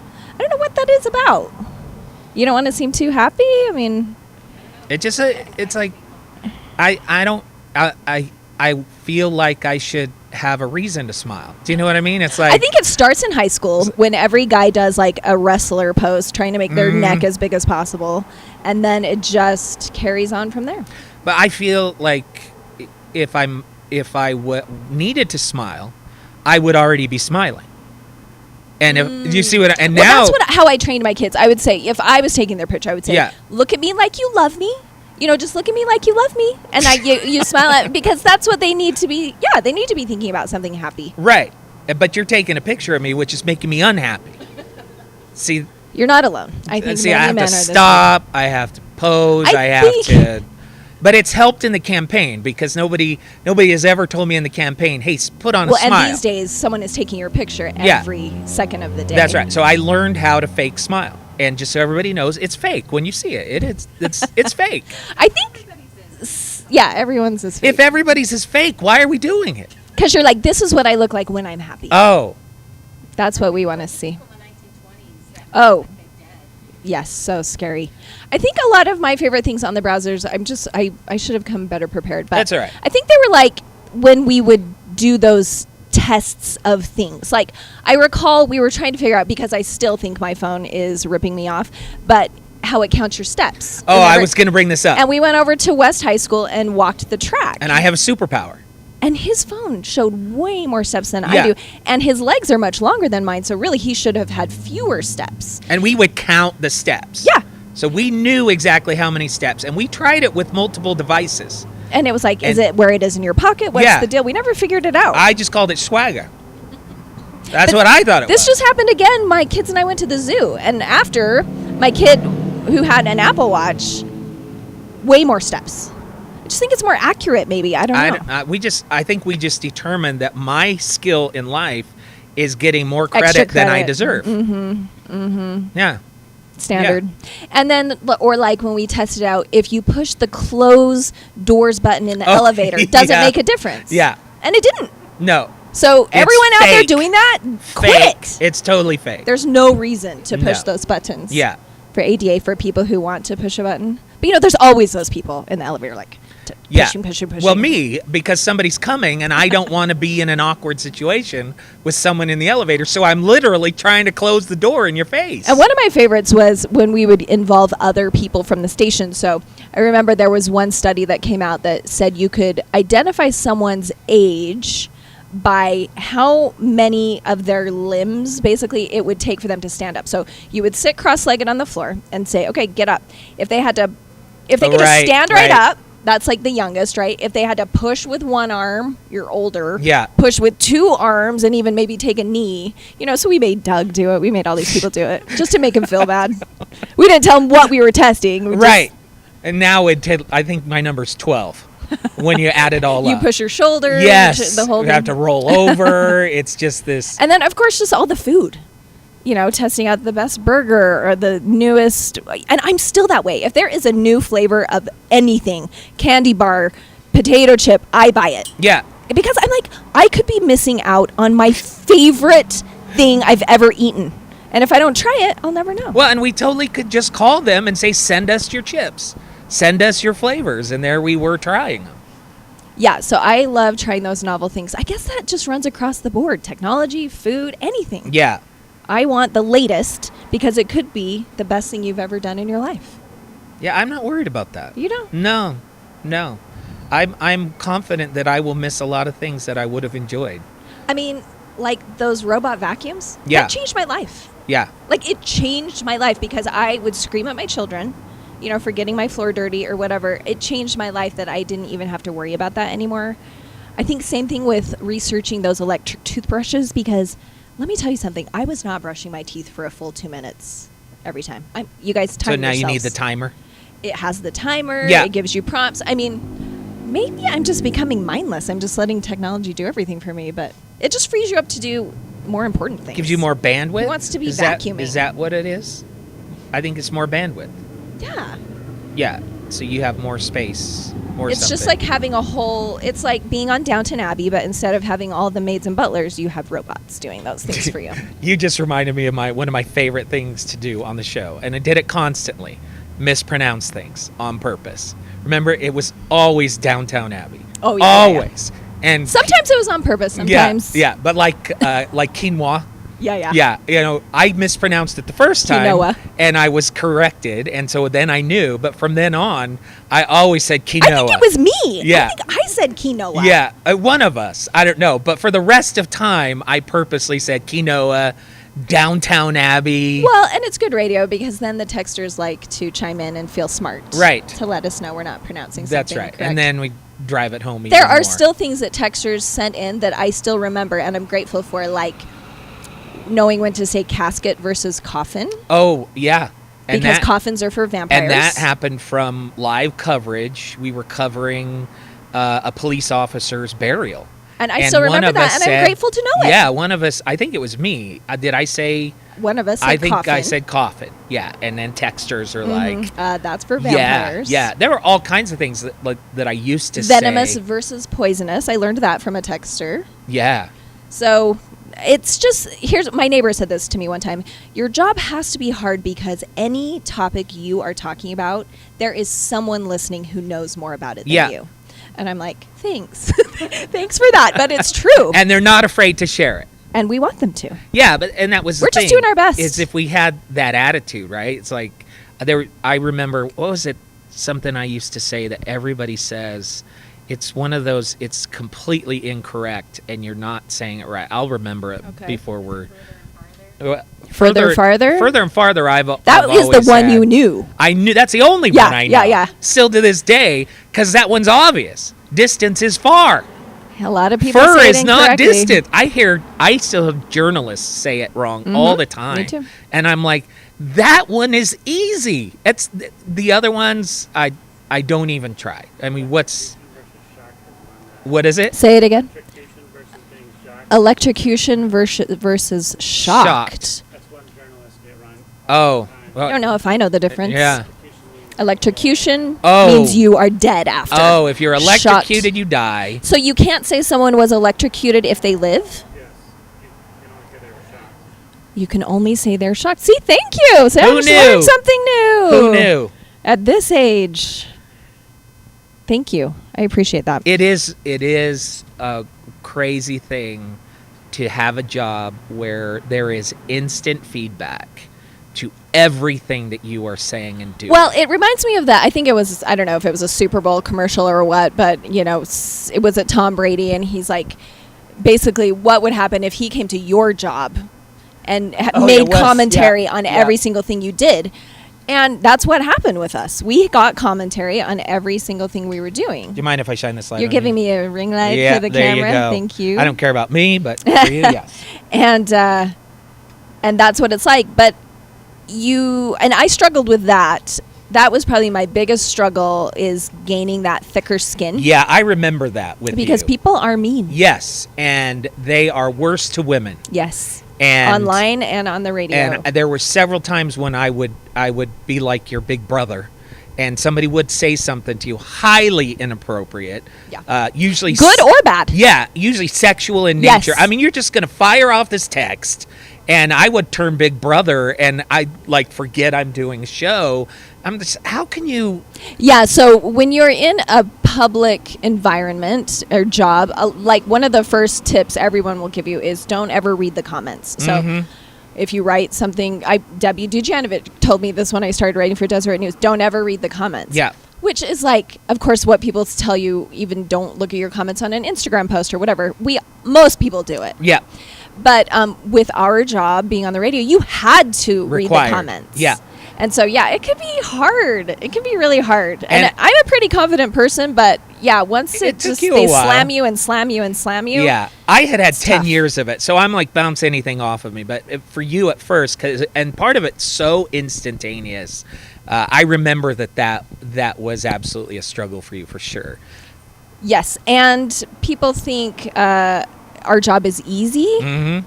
A lot of people think it's easy because it's just like anything. It's like an Olympic figure skater, right? It looks easy. Like, I feel like I could do that. Yeah. But you can't. And so some people can, but as you have guests on the show, if you allow callers, you realize not everyone has that gift of gab. No, not everybody. I've kissed the Blarney Stone in Ireland, so that's where mine came Is from. that where you got Yep. it? Is that, I think that over time, we both developed a cadence that we kind of got to know each other so well on the air. I will tell you, back to the comment issue, I can remember I would do a monologue, and I would always monologue to the text that I wanted before I started doing the show with you. I knew the text that I wanted that would rile everybody else up, and so I would monologue to that person. And so once I had monologued, I'm sitting there and I'm waiting for the text. And so I got to a point with our show, and anytime I've been on the radio, when I'm not getting that instant feedback, I'm like, what's wrong? Are they not listening? Do they not care? Did I, have they forgotten me? And so it took me a while after I left the air. I missed that. I still miss it today, that instant feedback. Yeah. Yeah, and really that was kind of a nice thing with phone calls, because if your phones weren't ringing, you were doing something wrong, yes. Right? And so I guess that's the same philosophy with texting now, which is nice because, well, it's not, I don't know. If I was a producer now, I don't know if I would like that or not, because, control. I like it. Yeah. And so when it was the phone calls, I, as a producer, had complete control over which callers went on the air. But then when the texts come in, the host gets to decide That's right. what text they read. That's right. And if you didn't have a good producer who couldn't screen calls properly, you could get caught in. And I've always felt the job of a producer was to protect the host. Oh, yeah. Right? And so I had that producer that we talked about early on. I was doing a topic, and I had the wrong information. Ooh. And I was monologuing with the wrong information. And I was going pretty aggressively, and it had to do with a college in Texas. And the guy, the head of that college, calls the show. She puts him right through, and I'm like trapped on the air, right? Mama. And I'm like, no, it's not that we don't want to have the guy on. Put him on hold. Let's take a break. Let's see if we can salvage the situation, and I can come back and I can say, listen, I've been telling you guys this, but we've got some new information, and I want to clarify it, and we've actually got the guy on the show. Yeah. Now I'm a winner, right? Yes. Instead, I'm on the air, and the guy is just blasting me, and I deserve to be blasted. There are few relationships that need more trust than a talk show host and a producer, or an anchor, a news anchor and a producer. We've all seen Newsroom or all those shows. That's how it really is. People are saying stuff in your ear, and then you're saying it, and you're just hoping that they're telling you something that's true, But a good talk show host or news anchor, that's what you do. And when I fill in for Brooke on Studio 5, that's what I do. I have someone in my ear, and she'll say something for me to say, and I say it. Yeah. I am totally. What is that joke? There was a joke about that on a Anchorman. It was Anchorman. That's me. Yeah. I'm Ron Burgundy. Just read the. But all good people are, because you have to have that full trust in your producer that what they're saying in your ear, you say it. Yeah. You say it. So Ron Burgundy, I'm with you. One of the other things, and that's actually one of our commenters, Rusty, reminded me of this. One of my favorite parts of the show, and it's strange because I never care about this stuff, your birthday presents to me. You put so much care. I'm like, what? Yeah, I know. It's weird. Okay. So Rusty says, does Jay still have the happy birthday JayMac stamp? That was a good idea. Yeah. So I would just sign every card. I didn't want to sign cards, but the card comes around. Well, in a KSL, it's like every day. Every Somebody's day, a having new birthday. card comes around. So I've got happy birthday JayMac, and you go and get a stamp. So now I'm stamping everything. I'm stamping people's cards 3 or 4 times. That's a good way to go. Yeah. Everybody who has lots of things to sign, Yeah. they need that. It was great. Saved me all kinds of time. I mean, that's what the president does oftentimes, right? Right. Stamp. Rubber stamp. That's right. That's right. So there were a couple other presents you gave me that I can't remember. I do pride myself on being a good gift giver. Yeah. Mm-hmm. You gave me, it was like kind of a word. It was a house, but it was made of words, and it was everything that you had tracked about our family. Yeah. We still have it on the wall. Oh, good. Because you don't decorate, right? Well, Tina does. Oh, but, okay. So it was like, because back then we had Taco Tuesday, and we had all of these, and you had just, it was like for a year, you're over there at your desk writing down these phrases. I'm observant. And yeah, you're like planning, and I'm like, That is hilarious that someone would remember that. Yeah. I do not remember that. Yeah, I think a lot of people struggle with gift giving. That's why. But I tell my kids, I'm like, you just have to be cognizant. Just listen to people. Yeah, like, that's the problem. That's the fail from the very although beginning. my daughter just gave me something for Mother's Day that I already owned. And I'm like, actually, that's the highest compliment. Because you know me so well that you bought me something I already own. So does that mean really all I have to do is find something you own and buy it for you, and then I win? But she did it unknowingly. Oh. So Well, I can pretend. I thought that was impressive, actually. I can pretend. This was the right? first year where my college kids like just went out and bought their own thing for me, online, sent it to me. So It's that was crazy impressive. that your kids are in college. I can't believe Turning that. 21. When we were on the show, our kids were going through all the teenage angsty stuff. That was always part of our conversation, the things going on. Like with my oldest sitting here, she's 27, and my youngest is 21, married now. Well, and with crazy. technology, that was so much of what we talked about too, was kind of internet safety for Oh, kids. yeah. And still, though, parents struggle with that so much. I'm not really in the thick of it as much, and I tell my older kids, I'm like, I'm sorry you were such at the beginning of technology. Oh, yeah. Because I was much stricter. I mean, it's the age-old thing, right? That you're stricter with your older kids, but Yeah. with technology, you had to be. Yeah. Because there were no controls. Like, you just had to personally be the control for stuff like that. Now, almost every single social media platform has parental controls. And so, You had to pay for it. I remember we talked about AT&T rolled out their, it was like $5 a month per phone. I rolled it out on my kid's phone. I'm sure Rachel will tell you about it, because we did texting control. I don't know if you remember that if they were bad, if they burned trust, as we called it, then your texting time would turn off earlier, and they'd be mid-text. I loved it. Mid-text, and 7 p.m., boom, cut off, right? And that one year for Christmas, what did I give you? What was your favorite present?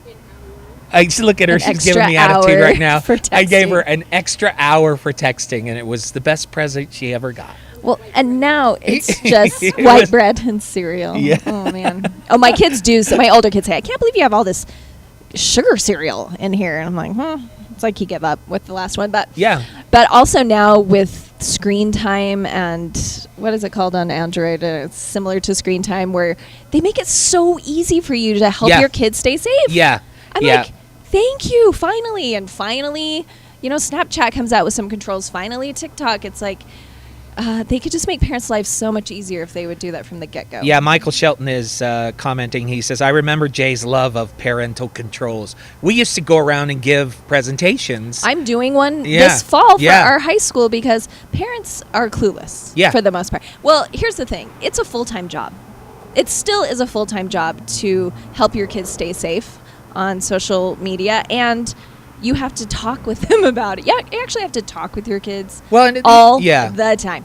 The other part that's hard is that the kids know more than the parents do. They're up on everything. They teach each other, right? And we don't. I remember talking about this on the browsers.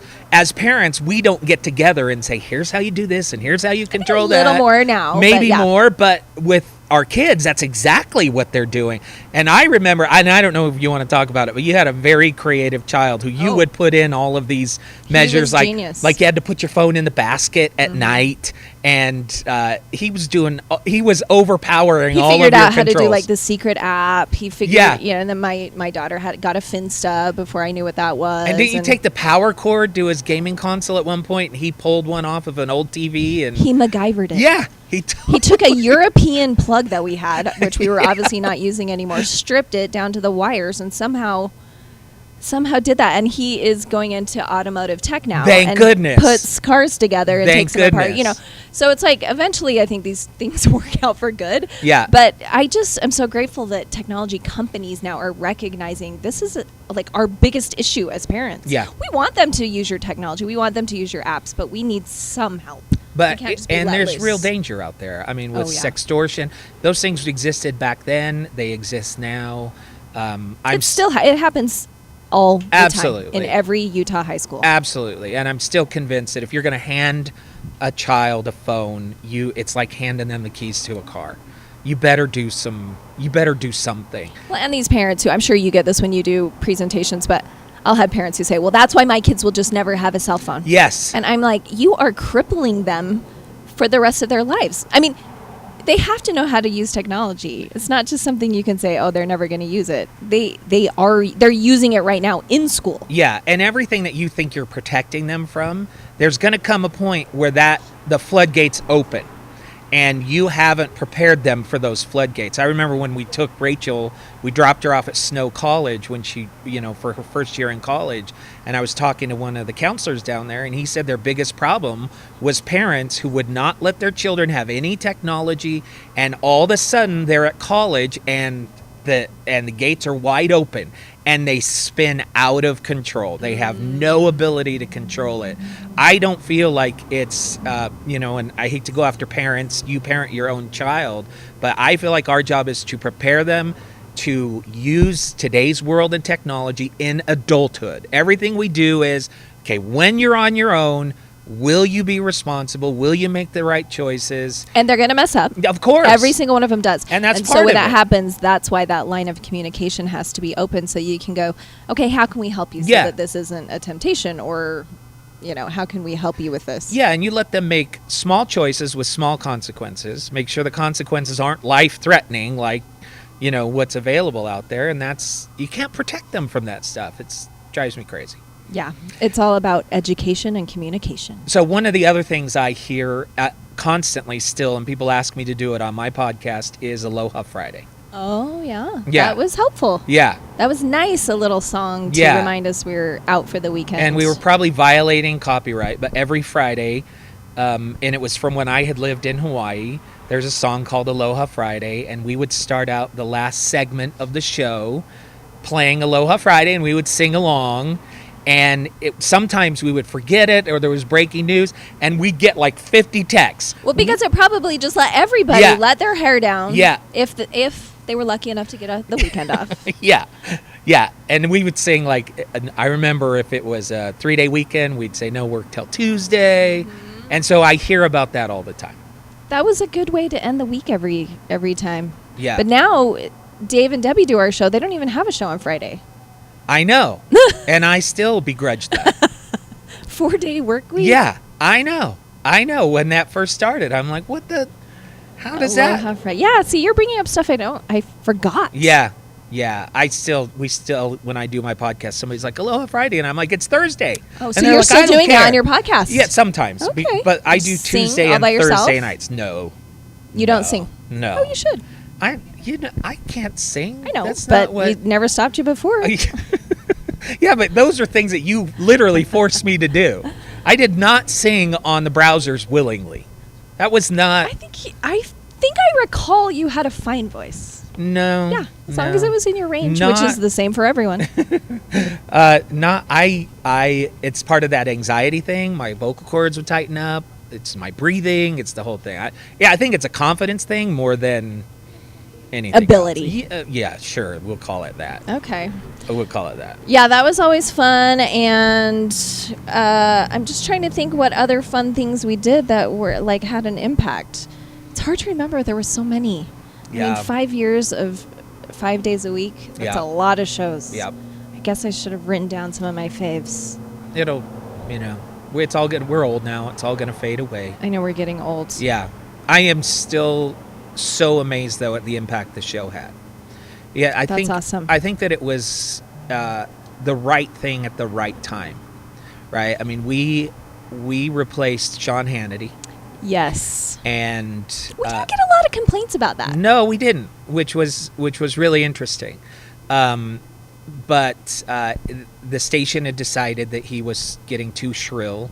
They had done a lot of research and decided that they wanted to change, and so they had told him that they're not going to renew his contract. And I don't know if they put it off or if they just couldn't find anybody. But his contract was going to be over like end of October, and I didn't apply until like the beginning of October. Really? Yeah, it was that close. Oh, I didn't realize that. Yeah, so they didn't have anybody to replace the show. I do remember seeing the ad, and it was like, "Are you a stand-up comic? It was. Are you like?" It was the like, craziest anyone, ad I've ever seen. Ernie Brown was the one who showed it to me. He says, "Hey, look at this," because it had a lot of tech in there. And at the time, I had developed an app for my own show in Dallas. And he's like, "This is techie, but you're funny and this and that." And I'm you have like, family in Utah. Yeah. He was the one who showed it to me. I had no desire at that time to leave Dallas because it was a great show. I was in market number 4. Yeah, big market. Yeah. But like you said, our family was here. My wife's family was here.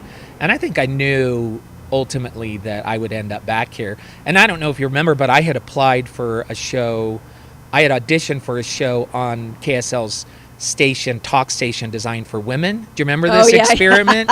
KUTR, do you remember? Mm-hmm. I had auditioned for the morning show and was kind of led to believe that I was going to get it. So our house was on the market. And then Kurt Bester stepped in. Remember? I vaguely remember this. Yeah. Yeah. And so I had thought I was going to KSL initially.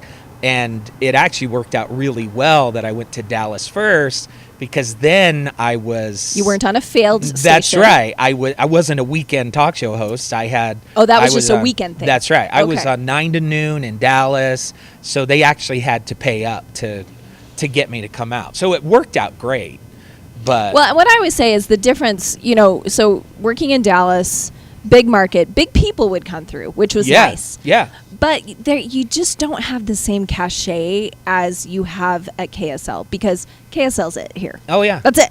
Yeah. So you could call the governor at the drop of a hat and have him come on, or any of the senators, or anyone notable in Utah. You wouldn't necessarily get the national people coming through. No. In Dallas you get Jimmy Carter and Bobby I had and all Bill these Cosby amazing on people several times. Oh, I had. well, I wouldn't brag about that. At the time. At the time, that was the highlight of my career, because I grew up loving Bill Cosby. So it's kind of the big fish, little pond thing. Yeah. So there's benefits to both. I was telling the story earlier today that, do you remember Eddie Money? Sure. The singer Eddie Money? Sure. Yeah. So my children don't know who he is. We had scheduled Eddie Money to be on the show, but we had overlapped it with a remote broadcast at a barbecue store. Okay. So our producer calls Eddie Money and said, "Would you mind coming down to the barbecue store?" No, barbecue equipment, not barbecue food. These are literal barbecues. Oh. He's like, "Yeah, sure, I'll come down." So we're there in between all these smokers and barbecues. Funny. And there's Eddie Money, and we're interviewing Eddie Money. We had on Foreigner. Why would you have these people on? They would just call the station and offer to come up, and these were people that I grew up listening to, and I'm like, yeah, Foreigner, yeah. It was always disappointing because Foreigner. See, I would not have let you have them on as a producer. Yeah, well, Foreigner, come on. I had. Come on.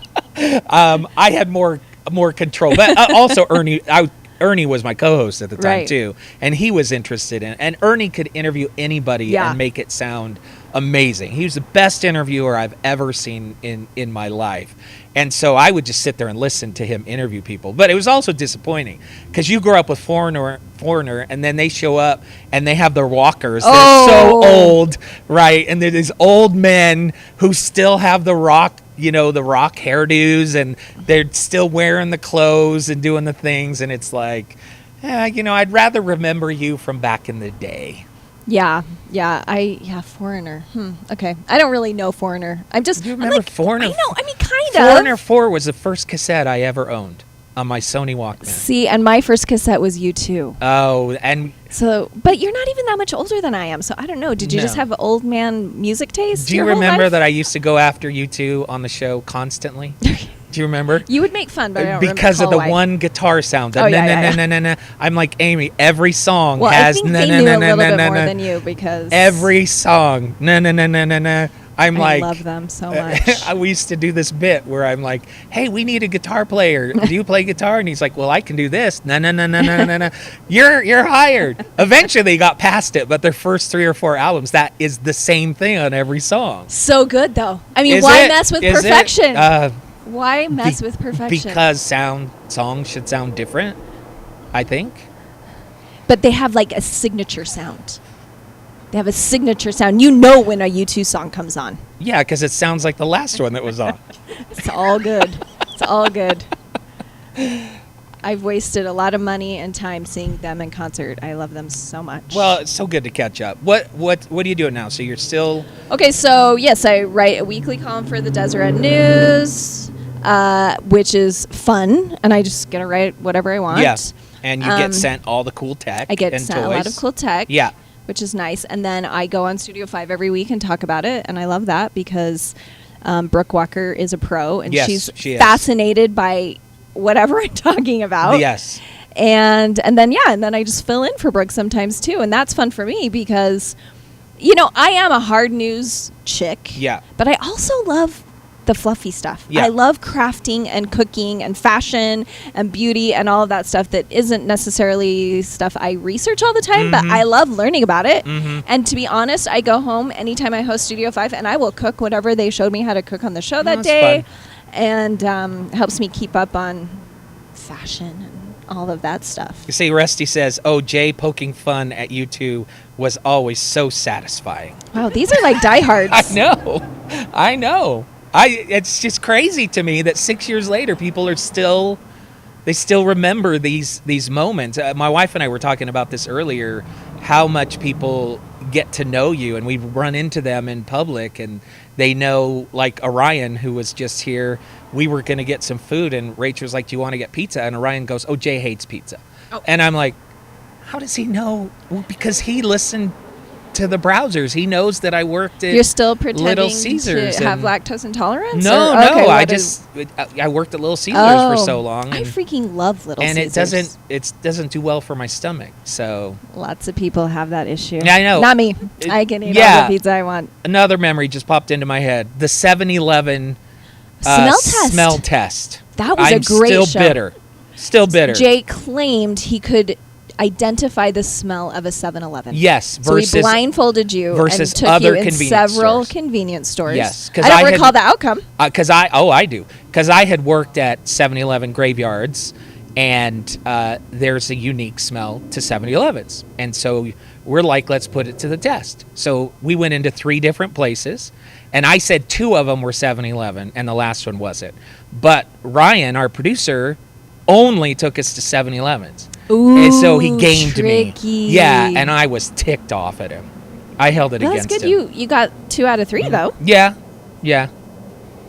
But I mean, imagine this. I still, my phone will still throw up picture memories sometimes. And there is a picture that my phone throws up of you walking me through a 7-Eleven blindfolded. People had to be just wondering what. If that's not a microcosm of what we did on that show, I mean, it just... I think now, and some of these things were popping up as we were ending the show, but like we were just a weird mixture of like what's the group you let? Rhett and Link. Mhm. Rhett and Link. That's basically what they do. Yeah. Like Dude Perfect. Yeah. And like every podcast that's on right now, that's what it was. Yeah. It was just a mixture of all of that. That's Yeah. what made it so fun. There was something for everybody. Yeah. And that was what I think people would say to me the most is it's just so nice to not have to think about politics or And to sometimes talk we about would news. do very we did. serious. We did, and But you knew if you hated the topic, it would be over in 10 minutes. That's right. And something new would be and popping we up. would be moving on. And we covered a lot of serious breaking news. Yeah, I mean, stories. sometimes we would have to do the full show on one topic Yeah. or another if it was serious enough, and we had to be serious. Yeah, which I still can't do. It's You so hard. can.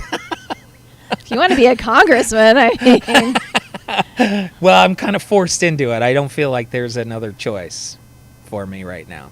I know I see job openings all over for talk show hosts across the country, really? and I haven't applied for one.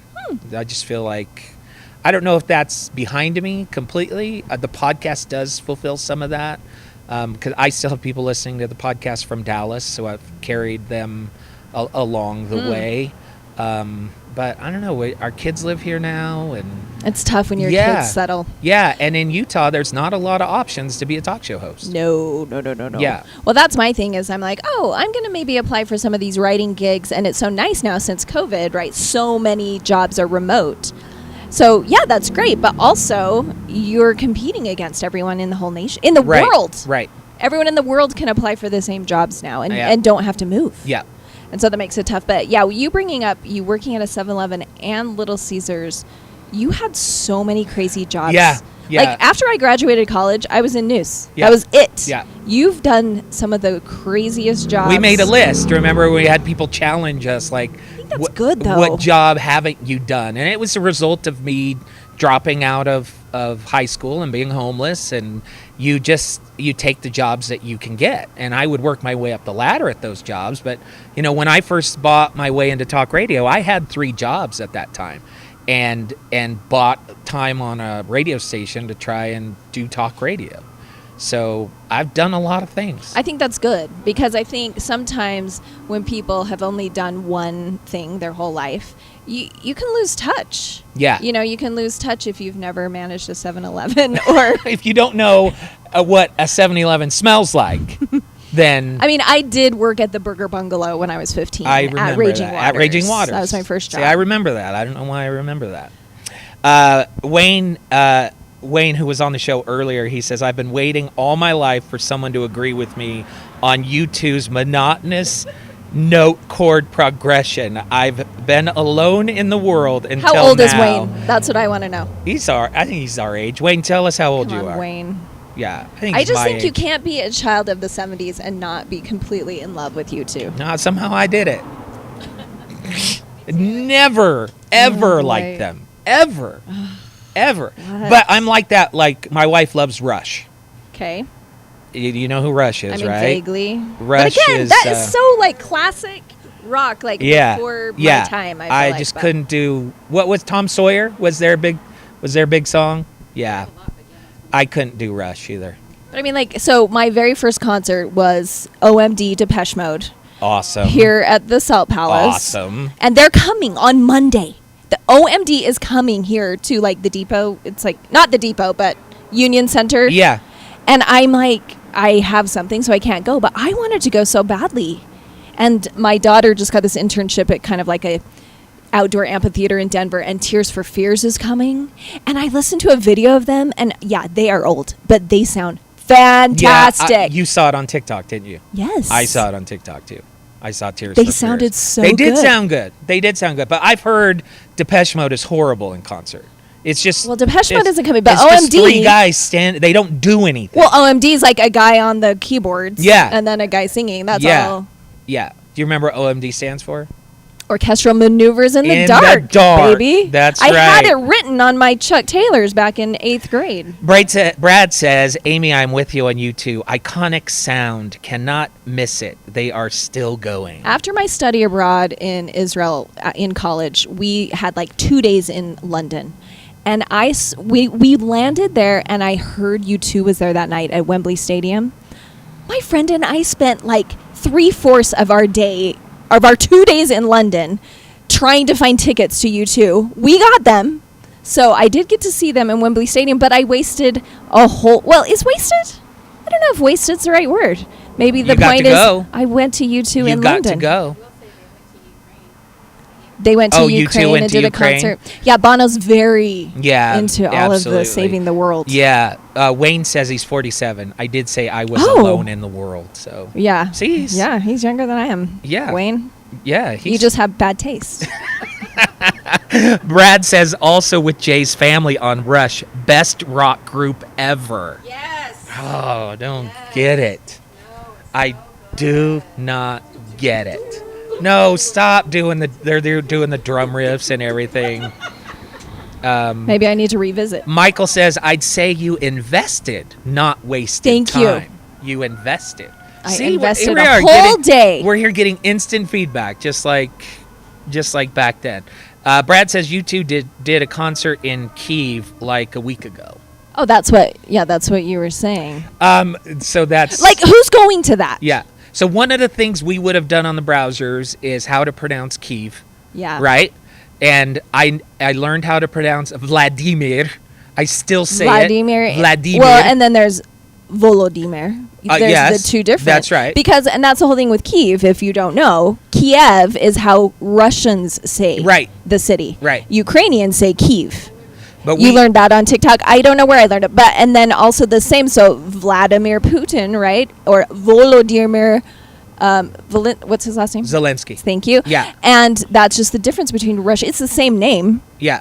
but it's Russian or Ukrainian. So whoever you support, how you pronounce that is relaying that to the world. But we learned Vladimir from the Sochi Olympics.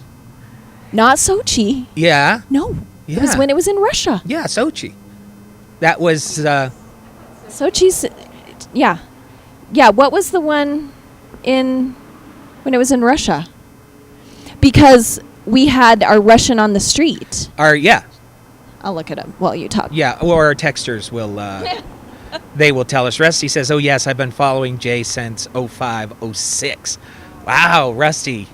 That goes way back. Speaking of Sochi, we did a music video for Sochi. Oh boy, yep. In the sweaters. Do you remember the sweaters that somebody Oh, made for us? yeah. So Olympic All of sweaters. that. Well, people were doing all the ugly Christmas sweaters. This is when the ugly Christmas sweaters was just becoming a popular thing to do.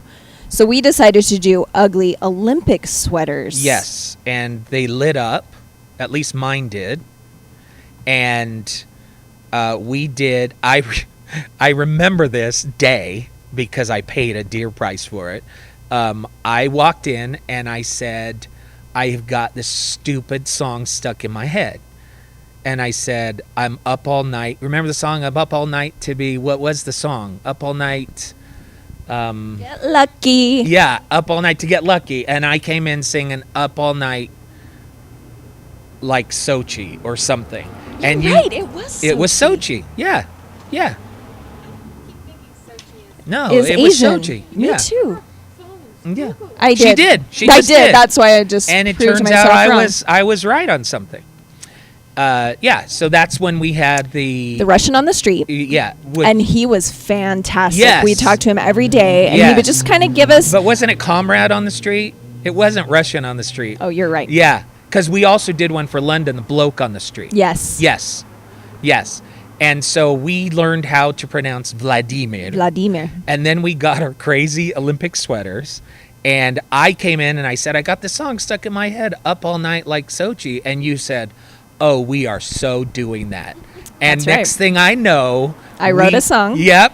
And we had the KSL News videographers. She was the social media Yeah. director, and she got camera and guys. the professional camera guys, and we went all over the station and outside and to the mansion next door. So embarrassing. And we filmed this ridiculous video, Up All Night, something Sochi, Up All Night to watch Sochi. To watch Sochi. Sochi. Yeah. Because you had to watch in the middle of the night. Yeah, Which and- we've done since then. And when we played that on the air, I was embarrassed. That was It was embarrassing. legit embarrassed by It that was one. embarrassing. Yeah. There, I mean, there's Just that nothing simple. more to say. That's just that simple. When people who aren't professional singers sing, well, on we the were radio- lip syncing. I think we recorded it first, and then we lip synced it. but we sang Yes, it. we did. Yes, we did. Why?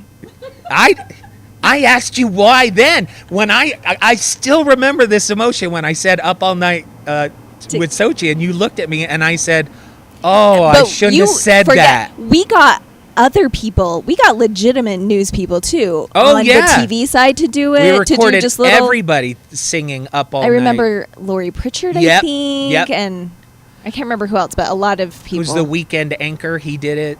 You know who I'm talking about? Hairpiece. Now I don't want to answer because no, it's Keith McCord. We mentioned him earlier in our other video. He has retired, I Yeah. believe, but yes, No. we got a lot of people to do a lot of things they were embarrassed about, which was beautiful. Yeah. It's good for us it's good for the public to see these serious news people let loose a little bit. They knew when we were coming. Oh yeah. Yeah. Usually they got excited because they thought we would have food, which Yes. we normally did. We did have them We'd do always have taste a lot of food. tests Yeah, all the time. that is reminding me of, we started doing a lot of TV, and we would go in the noon news a lot and talk about different things. And there were two things that stand out to me. One, do you remember it was Brain Week, and they had us come hold a human brain? Oh yeah. I still yeah. have that T-shirt, and I love it so much. Yeah. It says something about Brain Week. Or again, this was another great thing. We partnered with a gelato place, and we got to invent gelato flavors. Right. And then people got to come test them. Again, We had a I'm drawn contest. to all those food things. Yeah. But yeah, that was amazing. I don't remember who won. I don't either, but I still love this place. It's on 9th and 15th and 15th. Yeah, I remember it. And they had like a lavender honey that was amazing. So all of those food things where you just trying our costumes. costume. Oh, like when we would do a costume contest No, at the so- symphony? Yeah, the symphony. So we hosted the symphony every year. Another thing that I'm like, they asked me to keep doing it after you left, and I did it one time. Afterwards, but then I'm like, I've done this for like 5 years, guys. Someone else's Do you turn. think you could do somebody else? It is miraculous to see the costumes people came up with. Oh yeah, They were including your top-notch. son who won one year. My son won. Yes. Yeah, we didn't say it Yeah. was my son. Yeah.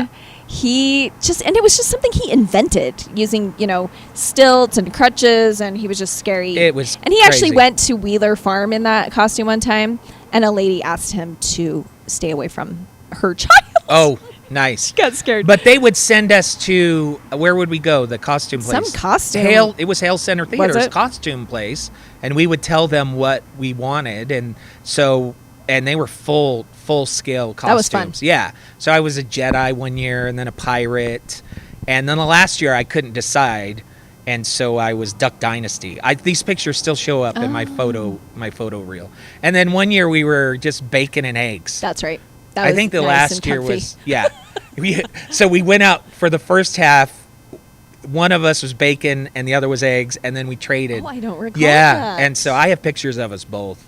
I don't remember all my. I do remember I did like a Marie Antoinette thing with the huge wig. Yes. And then Snow White one year, which is just fulfilling my childhood fantasy. Oh.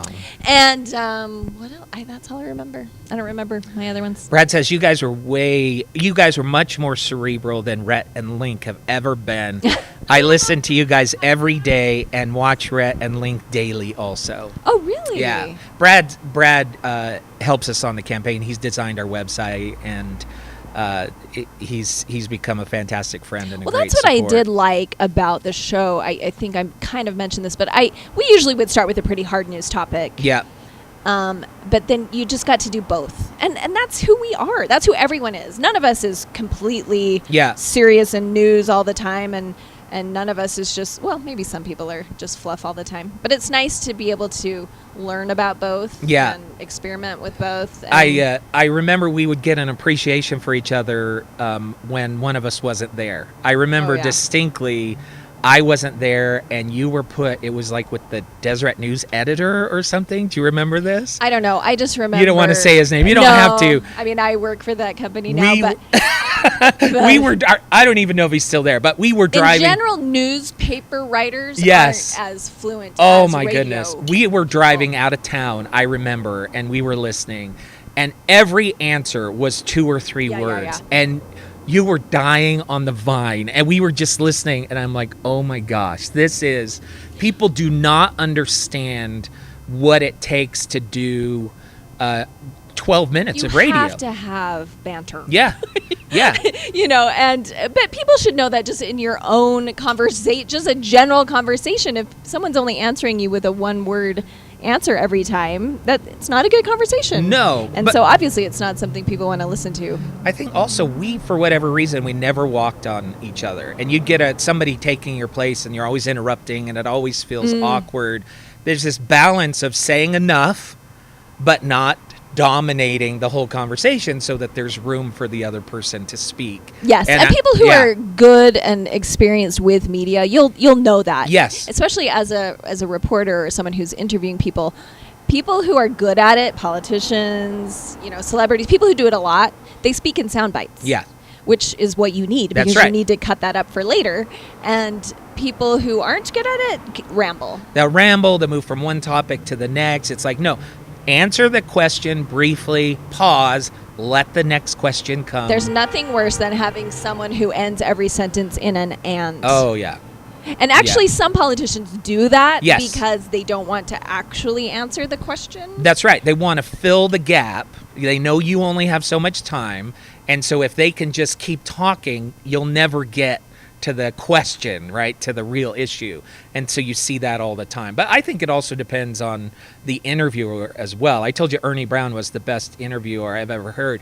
He could get Al Gore to sound amazing. And I'm like, I've never seen Al Gore sound, say more than 3 or 4 words at a time. And Ernie Brown would interview him and I'd be like, oh my God, I could listen to this all day. Well, it's a lot about listening, which a lot of times people who are in media are way more concerned about hearing their own voice. But if you can listen and actually have a conversation than just going down your list of questions. Right. That's one thing. But the other thing is pressing people when they don't answer your question. Yeah. Yeah. And there's not a lot of that going on. Manuel says, man, listen to this. He says, man, I still miss the show every day. Manuel. I know. It's so cute. Yeah. We should do a podcast. Well, I tell you, I listen to a lot of podcasts, and I'm like, this is just radio. It's like everyone's acting like it's this brand new thing. Yeah. A podcast. I'm Yeah. like, this is talk radio. Yeah. Yeah. Just more I programmed. Like yeah. But I do I know this is not how it's supposed to be, but if I can skip commercials on a podcast. Right. But I know that's how everyone needs to make money, but. Yeah. I remember distinctly when I was at KRLD, they were a money-driven, not ratings-driven. There's several philosophies in radio. And with some, you can do fine just selling as many commercials as possible, and you don't worry about the ratings game. And that's what they were when we first got there. And so an average segment for me was, well, we just heard cars screeching. An average segment for me was 5 or 6 minutes tops. I'm in, I'm monologuing, I'm out. And I got to KSL, and they were very strict about their breaks and the length. And I remember I was there at midnight. I was with somebody who was trying out for the show, and I got in there and I monologued, and I'm like, yeah, and I feel like I nailed it. And I look up, and there are 8 minutes left on the clock still. And I'm like, I'm dead. I am completely dead. I do not know how to do this.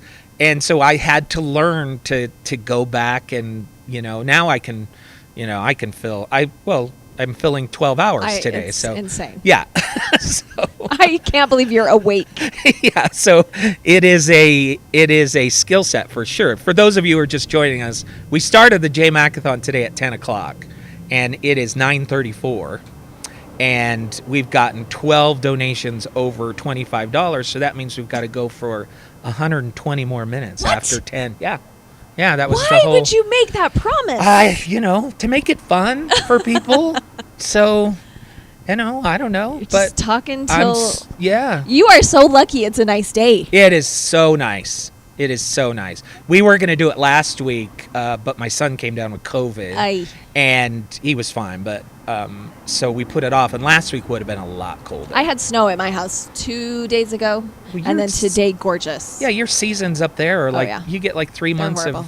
of summer, and I that's feel it. like I mean, not to bring us all down, but COVID is raging back. I I know. know so many people with I know. COVID right now. yeah. I mean, it's less. I mean, Yeah. the symptoms are all less and all of that, but it's raging again. I would tell you that I would have loved to have been doing the browsers during COVID because there was So much so much misinformation. misinformation, and I spent so much of my podcast time debunking every single day, and just to give people a source, because that's the other thing is we told people where we got the information. We published it. At one point, we were going to do a browser's website where all of our stories would be published. Remember, there was going to be a browser's app, and then I built a browser's app. It's way too futuristic. That's right. And then they shut it down because upstairs said, no, we do all the developing. Yes. And so we couldn't do that. But just a source where people could go, get that information, and, just share it every single day. I think that would have been a great You could a have great done thing. debunking every day for 2 hours. I know. Just on stuff that's on Facebook. Yeah. It's still there. I still and- see it. And election fraud. Same thing. You could just debunk constantly. I tell you though, it is seeing people post things over the past couple of years has really let you get to know your neighbors in ways that you Yeah. may not have Yeah. before, Yeah. and maybe like them more or be a little disenchanted with them. Yeah. Brad says Amy should come on the JayMac podcast periodically. Oh, Yeah. If I'm I'm going to be in Congress, so it might be difficult, Right. So that's right. Yeah. You might be a little busy. So if the Congress thing doesn't work out, then Do any Congress people have podcasts? I don't think so. I wonder if they could. I see them doing like video posts for social media and things. I would love to do it. I think it's just a matter of scheduling. I mean, That's the ultimate town hall. absolutely. If you could do that every week. Absolutely. And tell people what you're working on and what's going on. I think that would be... So I would love to do it, but I have no idea what that schedule's going to be like. This is Brett. Brett said, you two should start your own podcast together. I miss you guys on the browser. You guys are great. And tonight, you guys have done amazing on the air. Oh, This is wow, very nice. thank you. Just in time for the crumble cookies to Yeah, arrive. look at that. Speaking of trying... I mean, if we trying had the things. show now, we would get to do like a cookie taste test. Yeah. Of all the cookies. Absolutely. Because I've done my personal taste tests. I can tell you which place has the best. Yeah. You get you have that cherry. I love it, Sonic. I still go there once in a while, To the song. They'll say, "Do you want the cherry on top?" Yes, because I don't like them. Did you... So I so appreciate them not wasting that maraschino cherry. Yeah. Did you ever get a Pebble ice machine? Yes. You did. Because I sent you a countertop one. Was that after I left the show? Yes. So yes, when we finished our basement, that was another test I did for Studio 5, actually. I went over to Orson Gigi. I went because there's only a few Pebble ice machines. They didn't have At these that countertop time, right, ones. at that time, yeah. So I have the full-fledged. It's about the size of a compactor, Yeah. like a garbage Yeah. compact.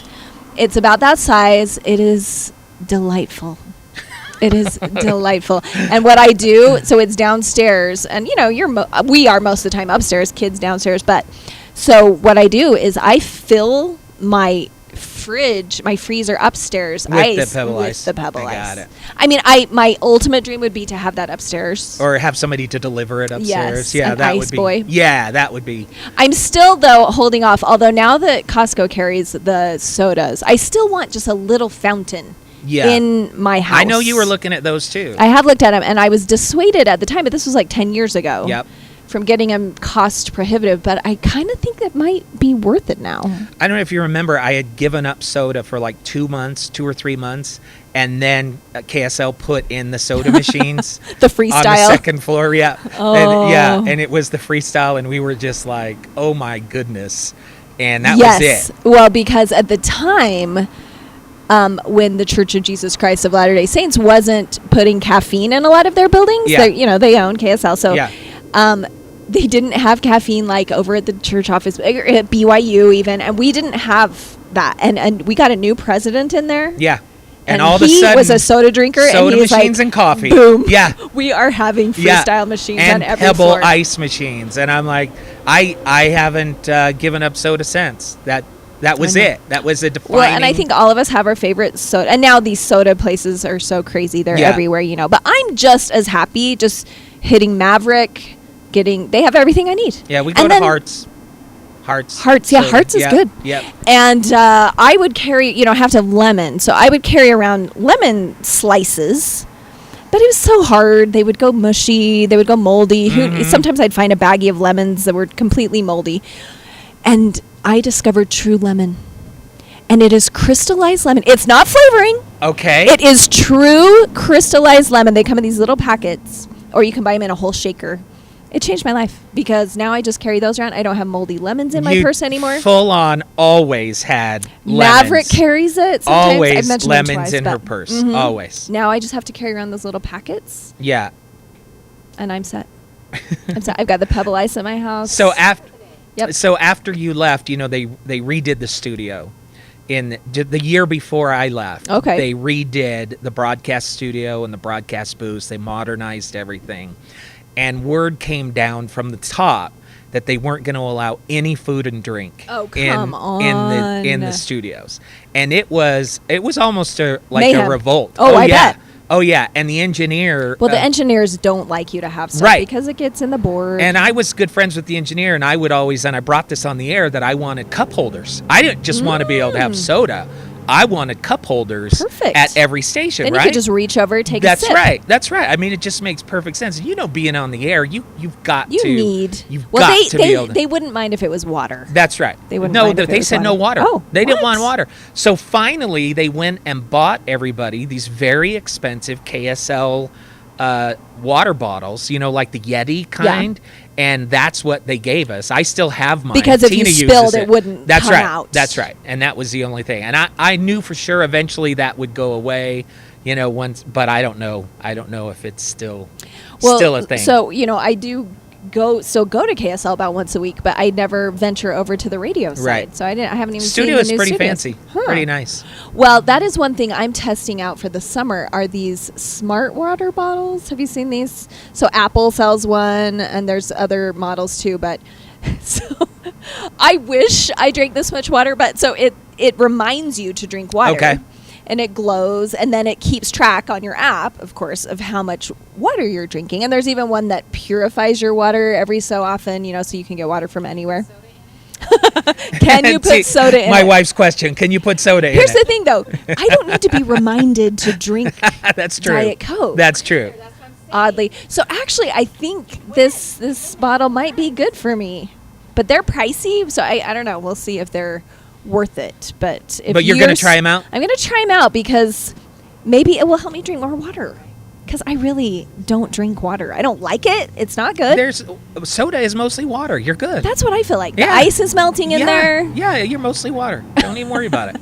There's nothing. I'm If you're still not big. keeling over every day for dehydration, then you're getting water. My daughter is a trader, and she moved over to Coke Zero like you See. instead of the Diet Coke. Yeah.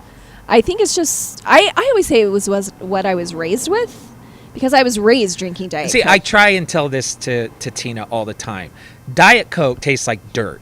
And, I know you say and that. it's horrible. And maybe I But- don't like it without lemon. But it's all, that's right. You have to hide it. Now Tina loves it, but it was all that you had. Went back. That was you had Tab. We had Tab for a few years, and that then we was switched to the Diet Coke. worst. And then you went to Diet Coke, and Diet Coke wasn't. People weren't like, "Oh, this is amazing." They were like, "Okay, No it's an calories. acquired taste. It's something that I can drink." Meanwhile, the rest of the soda world is caught up, and they actually have flavor in their drinks.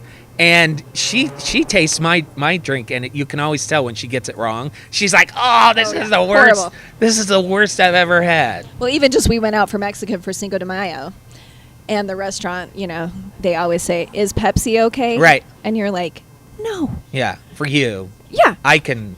Yeah. Some Yeah. people can go. Yeah, I'll go Either. Diet Pepsi. I can do Diet Pepsi. I went to my car and got my own drink.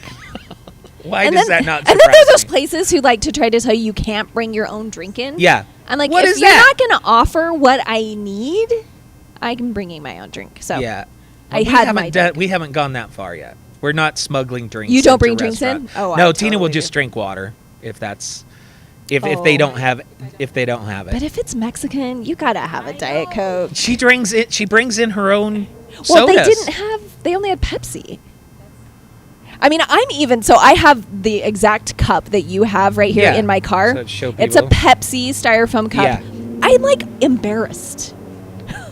I'm like, I don't want Because to it be says like Pepsi? promoting Pepsi. But so the lids that go on those styrofoam cups are Uh-huh. highly superior to the ones that are like more rounded, and sometimes the drink can seep over.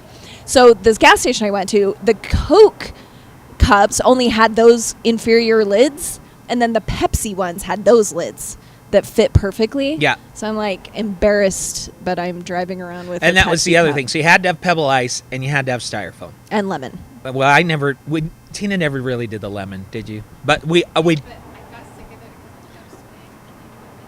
And they put too much, and the Swig flavoring's put not the too same. much. I am telling you right now, I have converted so many people to True Lemon. They should be paying me. They also have lime, but it's not a flavoring. It is True Lemon that's crystallized. true lemon that's Yes. crystallized. I mean, we chat They do on need to Instagram. pay you. We- Yes. Yeah. We're aware of each other. I'm just saying they are amazing. And you can buy a shaker, so you can put it like Oh, in, so when it's you're like cooking. salt, Yeah. like a salt shaker. Or if you have a really large drink or a smaller drink, you can just put as much in as you need. It's in your local grocery store, either near the drink add-ins, True Lemon. There's also True Lime, or buy your sugars. I just You're got welcome. I just got word that we got 2 more donations Oh, Jay. over $25. So that's going to be I'd stay, but I have to pick up 130 my minutes. son No, from you're his good. friends. You're good. I can't believe you've been on this long, but it's funny. It's just like it's like where we left off. Well, if you can talk, you can talk. I mean, it's That's true, but I mean for me and us, it's always been more about that. It's just I've always felt we had a chemistry on the air from day one. well, because going back to how the show got off the ground, you called me. We had a great conversation on the phone, like before we ever met in person. Yeah. And to me, there are things that you can duplicate and you can train, and there are things you can't. And to do that show that we did, I've never heard anybody do a show like that before. I think that it was absolutely a result of that chemistry. I think one of my favorite things is that we used to get to a point where even now, I see gut flora stories. Yeah. And I want to send them to you. You can. Yeah, Dude, I still get my science news feed just Yeah. like I got back on the browsers, and I see gut flora, and I'm like, oh man, I don't get to share this with Amy Iverson and And play it's the sound important. effect. Oh, remember so the gross. sound effect for gut Yes. flora? Well, and those are other things that really made an impact on me that virtually changed my life. Learning about pink slime, learning about green sheen. Yeah. I mean, if you guys remember the whole pink slime thing, that's how they make some chicken nuggets. Yeah. And kids were still raising their hand wanting to eat them, Yeah. seeing that it was just mush. Yeah. And then the green sheen on the roast beef, remember? I mean, these are still things that impact my life because I live in a rural area, and so I am adamant about getting my everything fresh. Right. Fresh beef, fresh chicken, and I know not everyone has that luxury, but if you can get things that are not processed, after you learn about it, you are just like, how are we putting this in our bodies? There were a lot of things on the show where I just wish I didn't find out. Just wish. Pink Slime was one of them. Yeah. But that was one of the best songs ever Yes.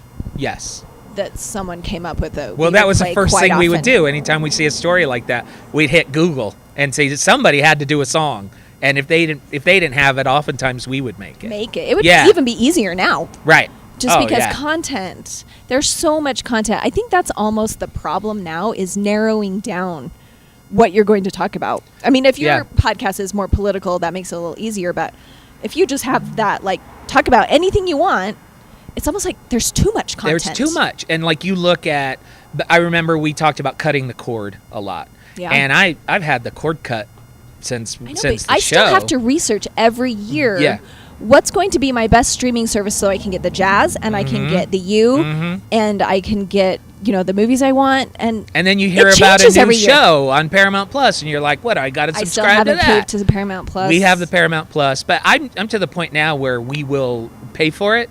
We'll watch the series and then we'll cut it off because they let you month to month. Yeah, and you used to do that, I think, with the Jazz. I remember. Well, I just this week Yeah. I turned off my NBA add-in, and I was like, oh, I'm still paying for this University of Utah add-in. Like they're not even playing anything right now. So I'm kind of a month to month thing, but again, it's just something else you have to do.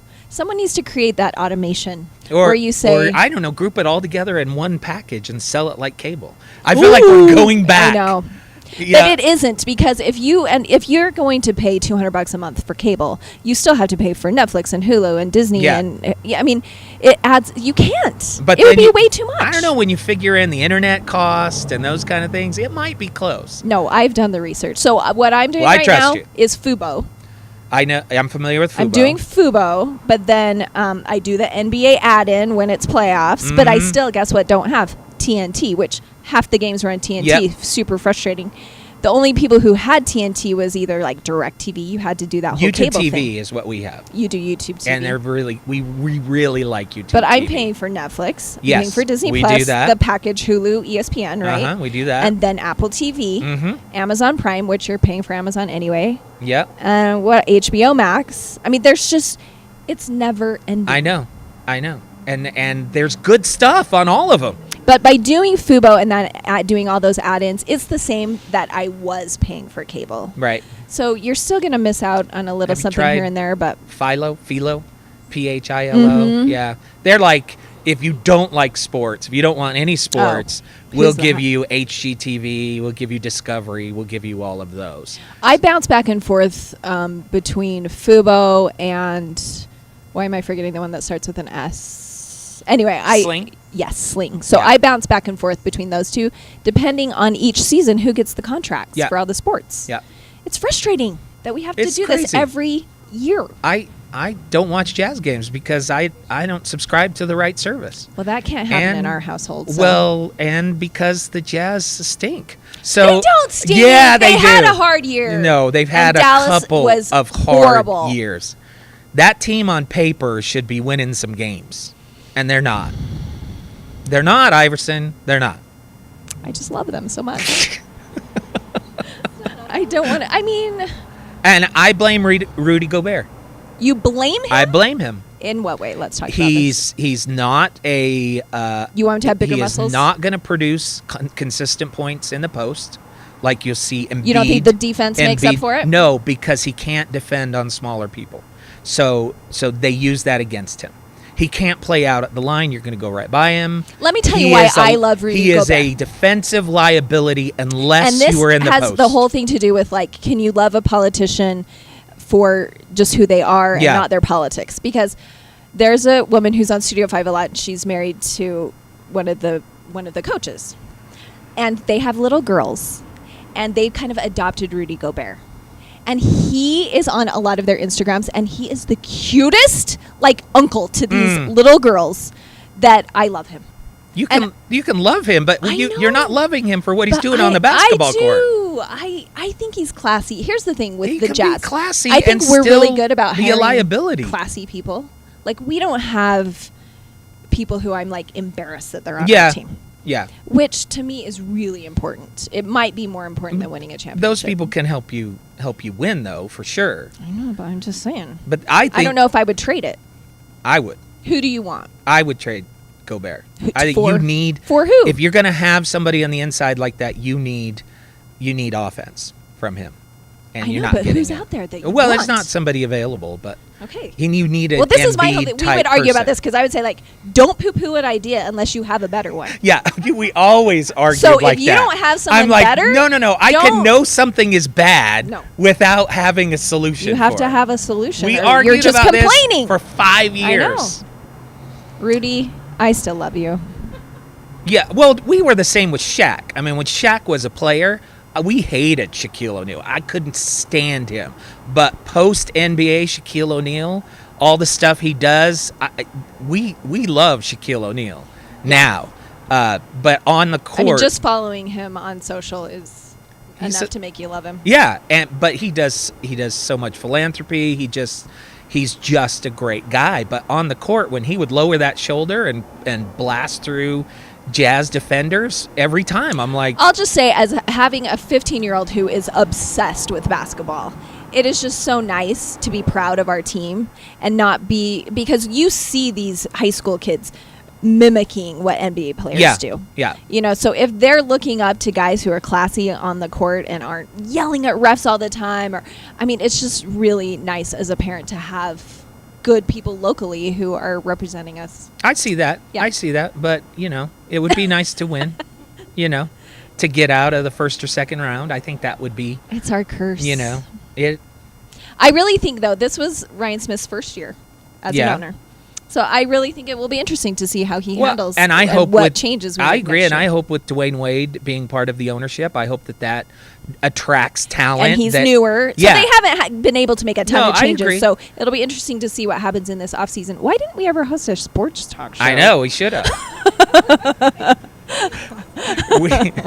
we should. It was my favorite thing to go down, and when you left, Alex Keary and Scott Mitchell started doing that sports show, and I would fill in with them sometimes. I love the sports talk, and I watch the NBA like crazy. And I got my son, my 21-year-old son, who has never had interest in sports ever in his life, during COVID started watching with me, and he's now like a basketball savant. He knows every player. He knows all their moves. He does the color commentary during every game. It's such a good bonding Yeah, thing. and That's how I am So with we now have my son. this time together that we never would have had before because he was playing video games. So I feel like it's young boys who get like that. So my son is like that with the NBA, and he's also like that with Avengers. Like we just went and saw Doctor Strange last week, and I'm just like, okay, I watched like some of WandaVision, but not. I mean, I haven't seen every TV show. I mean, I made the list one time. I'm like, okay, I'm gonna do this. I'm gonna like watch every movie and every TV series so I can like. You can't. Yeah. It would take up your entire life. But somehow my son has done it, and he knows how everything's related, and he had to explain a lot of stuff to me. yeah, after. we're huge Marvel. We love it. So we're up to date. In But fact, this last one? we're rewatching them in sequential order Okay, right you now. guys, too much time. So we Oh, you haven't seen it yet. send them over to It's our house. mind-bending, and I feel like WandaVision was so integral to this story that I was like, ugh, I should have I'm finished it. tired of multiverses. I'm telling you this. Well, this movie will blow I your am mind because so tired of it. now with them creating all these multiverses, and I won't spoil anything, but they are creating like the same characters, but they're different people in the different universes. So it's never ending. They're actually genius because they can go Anywhere they want. Infinity Stone. Do anything that Yep. they want. But can we add 10 more superheroes to the Marvel universe? I mean, and you will get blown away by some of the ones who are in this one that you did not expect to pop up. yeah, well, like we love the Spider-Man, Yeah, and yeah. it's got a multiverse element to Oh, yeah. it and stuff, but I'm like, come on, it's just too much. It's too much. I can't It's a have lot. the Eternals living in the same universe as Marvel characters. I can't do it. And someone pops up in this, people who have seen it know who I'm talking about, but someone pops up in this one that you didn't know was going to be part of the Marvel universe that you're like, I mean, people cheered. Yeah. And then at the end, in one of the post-credit scenes, someone else that you're like, what? They're going to be in it now too? I Yeah. mean, but my son, every actor, my son just after well, I don't want to ruin him. I can't Don't say ruin it. it. I can't say it. Okay. Don't ruin it. David asked if I liked the Jazz in their prime in the late 90s and early 2000s. course, who didn't? Well, a lot of people don't know. I didn't grow up with sports. So it was Tina, my wife, who got me into watching basketball. And that was during Jordan and Barkley. And we were able to come and see some of the playoff games against the Lakers. And we were heartbroken by Michael Jordan and the shot where he pushes off against B-Russ, right? So, yes, and my wife will never, ever forgive Karl Malone for going to the Lakers in his lot last of year. U-turns, yep. She would never do it. So I grew up with that. And generally, one of the reasons why I typically like the Jazz, it's not that I don't like them, it's just that I don't think that they're built properly, and I think Gobert is part of it. I love team ball. I don't like hero ball. I like team ball, and Jazz typically Always have been from that way. Sloan to Quinn Snyder, they are team ball. The only one who is slightly hero ball, but I can accept it because he's so good, is Donovan. Clarkson. Oh, I think Clarkson. Donovan is a little Donovan bit too. can get there. He has his moments, but there's this sense you're the star, you need to take over. Clarkson will come out and just some of the stuff that he does, I'm just like, okay, do it, because you know, if He's pretty reliable. Yeah, if you can pull that off, then what am I going to say? My husband and I about it? always talk about, we were young undergrads, no money, you know, just living in some little condo. And some guy in our neighborhood just called us and said, my kid's graduating and I can't go to the Jazz game tonight. Playoffs against the Bulls. I mean, who just gives? I'm like, I'm not even at that point yet. I don't feel like in my life where I could just give a neighbor my Jazz playoff tickets. Yeah. I would sell those babies, right? And so, yeah, we got to see Jordan that night in his prime from pretty good seats. And I didn't at the time realize what a gift that was. Yeah. But no one will ever get to see that again. I know. It's amazing. I can't believe we went to sports. We actually talked about something on this show that we had never talked about on the browser. Not very often. No, Once in a maybe if it was a controversy. We'd have Alex Curie on usually. That's right. Well, because usually it was BYU. I mean, I'm a Ute, so I had to grin and bear it talking about BYU so much on KSL. Tina is BYU fan. We watch all BYU basketball, all BYU football. So did you go there? See, her dad did. That is her the dad whole was thing. a professor. So my dad is a diehard BYU fan. Didn't go there. My husband's dad, diehard BYU fan. Didn't go there. My husband and I both went to the U. They didn't. You know, I root for whoever my kids when we moved up here. This is the high school I root for. So I'm a little bitter that my dad didn't transfer over to be a Ute fan. Yeah. But he says, and I think this is what it was. You know, when they moved here and it was like the Jim McMahon phase, and BYU was just everything. And so that they became lifelong fans. Yeah. So we fight. It's fine. It's fine. Well, I know you have to go. Yes, thank you for having me. This has been such a blast.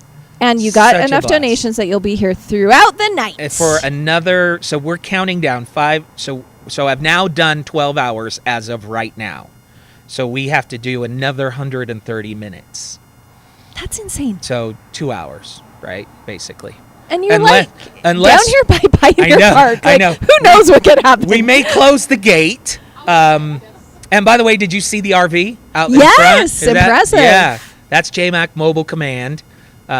So this has been. What such are you a blast. doing in that? Are you like traveling around? Yeah, so Okay. Tina and I just took it to St. George. Nice. We were in a parade, the Cotton Days parade. Fantastic. And it's just, you know, what I do for my day job is I'm on the phone all the time, which is crazy. I would have never done that before the campaign, but I can now actually call strangers. Yeah. And so I will drive it to a neighborhood and do my work from that neighborhood. So typically during the week, the RV is parked somewhere in the district. And then if I can, I'll go on Facebook Live at like 5 and say, hey, come on out. And people will come out fun. and say hello and meet me. So Look at you. Yeah, it's been becoming a man of the people. I know, it's crazy. And actually meeting strangers and shaking hands. And, you know, the last campaign changed me a lot, even though I think it would have changed me a lot more if it wasn't mid-COVID. Because, you know, we had all these plans, have cottage meetings and all these rallies and all these things. Got slammed. COVID hits, and I campaigned from my living room the entire campaign. So and hard. so, it was a total game changer. And now here we are starting again, and COVID is kind of roaring back. So I've seen a lot more people wearing masks like the past week than I have in a long time. Yeah, I have too. So Not me, though. we will see. Well, we will have to do this again for sure. Maybe we'll wait and see what happens with the campaign. Yeah, but good you're luck. so kind to come down. It's so good to talk. It just reminds me of my favorite The 5 good years old on days. Raiders. Yeah. And people need to know they can still see you on Deseret.com/Amy. Yep. That's my website with all the columns. And then, Studio 5 every week. Do you think you ever want to go back to anything full-time like radio or TV? Yeah, maybe. Yeah? Maybe. Still in the cards? Yes. I haven't decided what I want to be when I grow up yet. Yeah, that sounds familiar. Yeah. So I'm 53 now. Still trying to figure it out. Yeah. I don't do math, you know.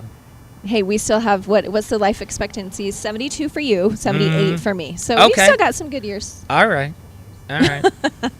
Thanks, Jay. Yeah, so glad. Brad says Amy and JayMac podcast. He wants it. So we'll see. We'll have to do this again. But thank you for being here in person. That was totally cool. Thank you. A great night. And I'll let you go, but I've got to keep talking for another. Good luck. Another 130 minutes. Enjoy. Get one of these lovely ladies from your family on. All right. Thank you so much, Iverson. Bye. Do you get called Iverson ever by anybody else? Not really. Yeah. I don't know if you liked me calling you Iverson at first, but eventually There's not very many of us, so it's a good. I mean, Right. there's many more Amy's in the world than Yeah. Iversons. So Yeah. I always, anytime I hear Allen Iverson, I immediately think Amy. AI. Iverson. Yeah. We have the same initials, Yep. so I get asked that a lot. Yeah. If I'm related, we Yeah. are. You are. We're bros. Okay. Yeah, I believe you. All right, Thanks, Jay. Iverson. Drive safe. Bye-bye. Have a great night. Say hello to your husband for me. All right. And your youngest, he used to be a big fan of mine. I remember. He still likes you. I asked when I was going to come down during the day. He was even considering Oh, coming. that would have been great. But he's hanging out with friends tonight. Much more important than you. Okay, we'll go pick him up. Okay. And I will let you go. Thanks. Thanks, Bye. Amy. That was fantastic. If you're just I don't know what that car is pulling in. Oh, I know who that is. That's our campaign manager, Dave Long, coming in. That's Dave. Yep. So I think he would actually love to meet you, Amy. He was a huge fan of the browsers. So you've got perfect timing. He is walking over here. See, I can have dead air. Hey, Dave. Amy Iverson. So if you are just joining us, you see that clock ticking down. It started at 12 hours, and that was at 10 o'clock today. And I'll be honest with you, I had no idea what today would be like. I had no idea how the technology stream from a location. And let me get the light maybe a little bit towards me here. And so we had some technology issues that we had to work through, and it seems like that's been figured out. We didn't know how it would be bringing on guests both online and in person. And I would say overall, it's been fantastic. The biggest question was, would I be able to have my voice survive? And I still have some voice left. And the other question is, would we be able to generate money for the campaign? And as we said, we were taking donations, and any donation of $25 or more would equal 10 more minutes of airtime for me tonight. So we're now in the bonus. This is bonus time. The stream countdown has counted down. I wonder if I can set that. I'll bet I can. Let's see here. Why don't we just call it that? Is that right? Did I do the math right on that? Something like that. Close. That's close. Anyway, we'll figure it out. And I'm still going to hold to the deal. So if you still have time to make a donation, go to JayMacForUtah.com or go to the QR code that you see there. You can Venmo and make a donation, and I'll stay here as long as you guys keep paying for it. Let's see. This is Daniel and Janelle on YouTube says, I'm tired and I haven't even been there. Ha ha. David is correcting my time. Thank you, David. I'm trying to talk and think on the fly. So let's fix that. So it's actually 2 and 10. Have we got one more? $20 one. Oh, a $20 one? I think they would be nice. Yeah, so Brad says 2 hours and 10 minutes. Thank you guys for helping me do the math there on the fly. I will tell you, I didn't know, like I said, I didn't know how this was going to turn out. But it has been really fun. And I do think that if we work out our technical issues here, that we can do this in other places. I think I'd like to do it out in Tooele and do one back in St. George or Cedar City. If you guys want that to happen, we'll round up a bunch of guests, and we will do the same. But I do have some other things that I have lined up to possibly talk to you about. I'd also like to get my wife back on the microphone. Not right this second, though. We're going to take a quick break. I am going to take a quick timeout, so give me like 10 minutes to catch my breath and catch my voice, and I will be back with you. And that will give you time to scan the QR code and to make a donation. Let's see if you have the ability to keep me here even longer.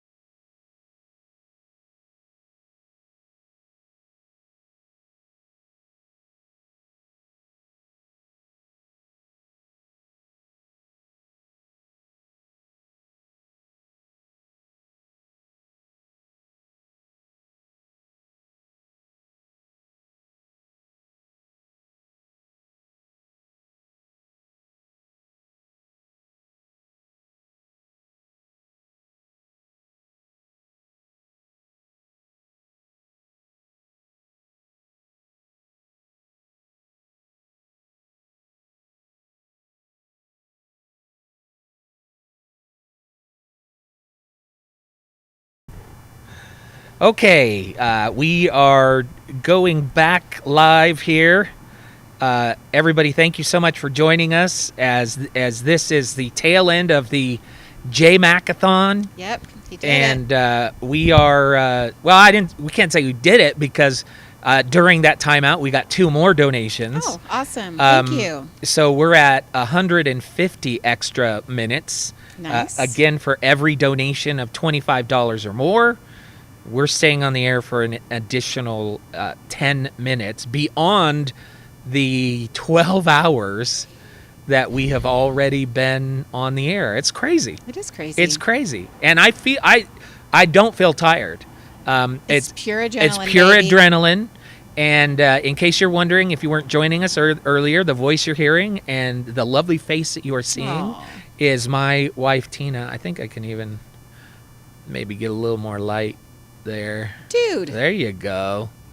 Yeah. Okay, now Yeah. I see rings. And if you just are joining us, you just missed 2 hours of a Browsers reunion with Amy Iverson. She was kind enough to come down and to reminisce about that show. It was so and fun. It kind of made my heart ache a little bit Yeah. because that was such an incredible experience. You had a great work wife. Yeah, that's right. And we had a lot of people saying, you guys need to get back on the air. You need to do a podcast together. I 100% support that. Yeah, I think it's a great idea. Obviously, we're focused on other things right now.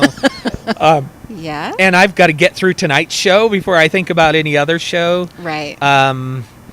Let's see. Michael Shelton is helping us figure out the math. He says that's midnight with current donations. So I think I'm actually gonna turn off the countdown because that still might adjust. So you guys can help me. Michael, you guys can help me do the math. So right now we are scheduled to go until 12:30.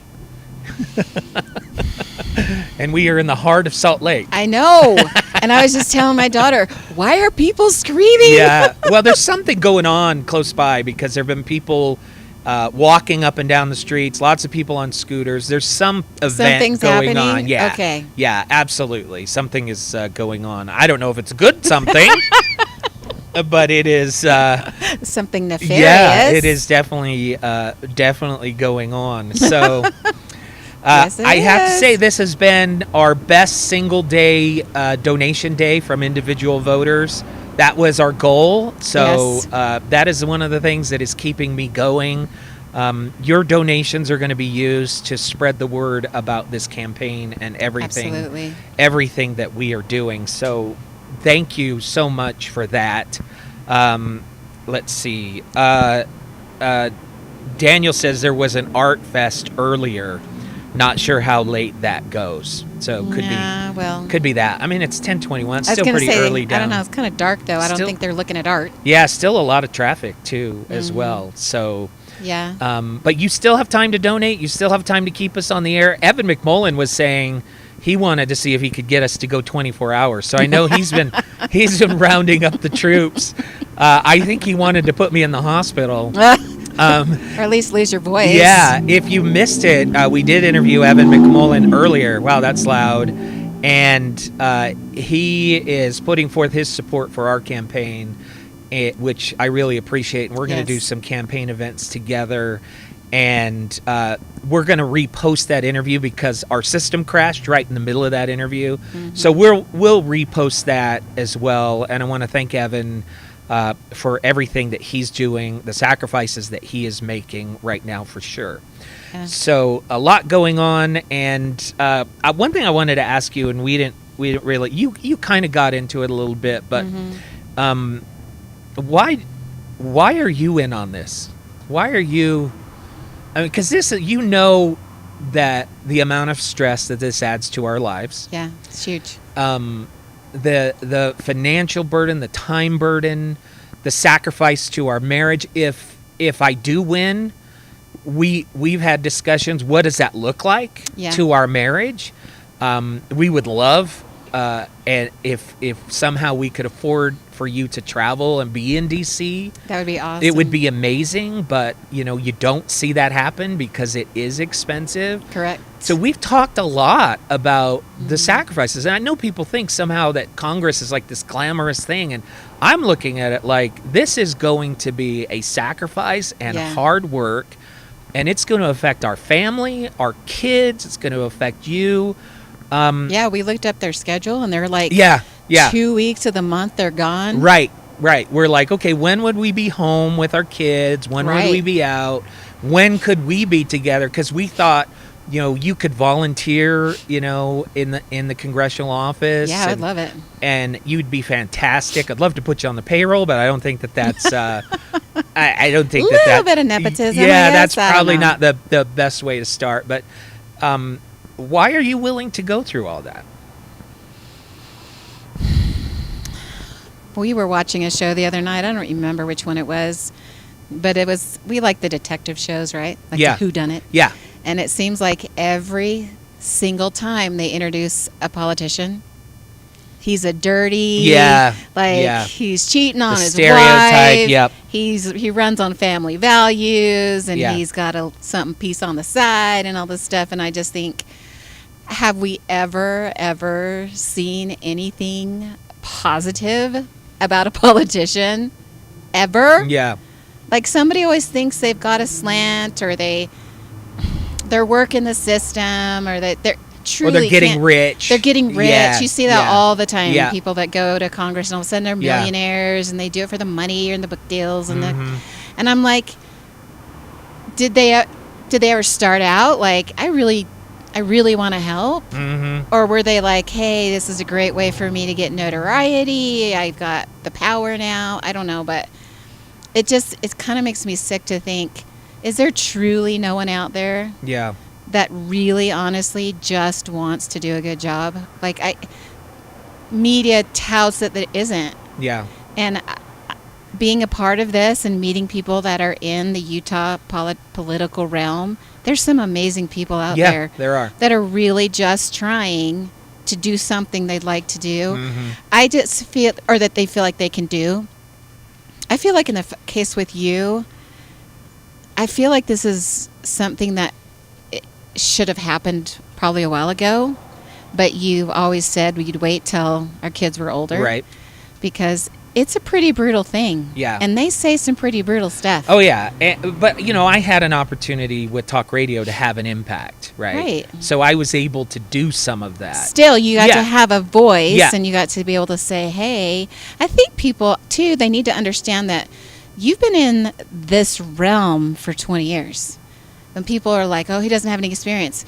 There isn't a topic out there that he doesn't know about, hasn't studied, doesn't have an opinion about because he spent time thinking. Mhm. You've spent 20 years. How many Yeah. politicians before they get into politics have spent 20 plus years looking at what they believe, looking at each issue, looking through different states that you lived in? How does that affect, how do these laws affect Yeah. each state, us, So I feel like it's kind of the next step. You know it.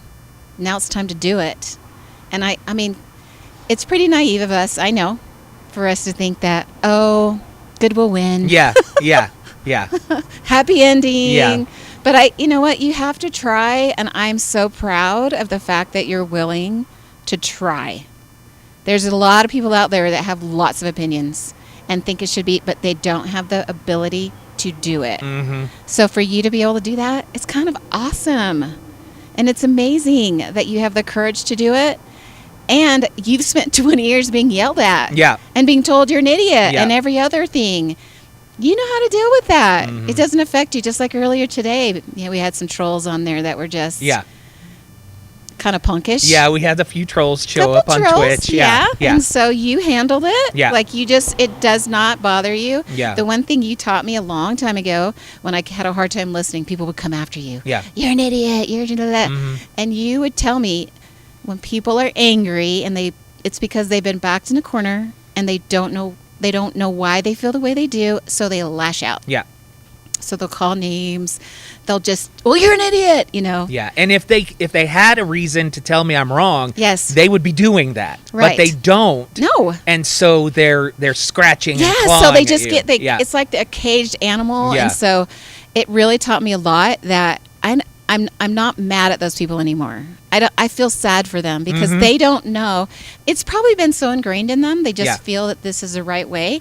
They just don't know how to verbalize it, and they're nervous coming on the air, you know, and you've already talked to 5,000 people about this exact same topic. Well, it's like that troll. People missed it earlier. He said, "I look like Alex Jones, but I'm fatter." Right? Yeah. And I just asked him. I said, what type of person are you that your first interaction with somebody who you never met, right, you're going to call them fat? What is that? Yeah. What is going on in your life? Exactly. That you feel that that's a proper response right out of the gate. Right. Right out of the gate. You don't know anything about me. That person had just tuned in, had been watching for minutes. Yes. And decides to call me fat. Yeah. What is that? What is happening in your soul? Right. That's where we turn. Right. Yeah. And you know what? I just think that, okay, if somebody says that to me, don't tell me. I don't want to know. Yeah.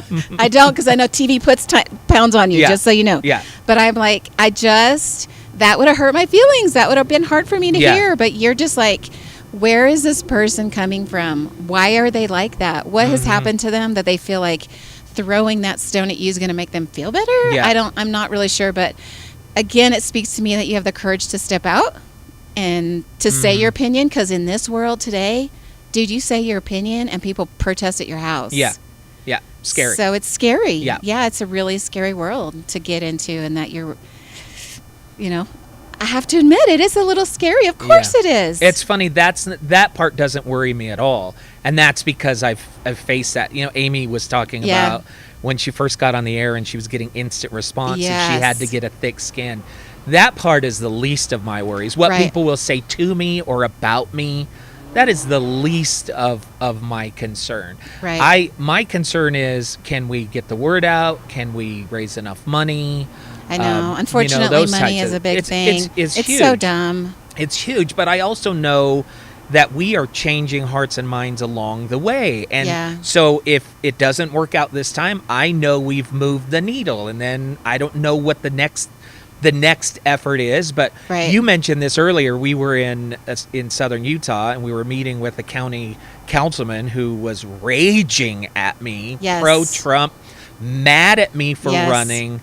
Didn't even know you, knew nothing about you, and said, I'm never going to vote for you. Assaulting me, saying, why do you think you can start off in Congress? Why don't you start lower?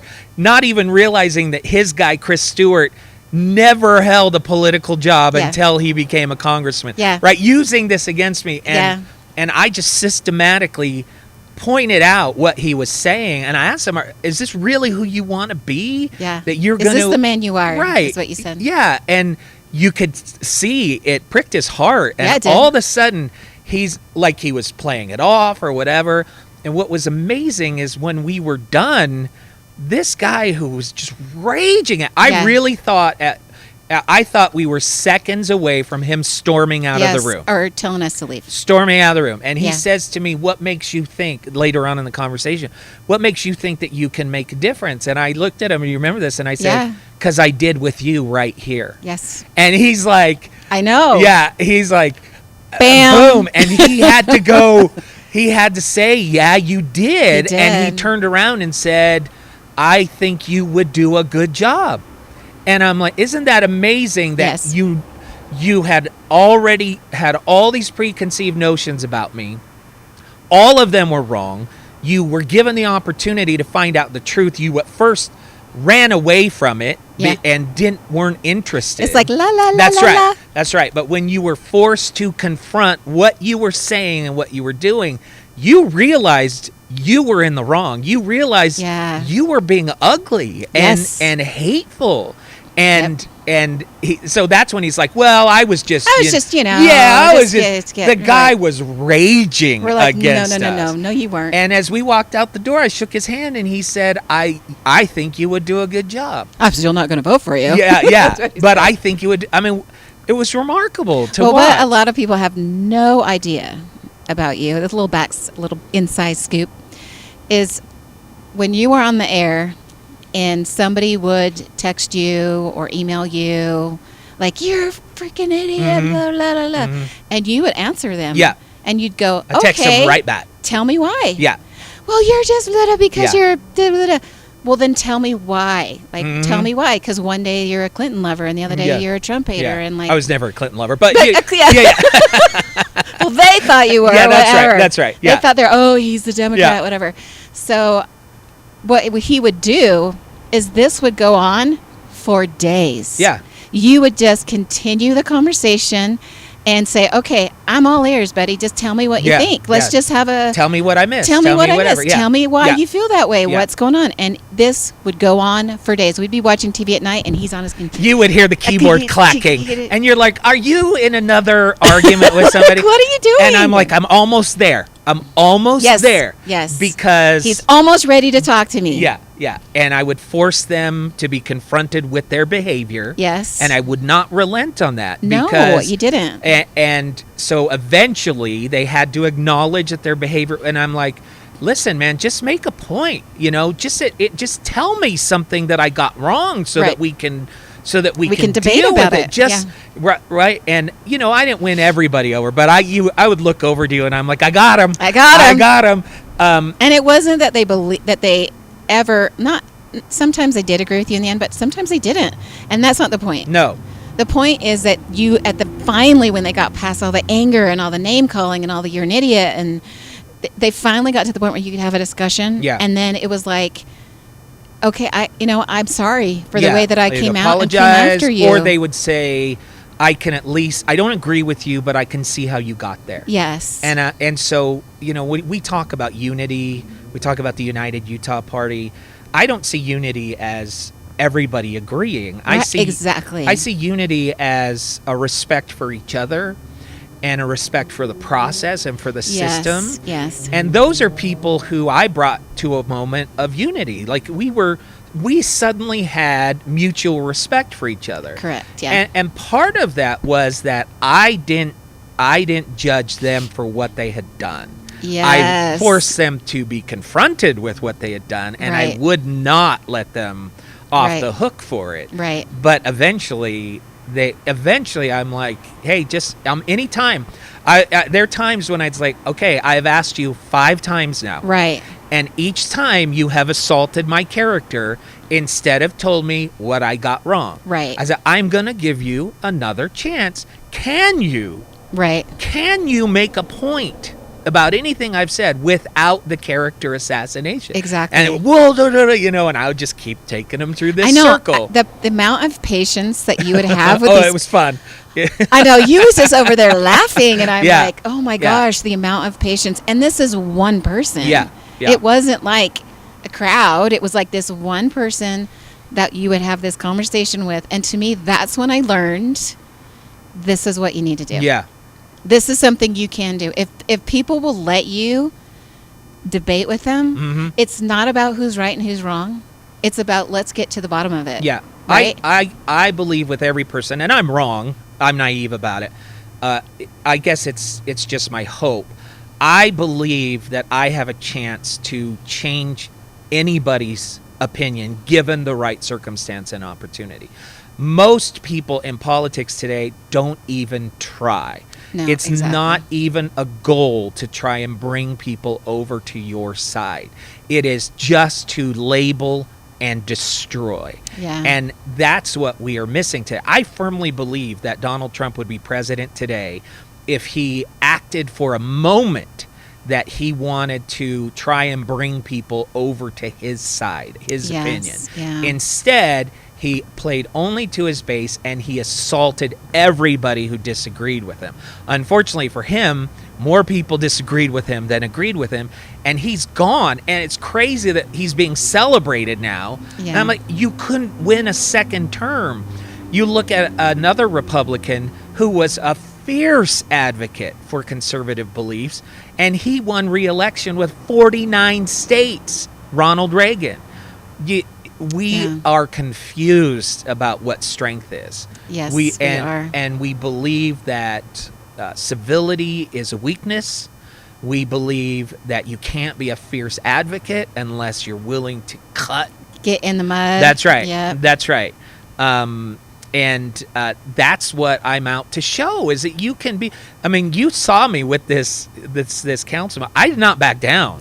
No, not at one bit. No, I think at one point I was pounding the table. Well, you were looking right at him and going, is this the man that you are? Right. Like, is this really who you are? Right. So if any of you are out there thinking that because I'm with the United Utah Party or because I want to find common ground, that is somehow weakness, I am telling you that is where strength comes from. Well, which one do you think is harder, to hold your tongue? Yeah. Or to not hold your tongue? Right. Like right now, nobody holds their tongue. Right. They say whatever they want. Everywhere. They tweet it. Everywhere. It's like, it takes so much more restraint to hold it and to listen and to actually come back with a point than it does to just over somebody. Just yell over somebody. You're exactly right. Let's see. This is Daniel. He says, my teens are fascinated by the fact that you have another 150 minutes.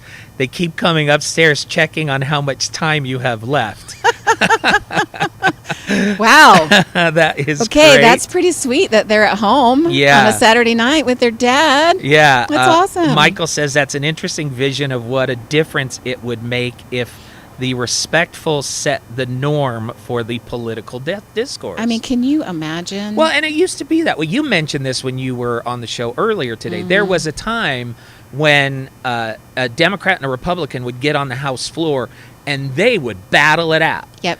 But they went to each other's kids' baptisms.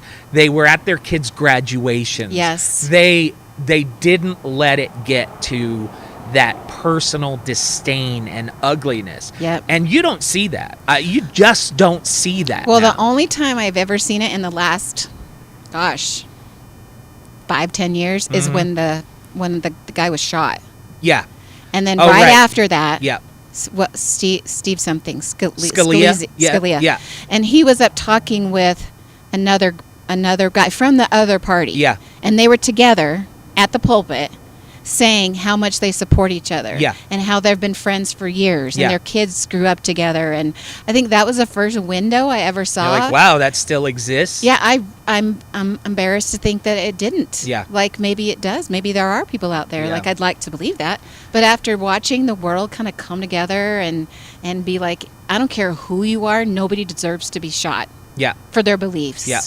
And unfortunately, it takes tragedy to dispel all that nonsense. Mm-hmm. You know, we saw it on 9/11. Yeah. On 9/11, for about 2 weeks after 9/11, there were no Republicans, there were no Democrats, there were no races, we were Americans united and attacked. Yeah. I think you saw this with Ukraine.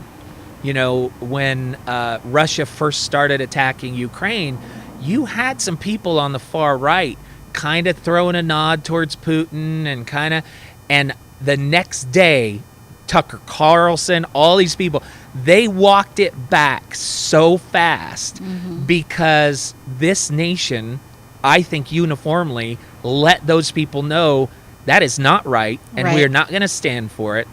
And they were confronted with what they were doing and who they were being. And thank you for those people who stood up to them. Oh, yeah. And said, this is not acceptable. I would have loved to have been on those phone calls. And we've seen it in our own lives. You know, a lot of people know about my nephew Mason, who went missing. Well, one of my great regrets is that I wasn't an uncle for Mason because I had let petty differences between my brother and my sister-in-law get between us. Right. What do you think happened to those differences the day I heard Mason disappear? Oh my gosh. You know what happened. Yeah, we were like, let's go. Yeah. And we're like, going down. Really? We let that stupidness get between us? All of those differences washed completely away. And the first time I hugged it, I did, like the dad. Yeah. Your brother. Yeah. It was a genuine ache. Yeah. That he had to even consider not knowing where his son Right. was. And my fear is that it's going to take tragedy at an epic level for us to wash away those differences. Or maybe one guy Well, with the one voice. I will tell you, some of that happened on January 6th. Yeah. At least on January 6th, there was great clarity about how wrong that was. But everyone went, not everybody, but so many people went into their political corners after that, justifying it away, those types of things. But on January 6th, there was almost pure uniformity. Those differences had been stripped away, and there was clarity. And people made statements on that day that they walked back later on because they got caught up in the politics of everything. Right. But, you know, let's not... You got shorted drinks again for the second time? We have ordered DoorDash twice today, and both times they shorted us a drink. Both times. I have a drink. Should we call them out? We just did. We just did. Let's see. Daniel and Janelle on YouTube says, I hate character attacks. I see it even among longtime friends on social media. It's so wrong. It ruins friendships. I hope we can all move on past these behaviors. David says, even someone like Mark Meadows was good friends with Elijah Cummings. Of course, he didn't often talk about it because it doesn't generate votes. And today, it's literally like, working with the enemy. Because that's how we see it now. Right. We don't, if you're on the right, you don't see Democrats as anything but your enemy. Right. And the funny thing is though, we do this all the time. Yeah. Like, there's people who are BYU fans and U of U fans. Yeah. No, that's real. That's legit. It's getting more legit. That's right. That's right. It's for real. Yeah. But like, there's Laker fans and Jazz fans. Yeah. There's like, we do it all the time, right? We do it with the college teams we love, the professional teams we love. We all have the differences that we're passionate about. Like, if you are a Raiders fan, man, you are passionate. Yeah. But we somehow we can still work together and we can still talk about it.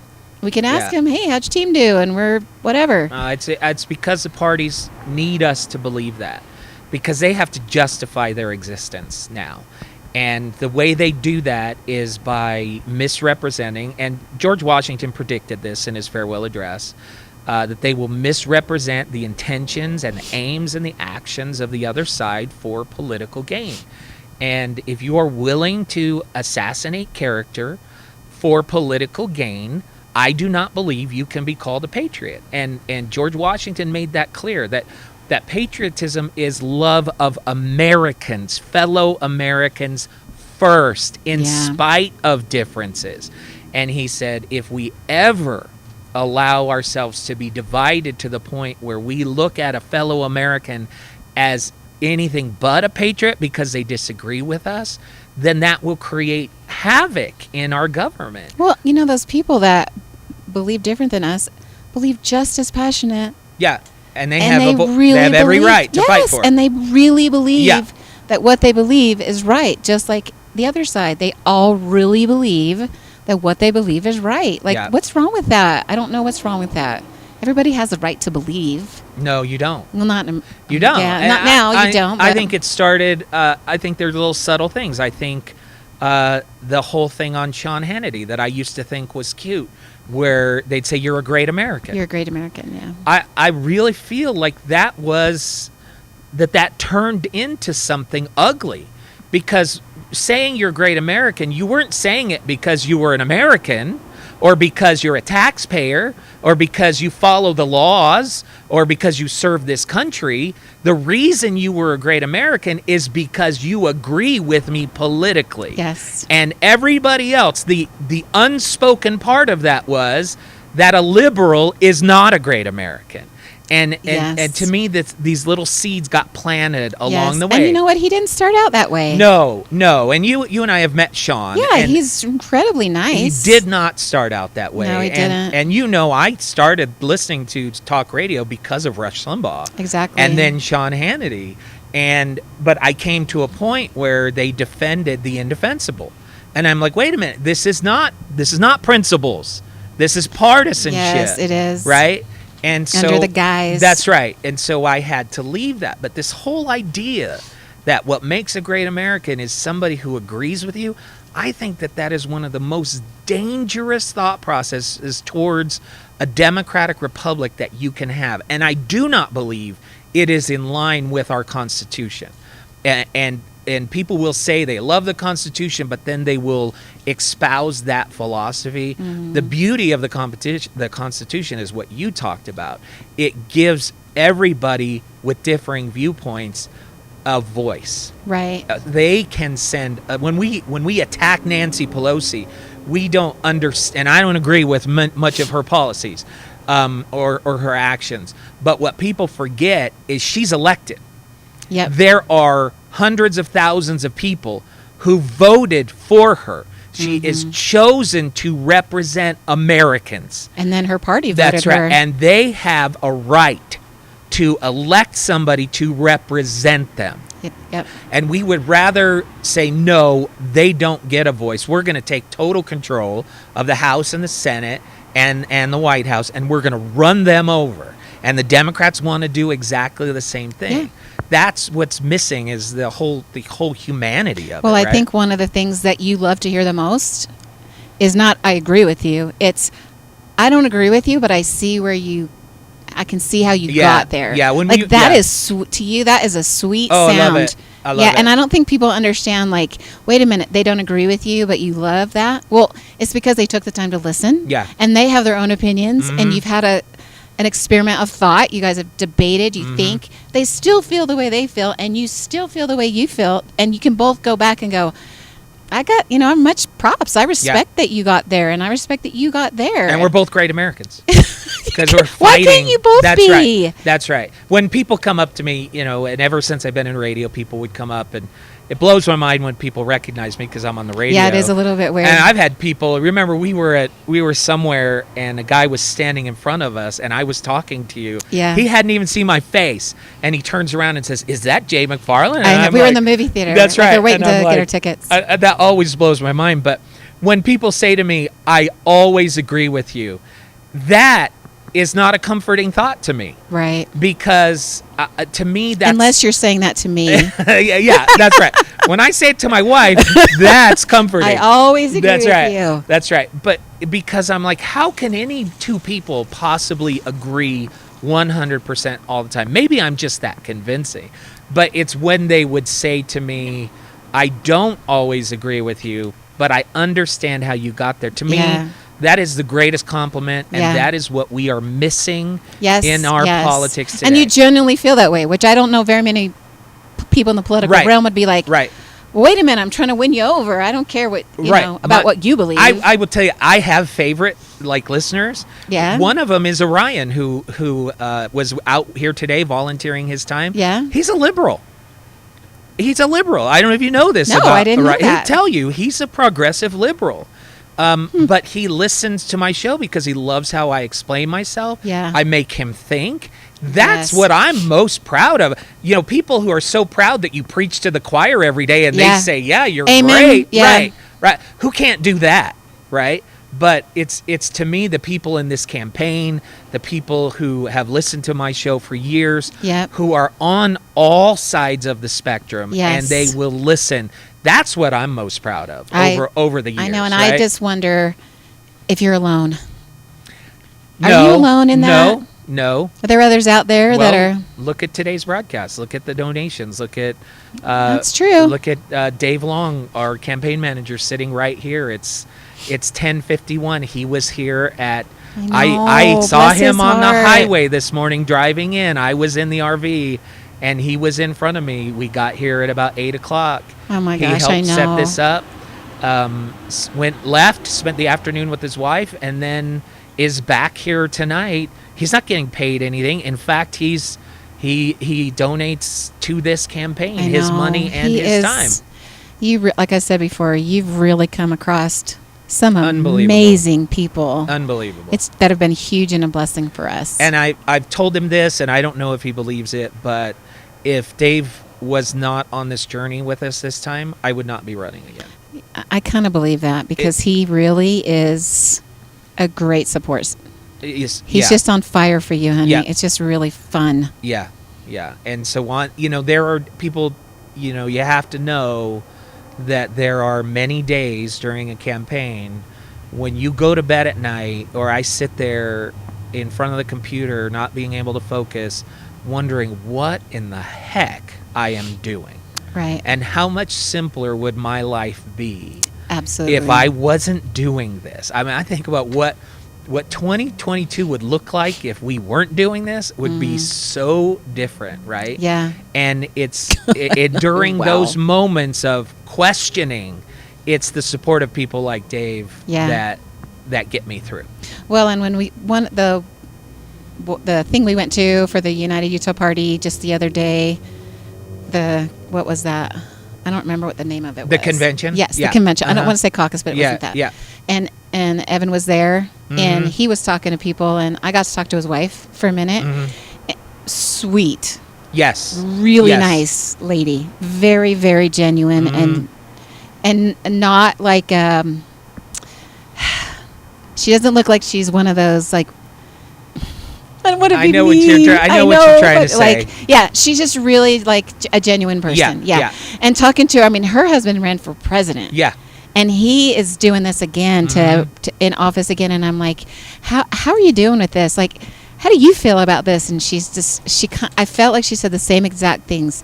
Somebody that can do it needs to do it, and I believe in him. And so it was like she was saying all the things that I was thinking. Yeah. For the same for you, like somebody has to do this, and why not somebody who has the qualities you have? And Yeah, but in every campaign there are key people, I believe, that if they weren't in place, you just couldn't do it. Maybe some people can do it. For me, it's you. You, for sure. There's no way I'd be even in talk radio or in this position to even consider it or to believe that I could without your support. And then Dave Long sitting here. Is amazing. And we have Brad texting in. Brad also donates his time. He built our website. He's been helping us share tonight with social media. He says Jay is not alone. There are others that want to listen to other compassionately, even when we don't agree. Right. Let's see. This is Michael. He says, I was wondering the other night if trying to define when life begins or who should be allowed to be legal kin are questions of religious liberty. I think that's an interesting question we can dive into. He says we can't, this is interesting. He says we can't claim the privilege to believe one way and not allow others that same right to believe differently. Exactly. So well said, Michael. Exactly. But isn't that exactly what is happening? It's exactly. Isn't that exactly what the goal is? Yeah, because if you believe X, you're the devil. Yeah. And that person is saying the same thing. Yeah. About you. Oh yeah, and yeah. I mean, it's such a great point. But what we want is we want our way with government. We want our way with our own will. And we want to override anybody who disagrees with us. And we want to do it by force. We see it in the state with gerrymandering. We see it in Congress when a party gets all the power. They literally run over the other side. That's their goal. Yeah. So very well said, Michael. I also want to point out Janelle. Janelle she handles all of our social media. Yeah, and she's great. People are like, JayMac, how can you be doing a 12-hour broadcast? Well, this whole time, Janelle has been in the background. I know. Tweeting out. Bless her heart. Here's what Jay said. Here's the next guest. Here's everything else. She's not getting paid to do that. Right. She did it the whole time we were in St. George. Yes, I know. She's like, what are you guys doing now? Send me pictures. Send me whatever. She's so cute. And these are the people that make a campaign. Absolutely. Right? So my question is, does anybody have a question for me? Oh, right? Absolutely. Like about you? Yes. So open mic. Do any of you have a question for my wife about anything? Yeah. Yeah. I mean, I'm 90% open. I think many of you are realizing that this could easily be the Tina and Jay podcast. Well, right? I don't know.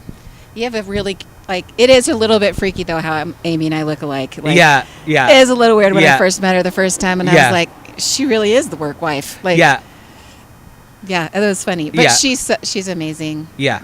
But, I would so totally are you. love. You could, in fact, people don't know, early on we had you on the browsers as, I think we call it Behind the Chair or something like that.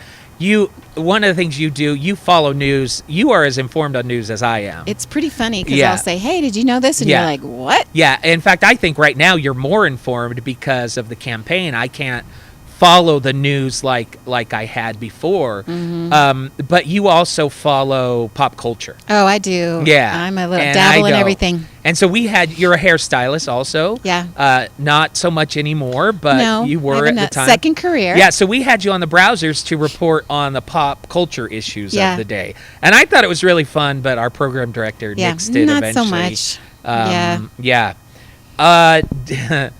David, Brad asked, can you dance? Can I dance? Yeah. Oh, friend, you have no idea.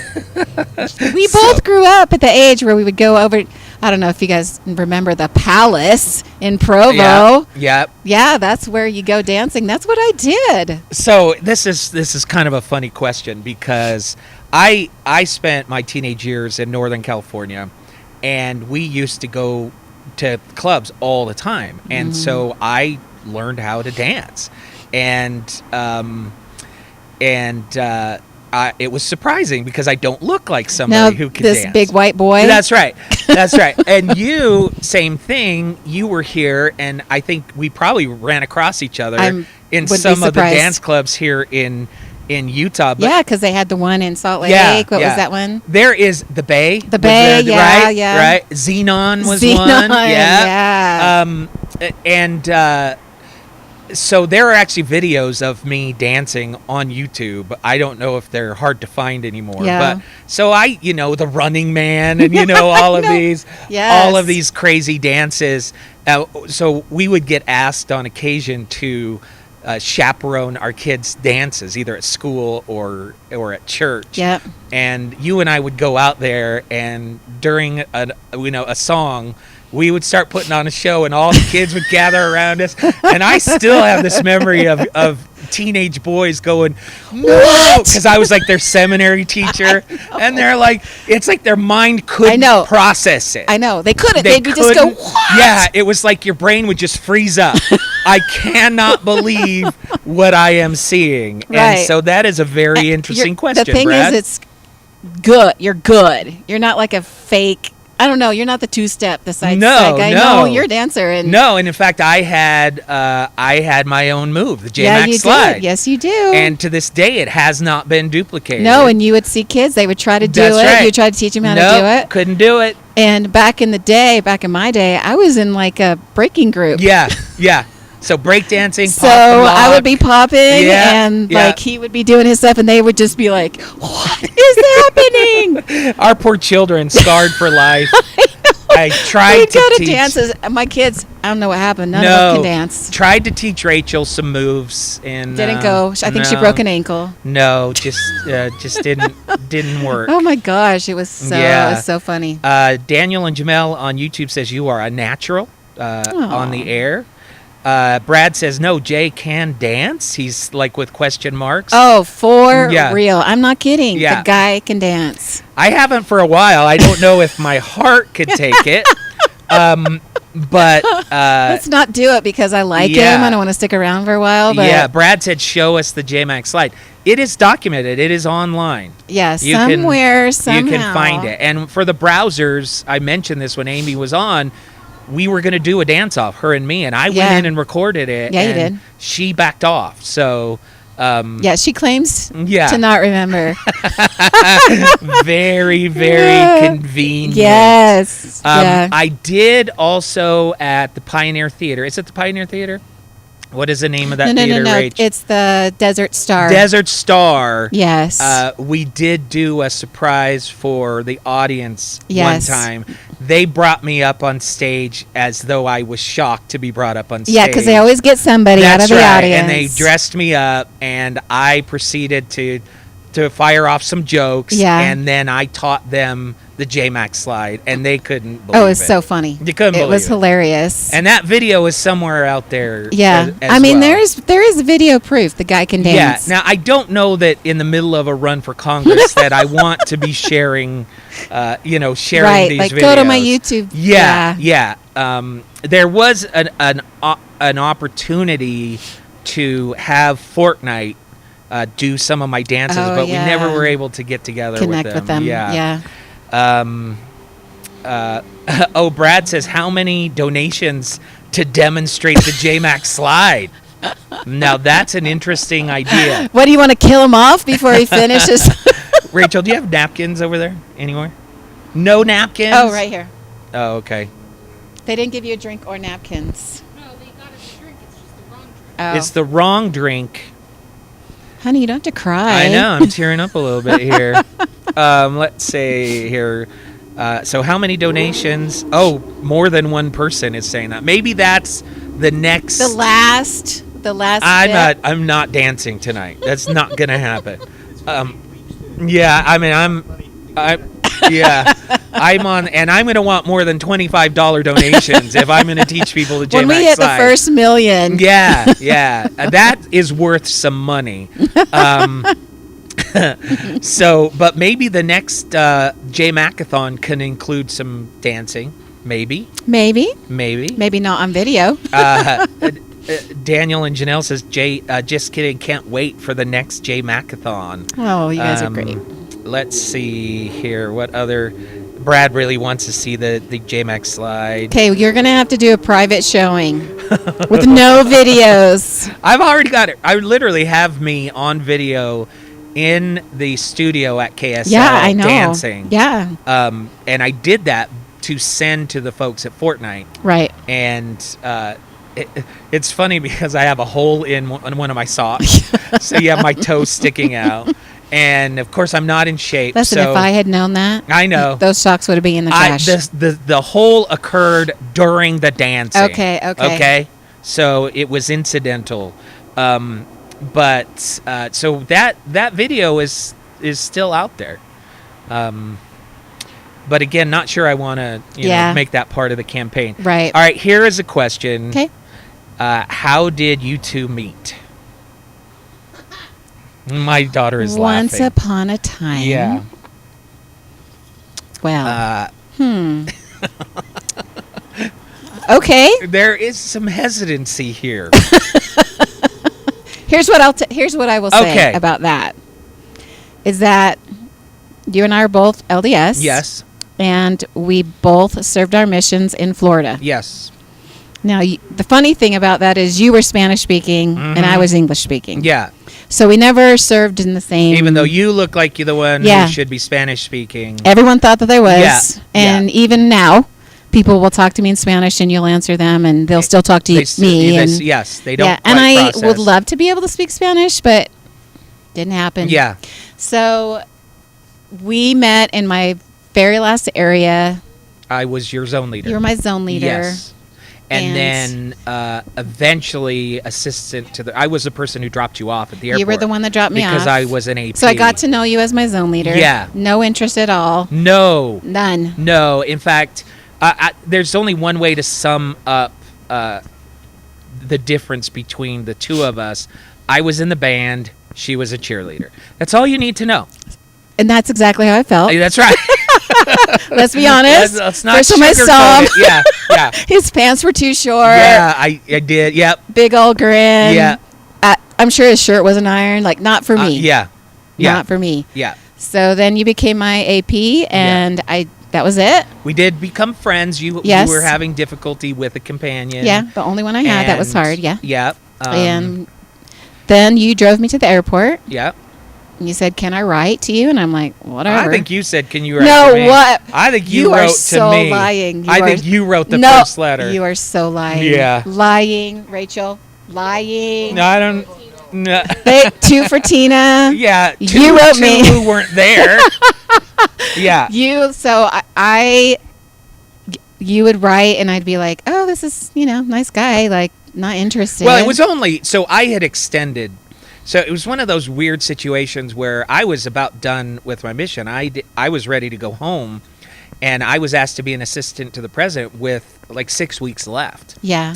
And we actually asked you to extend. I know, and I totally wanted to. But you felt like you should. It was time to go home, and it was hard. So it was only like a month between when I dropped you off and I got home. And while I was in the mission field, my parents moved a few miles away from your house. Yeah, which is crazy. Yeah, and so I came home, and you came to my house the first day. Yeah, I was so having a hard time adjusting. Yeah. I hated it. Yeah. I so wanted to go back. And to have somebody from my actual mission, yeah, like 2 miles away, was awesome. So I was like, heck yeah, I'm totally looking this dude up. Yeah, and if I remember right, you brought me some music on a cassette, like, because we had some common music likes because of our dance days. I know, we've had the best music and ever. guess what we did the first night home? Do you remember? My first night home in the mission field. Oh, we went dancing. We went dancing. Yeah. We went to whatever it was. The Palace. The Palace. It wasn't called the Palace anymore. I don't know. Yeah, and yeah, way to get you just. I know. Give you some time to adjust, and we're like, wham! Let's go dancing. Yeah, and we hung out together for about a week, and decided that we actually talked about whether or not we should date. We decided there was nothing there, and I moved to Southern California to work for my brother and his roofing company. Yeah. And after I got there, I started getting this feeling like I was supposed to bring you with me. And so is that the corniest thing? I know. And so I reached out to you and I told you, and you kind of laughed. I'm like, you got the wrong girl. And so from that point, every weekend, I started driving from Dana Point, California, to Provo, Utah. I would leave on Friday, drive up to Provo. We would hang out for 2 days. And then on Sunday, I would drive back 12 hours both ways. And so it was basically Sunday. Yeah, with a little bit of Saturday and Sunday. And I did that for 3 straight months. Yep. It came up every single weekend. Yep. And eventually that turned into a proposal, and I'm like, fine, whatever. Yeah. You just wore me down. Yeah, just beat her down. And can't get rid of him. Yeah. He keeps coming up. And so I think we were married exactly 6 months after I got which home. I'm so embarrassed to say, by the way. Thank you for putting that out there. Yeah, exactly. 6 months. long months. Yeah. 6 months. That's ridiculous. Yeah. Man, if my kid did that, I would be like, what are you? I know, my kids won't, but man, that is...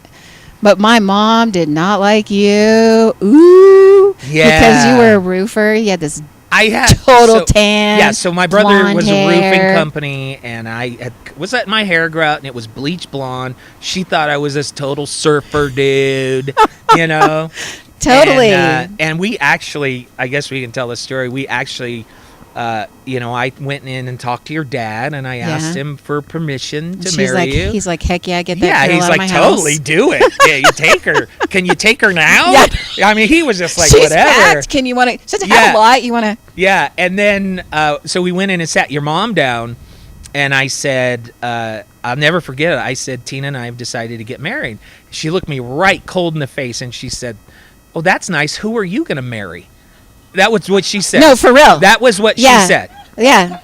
That's right, Tina. Yeah. Who are you going to marry? Yeah. I mean, this blindsided her like what nobody's. kind of mother says that? I know.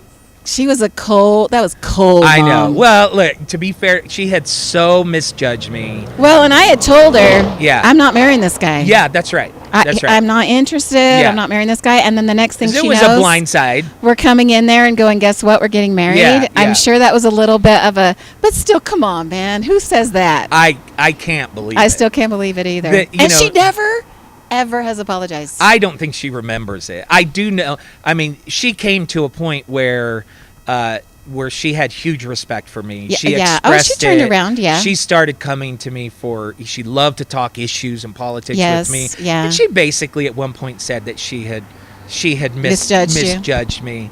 But look, to be fair to you and your family, your father was a BYU professor. Yeah. Your brother's educated, and this was a family where education was a big deal. It was a big deal. And here I was, a high school dropout, not Roofing. Yeah, roofing, not showing any inclination towards college Yeah, or what the anything heck was I else. thinking? I don't. You're talking me out of it. You weren't thinking. That was it. That was I- it. Yeah. Remember, people don't always agree with me, but they know how They I got there. I know how so you got I was using that skill set Early on. back then, and everybody knows, and we all acknowledge that I married way above my pay scale. Let's just put it that way. Because you made nothing. That's right. That's only right. up from there. Yeah. So that is and it is the Reader's Digest shortened version of how we met. Yeah, but that covers the good stuff. Yeah, that's really all And that you I'll need to tell know. people our story, and they'll be like, "But do you love him now?" I'm like, "We've been married 30 years." I think that was your answer. Yeah. Yes, Yeah. I kind of like the guy. Well, and Brad is saying he lost the audio. I'm still showing that the audio should be good. Can everybody else text me and let me know if you are still getting the audio? I still show everything good, Brad. So maybe it's on your It's not end. you, it's me. It's not me, it's you. Yeah. David says it's fine, Dave. So I think we're good audio-wise. He says it's fine on his end. Thank you, David. Brad says it came back now. We'll post this probably if Tina still feels good about sharing it tomorrow. It's late, so you're probably a little punch drunk and sharing things that I don't know if you'll be happy that you shared. Oh, listen, I'm not tomorrow. Mr. Share the World. I'm not Right, like you. that's my thing. That's my thing. Michael says he got all of that. All of that good story. Yeah. And I've shared with people. I was suffering from extreme social anxiety. Didn't know it. Didn't know what that was. That wasn't anything that you talked about back then. It wasn't a thing. But to give people an idea, and you can really testify to this more than anybody else. In high school, if I was the last person to enter a room, or if there were anybody in the classroom, I would have a panic attack to walk in that room. Physical manifestations, heart racing, sweating, and it's completely illogical. I mean, it doesn't make any sense, even if it was a room full of my friends. And even today, when we're at church, who has to go in the room first? Yeah, I need to go first. When we go to sacrament meeting, who goes in the room first and finds a seat? It's me. It's I do, you. and that's fine. And when we walk into Sunday school, who goes in first? Well, I just figured these things out a few years ago, and here you are having to have your husband facing these things, and I'm sure you had a sense of them. I didn't. And so it made finding work difficult. It made doing work difficult. And it was a real struggle through the first years of my life, and not knowing and not understanding. And I mean, and it's been described to me now as an oversensitive flight or fight. That makes that's kicking in, and it doesn't make sense. The weird thing is that I don't get it when I'm speaking in public. I love to speak to crowds. And you're so good. It's just one of my favorite things to do, and I always look forward to it. But if it's a one-on-one situation or a walk into a room situation, and there were a lot of times in my life where there were things that I should have been doing, and I wasn't, because I mean, even something as simple as voting. I'm sitting in my car wanting to go get in the line to vote, but not able to do it because I'm experiencing this very thing, right? And so you're having to teach me how to be an adult, because I wasn't trained how to be an adult, and I'm facing these things along the way. Right. Fortunately, for whatever reason, I've always had a work ethic. Yes, the you minute do. I clock in at work, I was there to work. And I was there to excel and to do more than everybody else. And I've always been, you mentioned it earlier, I've been a systems guy. I mean, my first job, I was 15. I was working in a place called the Burger Barn Right. at Great America Amusement Park. in Santa Clara, California, and I'm watching how they're cooking the hamburgers, and I'm like, this is crazy what you're doing, what they would do, because we'd have lunch lines that would last 8 hours, and what they would do is they would load up. They had 2 massive grills, and they would load them all up at the same time with burgers. Then they'd come and flip them all, and then they would unload them onto buns all at one time. And I'm like, this is not effective. And they're like, well, what would you do? I'm like, I'll put down 2 rows, wait a second, then put down 2 rows, wait a few seconds, then put down 2 rows. Right. And what's happened, and then every 30 seconds, 2 rows are done, and I'm producing product and moving the line. And so we were suddenly we're moving the line, and we have constant production. Right. The way they were doing it, they were leaving the grills empty for 10 minutes while they package up all of these burgers, and people in line are like, the line would move and then it would stop for 20 minutes. Right. I'm like 15, and I'm like, this is... I know, your brain is just different. It's been that way, right? Mm-hmm. And so fortunately, I've been able to move up quickly, excel.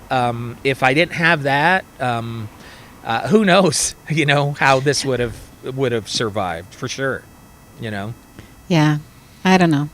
I don't know. I don't want to even think about it because it doesn't matter. And then we moved to Hawaii. Yeah, we on did. a whim. Yeah. We lived in Hawaii for almost 5 years. Yeah. Because we had friends who were, we were living in Southern California, and they were rolling through. They wanted to stay with us for a few days, and they're like, we're moving to Hawaii. We're going to BYU Hawaii. And they told us that you can live in Laie for pretty inexpensively. Yeah, they said we have a place that's made for couples. Yeah. And you can rent a room, and it's really inexpensive. And so we thought about it and sold everything and moved to Oahu. Yeah. And lived there for 5 years. Yeah, we got there at night. Yeah. Neither of us had been to Hawaii, obviously. Yep. And they drive us to our place, and we wake up in the morning, and we're like, what? We had no idea how gorgeous it was. And that the whole drive home on that side was an ocean. Yeah, we didn't even know. No, we didn't even know. No. And so when we got up and we saw the ocean for the first time, wow. We lived right across the street from, what is the beach? It's not Hanama. No, and it's not Kahuku. It's, why I love this beach. I spent so much time there. It'll come. Somebody would tell us. The beach in Laie. Yeah. Right down the street from the temple. No, I want to say Haleiwa. No, it's not that one. I think it starts with a K. I don't know. It's the one where they filmed Mahana. Oh, yeah. Yeah. And but that's where we had Rachel, our first daughter. Yep. And since then, we came back to Utah. Then we moved to Vegas. Then we moved to Dallas. And then back in Utah. Yeah. Utah's always been the hub. Right. Yeah, it's because my parents are here, and my parents were here. They've since moved back to Missouri. My mom and my brother have. So, yeah. Any other questions while we have Tina here? And yep. Any other questions about anything? We covered dancing, and we covered how we met. Brad exciting? Is saying, "Teach me how to do the JayMac slide," and he'll do it with me. Brad, I'm just gonna say this: it's technical. And I don't know if it is a little. I've tried to teach people the JayMac slide, and it hasn't gone very well, and it can result in injury. So I don't know. Now I will tell you that since I'm not giving your last name, and I know you're not ashamed of it, Brad is a ballroom dancer. Oh, yeah. And so if anybody could do it, he's big into the ballroom scene. Okay, so. Brad. Don't do it. Can we? Don't do it. Chat? I shouldn't have brought this up. I would love with a capital L for him to learn how to do. She's wanted I have me begged him for years. For our whole marriage to learn how to do a little bit of ballroom dancing. Oh, that'd be so fun. Brad says challenge accepted. Okay, you teach him ballroom. Now listen. And he'll teach you a little funky white. I don't think that I agreed to this. I really don't. Oh my gosh, you know how fun that would be to do ballroom? I don't know how fun that would be. That's why Kahuku. Yes. No, it's not Kahuka. No, Kahuku is no more. It's why can't I think of it? It's my goodness. I just want to go down the beach. Okay, so Yeah. there's Kahaniohe is really far away. Yeah, Kaneohe's this is really, it's right so at Laie. Punavu'u, and then Pounders, and then Haula. Haula. Yeah. And man, I can't believe I can't remember the name of the it'll stage. come tonight. Yeah, in the middle of the night. Yep. It will come up. It's It's not Can't Haleiwa. remember. It's No, Haleiwa's way over on the other side past the North Shore. Nope, it's gone. it's gone. I'm sure I could pull up maps and see it right now. It's not Ka'ava. No, because It's not. Ka'ava is farther. It's not Kaipaipa. Our favorite beach was Lanikai. Yes. Lanikai, which is just north of Kailua Beach. Of Stewart. No, I'm gonna have to now it's bothering me. I'm gonna have to look it up. Yeah, there's beaches for locals and there's beaches for tourists. Yeah. And the two shall not be mixed. That's right. Lanikai for locals. Lanikai for locals. Kailua for tourists. And Sandy Beach, no. Sandy Beach to Is go for- and laugh at tourists. Waikiki, tourists. Yes. Sandy is hilarious to watch the if you want to make a fool of yourself. Yeah. And same with Pounders. Because the waves at Sandy Beach are so thick as they curl over the top that most beaches, like I grew up in California, you can when the wave comes, you can turn sideways. Yep. And the wave will just kind of go by you. Right. If you do that at Sandy Beach, the wave is so thick over the top, it will waste you. Yes. You have to dive under the waves. Yeah, and then you're circling. Yeah, in it the- doesn't feel like it because the waves don't look that big. But so it is a pastime for locals to go out to Sandy Beach and watch all these mainlanders try and turn sideways at Sandy Beach, and Yeah. they just get wasted. I remember Christmas Day. We went out to Sandy Beach Yeah, and we're watching them and watching the locals laugh. It was pretty funny. yeah, absolutely. Now, Pounders is totally different. I don't know if it's changed, but most locals they go to Pounders. Most tourists don't know about Pounders. And should not know. Yeah, because it is for not body surfing, boogie boarding, and body surfing, but the waves come over so high, and most waves in Oahu break on water. They don't break on the sand. Right. But this is a place where two waves, they kind of come crashing together, and they create this massive curl over the top, and it's just sand underneath them. And if you time it wrong, you're going to get pounded, and that's why it's called Pounders. Yeah, you'll be stuck under that wave. And so I only tried it once, and Yes, I we- missed one time. And I'm at the top of this wave, and I'm staring down at sand, and you get pounded, and then the waves don't stop. Right. And it pressures you and holds you down on the sand. Yeah. And you literally start seeing your life Like, flash this is before it. your This is eyes. how I die. Yeah. And so it's not rare to see people pull themselves out of the water and then go out and sit down and ponder their life. Well, and if we ever heard an ambulance, we know where it was going. Yeah. It was going to Pounders. Yeah. Yeah. So, Yeah, and I went on the very, very, very tip of the wave, yeah. like the smallest part, Yeah. and I still got wasted. Yeah. Like, I couldn't even believe it. It's Hukilau. Hukilau, yes. Hukilau. You I have found the K it. sound Yeah, in it. yeah, Hukilau. Mm-hmm. That's right there in Laie. There was a time where I would go body surfing at Hukilau every single day. Good times. I know. Fun things. We loved Hawaii, but it's expensive, and Yeah. we thought we needed to bring our kids back to Utah, and have kids in Utah. Well, to the mainland. Let's see here. So Hukilau, a lot of people were giving us guesses. We could have made that into a contest. But Yeah, we should. Who would have named that beach? I can't believe I couldn't remember Hukilau. All right, any other questions from anybody? It is 11:27. And how much longer do you have to By go? my calculations, we have to go one more hour. Oh, my word, hon. You need to eat. You haven't eaten. Is it fair? Can I take a quick break? I have some Taco Bell. I have a nacho fries box here that was purchased. Is it fair to take a quick break? Can you guys give me I think it's fair. about 10 minutes, and I will eat, and then we'll come back and finish up, unless some more donations come in.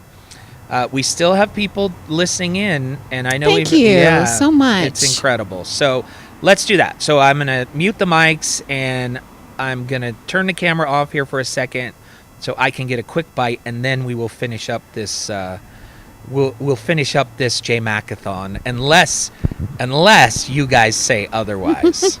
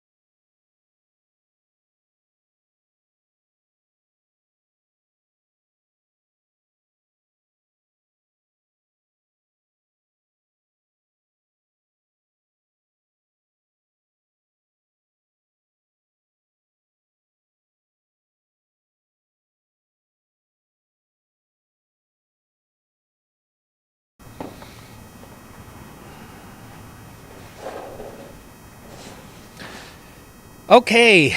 Thank you, everybody, for your understanding. I had a little break. I had some, it was very nutritious.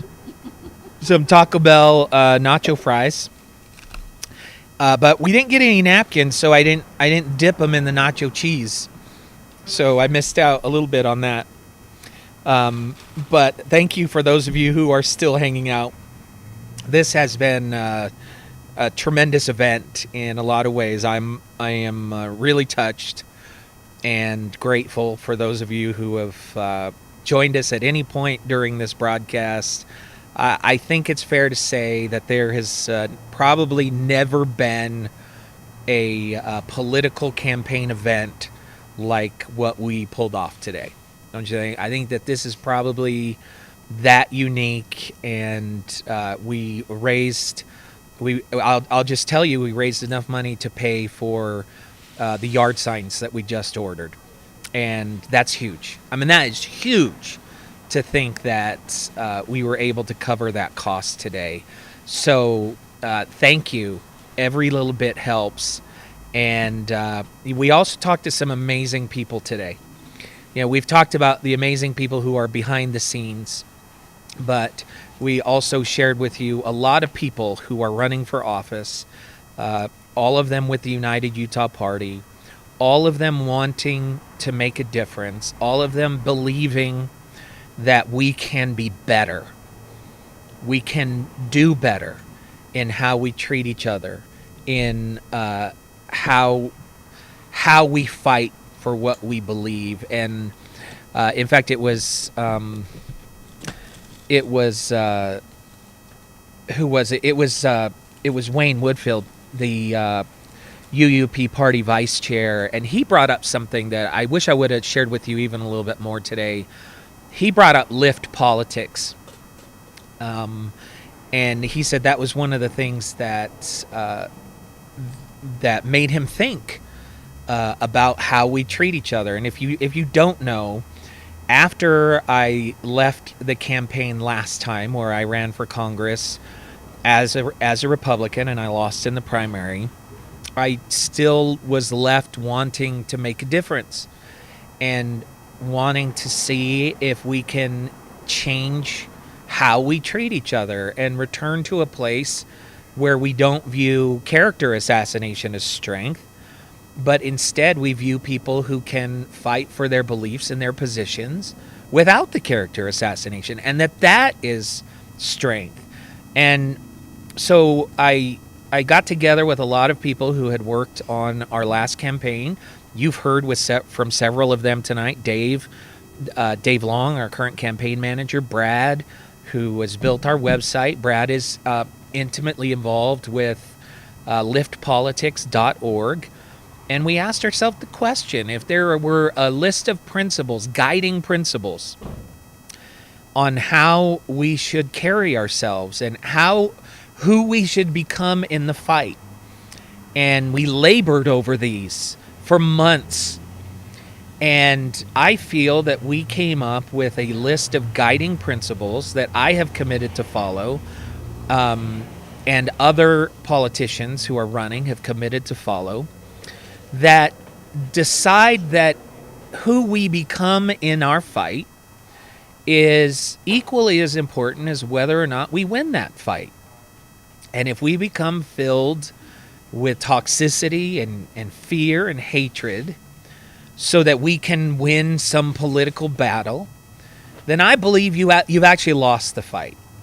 And if you look at history and some of the key moments in history, you will find leadership that didn't just talk about winning the battle or the war, but talked about who we are to become in that fight, in that war. Abraham Lincoln, during his second inaugural address, still in the heat of the Civil War, he could, if that was one of today's typical politicians, he would have, in that inaugural address, assaulted the South. He would have assassinated their character. He would have sought to divide, to foment, to inflame. He would have done everything in his power to gin people up into anger. Instead, he penned a phrase that resonates even today. He said, with malice towards none and charity towards all. He was setting a standard that even in the Civil War, that we were going to decide to give in to our better angels. And that there was a standard that we were going to hold ourselves to, knowing that if we did win that war, but we had become so toxic, so filled with hate, so filled with anger, would we be deserving of that victory? And this is a question that we sought to ask with Lift Politics. And if you haven't gone to the website, please do. liftpolitics.org. We're not raising money right now. We're actually just asking people to take the Lift pledge in how they deal with other people. And if they are a candidate, we're asking them to it's actually the Lift challenge, not the pledge, sorry, to commit to these standards in how we handle disagreement, how we deal with each other in our politics. And it was one of the hard decisions that we had to make when I decided to run again. And that was what would happen to Lift Politics, because we had dedicated so much time to this. And I will be totally honest with you that at this point, Lift Politics has suffered. But it is still the guiding principles that I have committed to. And I hope you'll take a minute and take the Lift challenge as well, and realize that it's interesting to me. I don't try to bring religion into politics very often, but it is interesting to me that the right side of the aisle is the side that claims religion, and that it's their guiding principles, and they claim a religion that is Christian based, Judeo-Christian values. And if you look at the core teachings of Christ, you don't see an acceptance of the character assassination, of the hatred, of the anger. You see turn the other cheek. You see love your neighbor. You see a totally different behavior. And somehow that is being interpreted now with an asterisk, that love your neighbor unless they're a Democrat. Turn the other cheek unless they're a liberal. And I just don't understand it. It's baffling to me that there's not a self-awareness that in fighting for your political beliefs, and I believe fight for your political beliefs, you're actually abandoning core Christian principles. I've never understood it. I would think that it would be just the opposite, that you would rather lose politically in order to retain your Christian values. But it's exactly the opposite. Michael says we check our religion at the door. People say that they separate their politics and their religion, but that is not what we're seeing right now. Religion has such a huge play in politics right now, and it's fascinating to me to see people on the right, and this is, I don't want to broad brush anything, but when they claim, and I think we saw Burgess Owens do this, that the left are godless, and that the right has a monopoly on religion, and it's such a lie. It is such a lie. You look at religion and how it runs through the left. There is a long, proud history there, and I know many, many Democrats who are very, very religious. It is an absolute lie, and it's a dangerous lie that somehow we just knocked over the light. You knocked out my light. That's right. It's pretty bright anyway. It's an absolute lie. A lie when you're not supposed to bear false witness. It's a dangerous lie. And it's done to create fear, hatred, and anger. So I hope you'll take a minute, if you haven't already, go to liftpolitics.org and take a look at the challenge. Send it to your people running for your vote, and challenge them to take it as well. Michael says, something a sports fan said to justify hatred for somebody who switched teams. That's what we check our religion at the door. That's what the quote is. The embracing of a political candidate who openly promotes hatred and violence for those who disagree. And that somehow is associated and linked back to Christianity? I don't get it. I don't understand it. I don't think that they can coexist. I don't think character assassination can coexist with the core teachings of Christ. And again, that's not something that I talk about very often, but it is a core element to the behavior that we are seeing today, and why people are so angry, because they've been led to believe that this battle between left and right is actually a religious battle between good and evil. And that lie has been told to you so that you can be manipulated. It is not true. It is not true. And it characterizes half of this nation, good, honest, hard-working, God-fearing Americans who are not conservative. And that's their crime.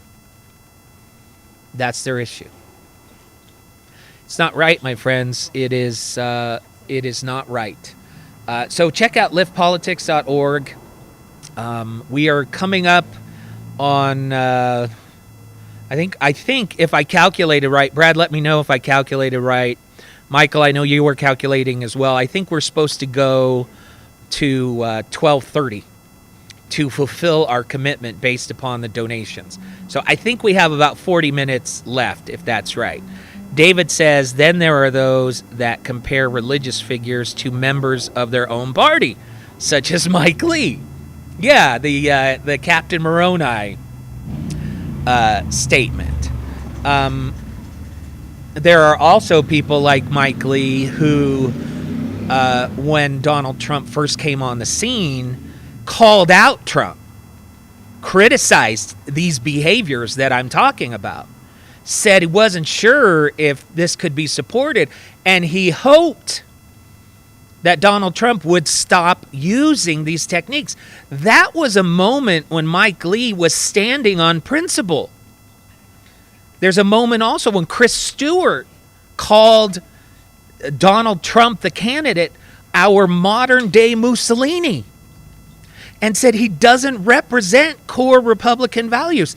That was a moment of Chris Stewart standing on principle. But then when they saw the backlash and they realized that if they continue to stand on principle, they're going to lose their jobs. And so they were forced to make a choice. And this is a choice that so many people were forced to make. And that was the choice of what is more important to me. Do I stand on these core principles that I have vocalized? Or do I keep my job? And they failed. They failed. I have no doubt in my mind that when Chris Stewart got involved, he got involved for the right reasons to make a difference. And I think initially that was something that he did. But when it came to the test of principles over party, he failed. And you look at so many of these people, they all had this moment of principle where they came out and said something, and the backlash was just overwhelming because of the overwhelming support for Trump. That they all made this choice. What do I do? Now, there was a few, just a few, maybe a handful, who said, I will stand on principle even if it means I lose my job. Liz Cheney was one of those people. And it was a test, and they failed. And I'll tell you, when I was looking at running in 2020, I went back to Washington, D.C., and Chris Stewart was kind enough to meet with me. Now, I wasn't running against him then. At that time, I was going to run in District 4.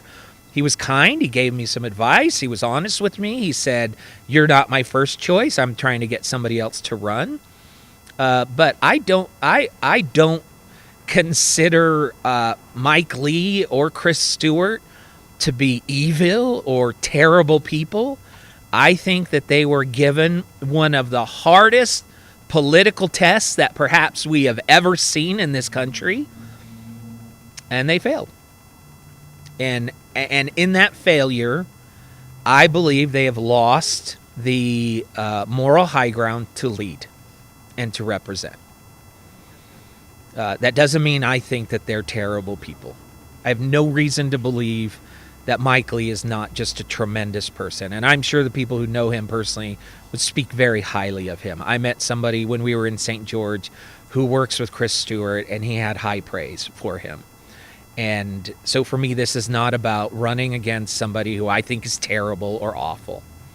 But I am running against somebody who faced one of the most difficult political tests of our time, and they failed.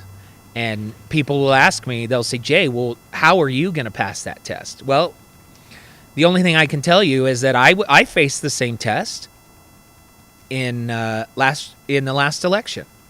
I was given a clear option. I started the campaign. One of the reasons I got involved is because we did polling, and I led the polls. I was ahead of everybody in the Republican primary by in name recognition by like 13 points.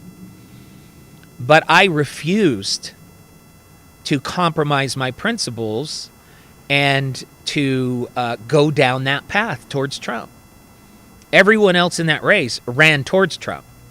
I did what I always do. I told you when I agree with him, and I told you when I don't. That choice made it impossible for me to win the primary. And that was a moment. We had hired a consulting group. They were a conservative consulting group, and they're like, Jay, you need to send out this email fundraising to support Trump, and you'll make all this money.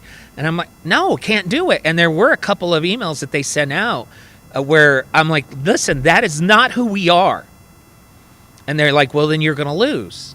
And I'm like, I'm not. If I can't win, what is it? It's Casey Musgraves. If I can't win for who I am, then I'd rather lose. Is that, I don't know how the song goes, but it's a good song. And so that was already part of the test. And I can't tell you how nice it is this time to be running with the United Utah Party. And I don't have any of that struggle going on. We have made it absolutely perfectly clear to anybody working on this campaign and anybody who is giving us any advice or counseling that we stand on principles first. And if there is ever a doubt or question, then we stand on principles. And so in a lot of ways, I have made that choice. Now, granted, I was not an elected official. I didn't have that job at the time. So the forces or the pressure might be totally different than what Chris Stewart and Mike Lee faced. But that doesn't change the fact that they both had a moment of clarity. They expressed viewpoints that align with their core principles, and ever since that moment have gone in completely the other direction. and even so far as to jeopardize the peaceful transition of power on January 6th for somebody who they called our modern-day Mussolini. They failed. And I hate saying it. I don't like talking about people in these terms. I hate it. I hate it. But they failed. And so it's time to hand it over to somebody who won't. Let's see. Michael says, I cringe when I hear Chris Stewart ads call him the only conservative in the race. I have learned to watch out for people who call themselves the only true conservative. I totally agree with you. Brad says, so many claim Trump is a man of the people. How? Why? Because he is brash and stands up to the machine? Listen, I understand the emotion behind it. I don't understand how somebody who is claiming core Christian values can look at this behavior from Trump, maybe his platforms, but not his behavior, and say, yeah. But I understand the emotion behind it. For years, and this is my interpretation, for years we watched the left use scorched earth tactics. And people like Ronald Reagan took the high ground. And I'm not saying that the right didn't engage in it, but there was at least this perception on the right that there was a line that we had, and we wouldn't go below that line. And so for a long time, it felt like Democrats were always beating up on the right, and the right wasn't defending themselves. And so here comes a guy who's willing to swing back. And swing back hard. And it felt good. And that's the extent of it, I believe. It felt good. I think people were like, man, it's so finally we have somebody hitting back. Finally. But one of the things that I always ask is, to what end? What did it change? What did it serve? It is amazing to me that people still cling to a man who lost the popular vote twice, could not get reelected to office a second time, and basically turned a vast majority of the country against him. If you think he advanced for the betterment conservative principles, I don't see it and I don't get it. To what end? What did it get you? Well, the only thing it got you was the Supreme Court. And I can't deny that's a huge win. But I firmly believe that another Republican who would not have inflamed half the country or more against him would not have been able to make those same Supreme Court nominations. Let's see. Brad says the man is a billionaire married to a model. He has golden toilets in his apartment. He flies in a private 747. It's such a strange thing. And I'll tell you why I think people think he's the man of the people. It's because how he talks. He doesn't talk like a highly educated man. He uses the language of the people. And that's all it takes, right? That's all it takes. Let's see. Brad says, so many Republicans just kissing the ring. Michael says, I remember seeing every Utah representative candidate in 2020 claiming to be pro-life, pro-gun, pro-Trump, as it was a core requirement. Brad says the ends don't justify the means. That statement right there, Brad, the ends don't justify the means. That's the same way as saying who we become in our fight is just as important as whether or not we win the fight. And we are watching people abandon core principles because, I don't know if it feels good, but when you ask yourself in the end, let me put it this way. He couldn't beat Joe Biden. So what did it get you? And you know what? I don't see this huge concern for it, at least that is vocalized. But don't you think that it should concern Republicans that they can't win a popular vote for president? Don't you think that should be, somebody should be sitting back and saying, instead of gerrymandering states so that we can retain power, maybe we ought to get out and find leaders who can convert people to conservatism and bring them back to our side of the aisle. I think Republicans should be a little bit freaked out that they can't win a popular vote. And if it wasn't for the Electoral College, they would have no say in the presidency. That is the only thing saving their power right now. And that a president who doesn't win the popular vote is willing to just run over the will of all of those Americans who didn't vote for him. It's remarkable. It is remarkable. Brad says, what good will it do if we gain the whole world and lose our souls? This was a test. Such a test. And what's so amazing is these men had it right. They called it right, who Trump was. They saw it. They vocalized it. And then they realized they're going to lose their job. And so they chose their job. If that's not the definition of, I don't want to say corruption, but, failing the ultimate test of principles, I don't know what is. I really don't know what is. So, a lot to think about. A lot to think about. And I think that every politician should be asked and held accountable to these moments.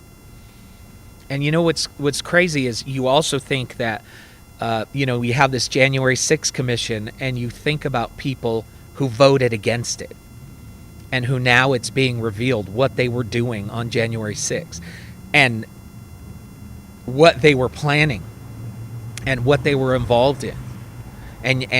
And we were told why didn't they want the January 6th commission? Do you think they were standing on principle when they didn't want the January 6th commission? Or were they worried that what they did and what they said and what they texted would come out? And should they not have recused themselves from a decision about the January 6th commission? This is, we're talking about an insurrection on January 6th. Michael says, when I see an unpopular incumbent, I get hopeful that a moderate can easily win, but I'm usually surprised to see the other major party seeing it as an opportunity to win with the opposite extreme. Yeah. That's one of the things that everybody that you've heard today, that's what we're trying to change. And part of it is because people in the middle, they don't feel that a vote outside of the two parties will have an impact, that it will be wasted. And we have to change that. We have to provide a viable path where somebody can say, my vote is not wasted, and I can choose a person of character, a person of principle, somebody who will not fail the test, and it will have an impact. But at some point, you're going to have to do it whether you think it'll make a difference or not. Because we talked about this earlier, it's like cart before the horse, right? You can't get to a point where you can actually have an impact until you have enough people who are supporting you to where you can actually have an impact. So we've got a tall order here. It's one of the reasons why we have spent 14 hours broadcasting today. Because we realize how tall this order is and how much work there is to do to send this message and to convince people. And to those of you who have been, we have people who are listening right now who practically listened to the entire show today. And that is amazing. It's been difficult delivering the show, and I'm sure, on a Saturday, dedicating your Saturday to, whatever you had going on today, that's pretty remarkable. It's pretty remarkable, and it gives me a lot of hope. I thought I was going to finish the day exhausted. I'm actually not. I feel like if you guys are willing to give more money, I'm willing to keep going. because I have been energized by your thoughts, by your participation, by your donations, and I'm willing to do more. But I need your help. Any other questions? We've got 25 minutes. Is that right, Dave? Do you think? Am I calculating this right? I think we have 25 minutes to go till 12:30. You're saying give or take. We did have a $20 donation, and we had one that we messed up on.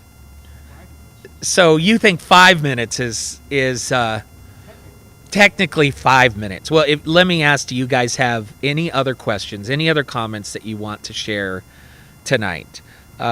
There was some great news that came out of today. Also, Evan McMullin was on the program, and he expressed his support for our campaign. And we are going to work together on several things. If you missed that interview, we will repost it. And that is something that we've been hoping for. And we're very excited that he made that announcement today. There was another question. Somebody asked me, I don't remember who it was, they asked if I could pass any amendment to the Constitution, what would it be? I've not been asked that question, so I don't want to tell you that this is the top of my list. I'll just tell you this is on my list. I would like to see an amendment regarding the Supreme Court. And the amendment would do a couple of things. First thing it would do is it would prevent packing of the court. With the way the Republicans have used shenanigans to get their seats and deny Barack Obama, President Obama, his right to nominate, is inflaming the Democrats enough that I think there may be, if they get enough power, a legitimate opportunity to pack the court. And then Republicans are going to get in power and they're going to pack the court. So I think the number of justices need to be solidified. And I would like to say it to stay at what it is, 9. But the other part of that amendment is I would like to see term limits for Supreme Court justices. When the Constitution was passed, I think the average lifespan was 38 years. So a president could nominate a Supreme Court justice, and that president's impact on legal issues might last a decade, maybe 2 at the most. I don't think there was ever the intent to have a Supreme Court and a president who nominates that justice to have a 40-year impact or longer. And one of the reasons why the courts have become so politicized is because of this very thing. So if I could snap my fingers and have an amendment right now, I would say, and I could think about others, but for sure, solidify the number of justices so you can't pack the court, and term limits. But I'd give them like 18 years on the court and have it rotating. So I still think you want to keep it long enough so it is less politicized.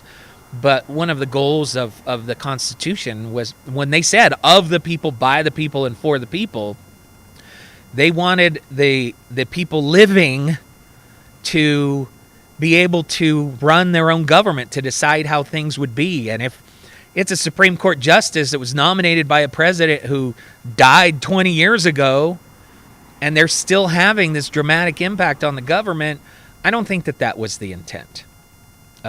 So that would be one of the things that I would go for. Allison says, I know it's been a long slot for you, but I appreciate it. I feel like I may have finally found a political home after studying for so long. I'm so glad. I hope that we gave you a snapshot into options today. And the only thing I can ask, I can't tell you what to do. I won't tell you what to do. But the only thing that I can ask is that you take a look at the United Utah Party and what they have to offer, and consider that if we want different, then perhaps we're going to have to choose different. So thank you for that. Kathy on Facebook says 100% agree with you on term limits. Brad says balanced budget amendment. Yeah, but you have to be careful and strategic with it. I would be very concerned with how it's written because there are legitimate times for debt. And although I am somebody who is typically very much against deficit spending, during the pandemic, I supported the checks that were written to keep the economy going. I think that if the government did not incur debt and did not help Americans get through it, I think we would have plunged into a recession. So there's just the language is important, that somehow you've got to have consideration for emergencies. And I'm not sure how you do that. But if we can find a way to do that, then absolutely a balanced budget amendment would be important. But there's got to be times, wars. It's a little bit murky how you police that and say when it is acceptable. Maybe it's with a 2/3 majority, something like that. So that's my thoughts on that. Let me see. I'm looking over here at Dave Long, and you're done. You're about done. He says whatever I want. I want 10 more donations for $25 or more. That's what I want. I think we're going to cut it off right here. That's what I think. We need to get my wife home. I know you've gotten to know her, and now you understand why I am who I am. We got to hear almost 2 hours. It was actually more than 2 hours with Amy Iverson. That was so much fun. Thank you to Amy for doing that, and we'll post that interview separately. We'll break all this up, everything we did, and we'll post it throughout the next week or so. But with that, let me just express my gratitude to everyone who participated, everybody who donated, to Dave Long, who was here at 8 o'clock this morning and stayed here till 1 and then came back tonight, has already cleaned up just about everything. Dave, I couldn't do it without you, wouldn't do it without you, so thank you. To Orion, who was here also, to my daughter Rachel, also to those people working behind the scenes, Brad, who has been participating via text, but also posting to our website, and he built our website. Janelle, who has been posting on social media today. Everybody else, if I haven't mentioned you, just know how much I appreciate you and that we couldn't do it without you. So I think with that, we'll call it a 14-hour and 13-minute broadcast. Is that right? Am I calculating that right? Wow, that is something to be proud of. So everybody, thank you so much for joining us. I'll let you get to sleep, and I will probably sleep all day tomorrow. Are you ready, hon? I'll probably tomorrow is a sleep day for sure. Thank you, everybody. Have a wonderful night. I think we'll do this again. Stay in touch. Follow me on and subscribe to all of our social media. Help us spread the word, and please come back to the donation page. Don't let today be your only donation. So with that, everybody, thank you so much. We did it. Everybody have a wonderful night. Thank you.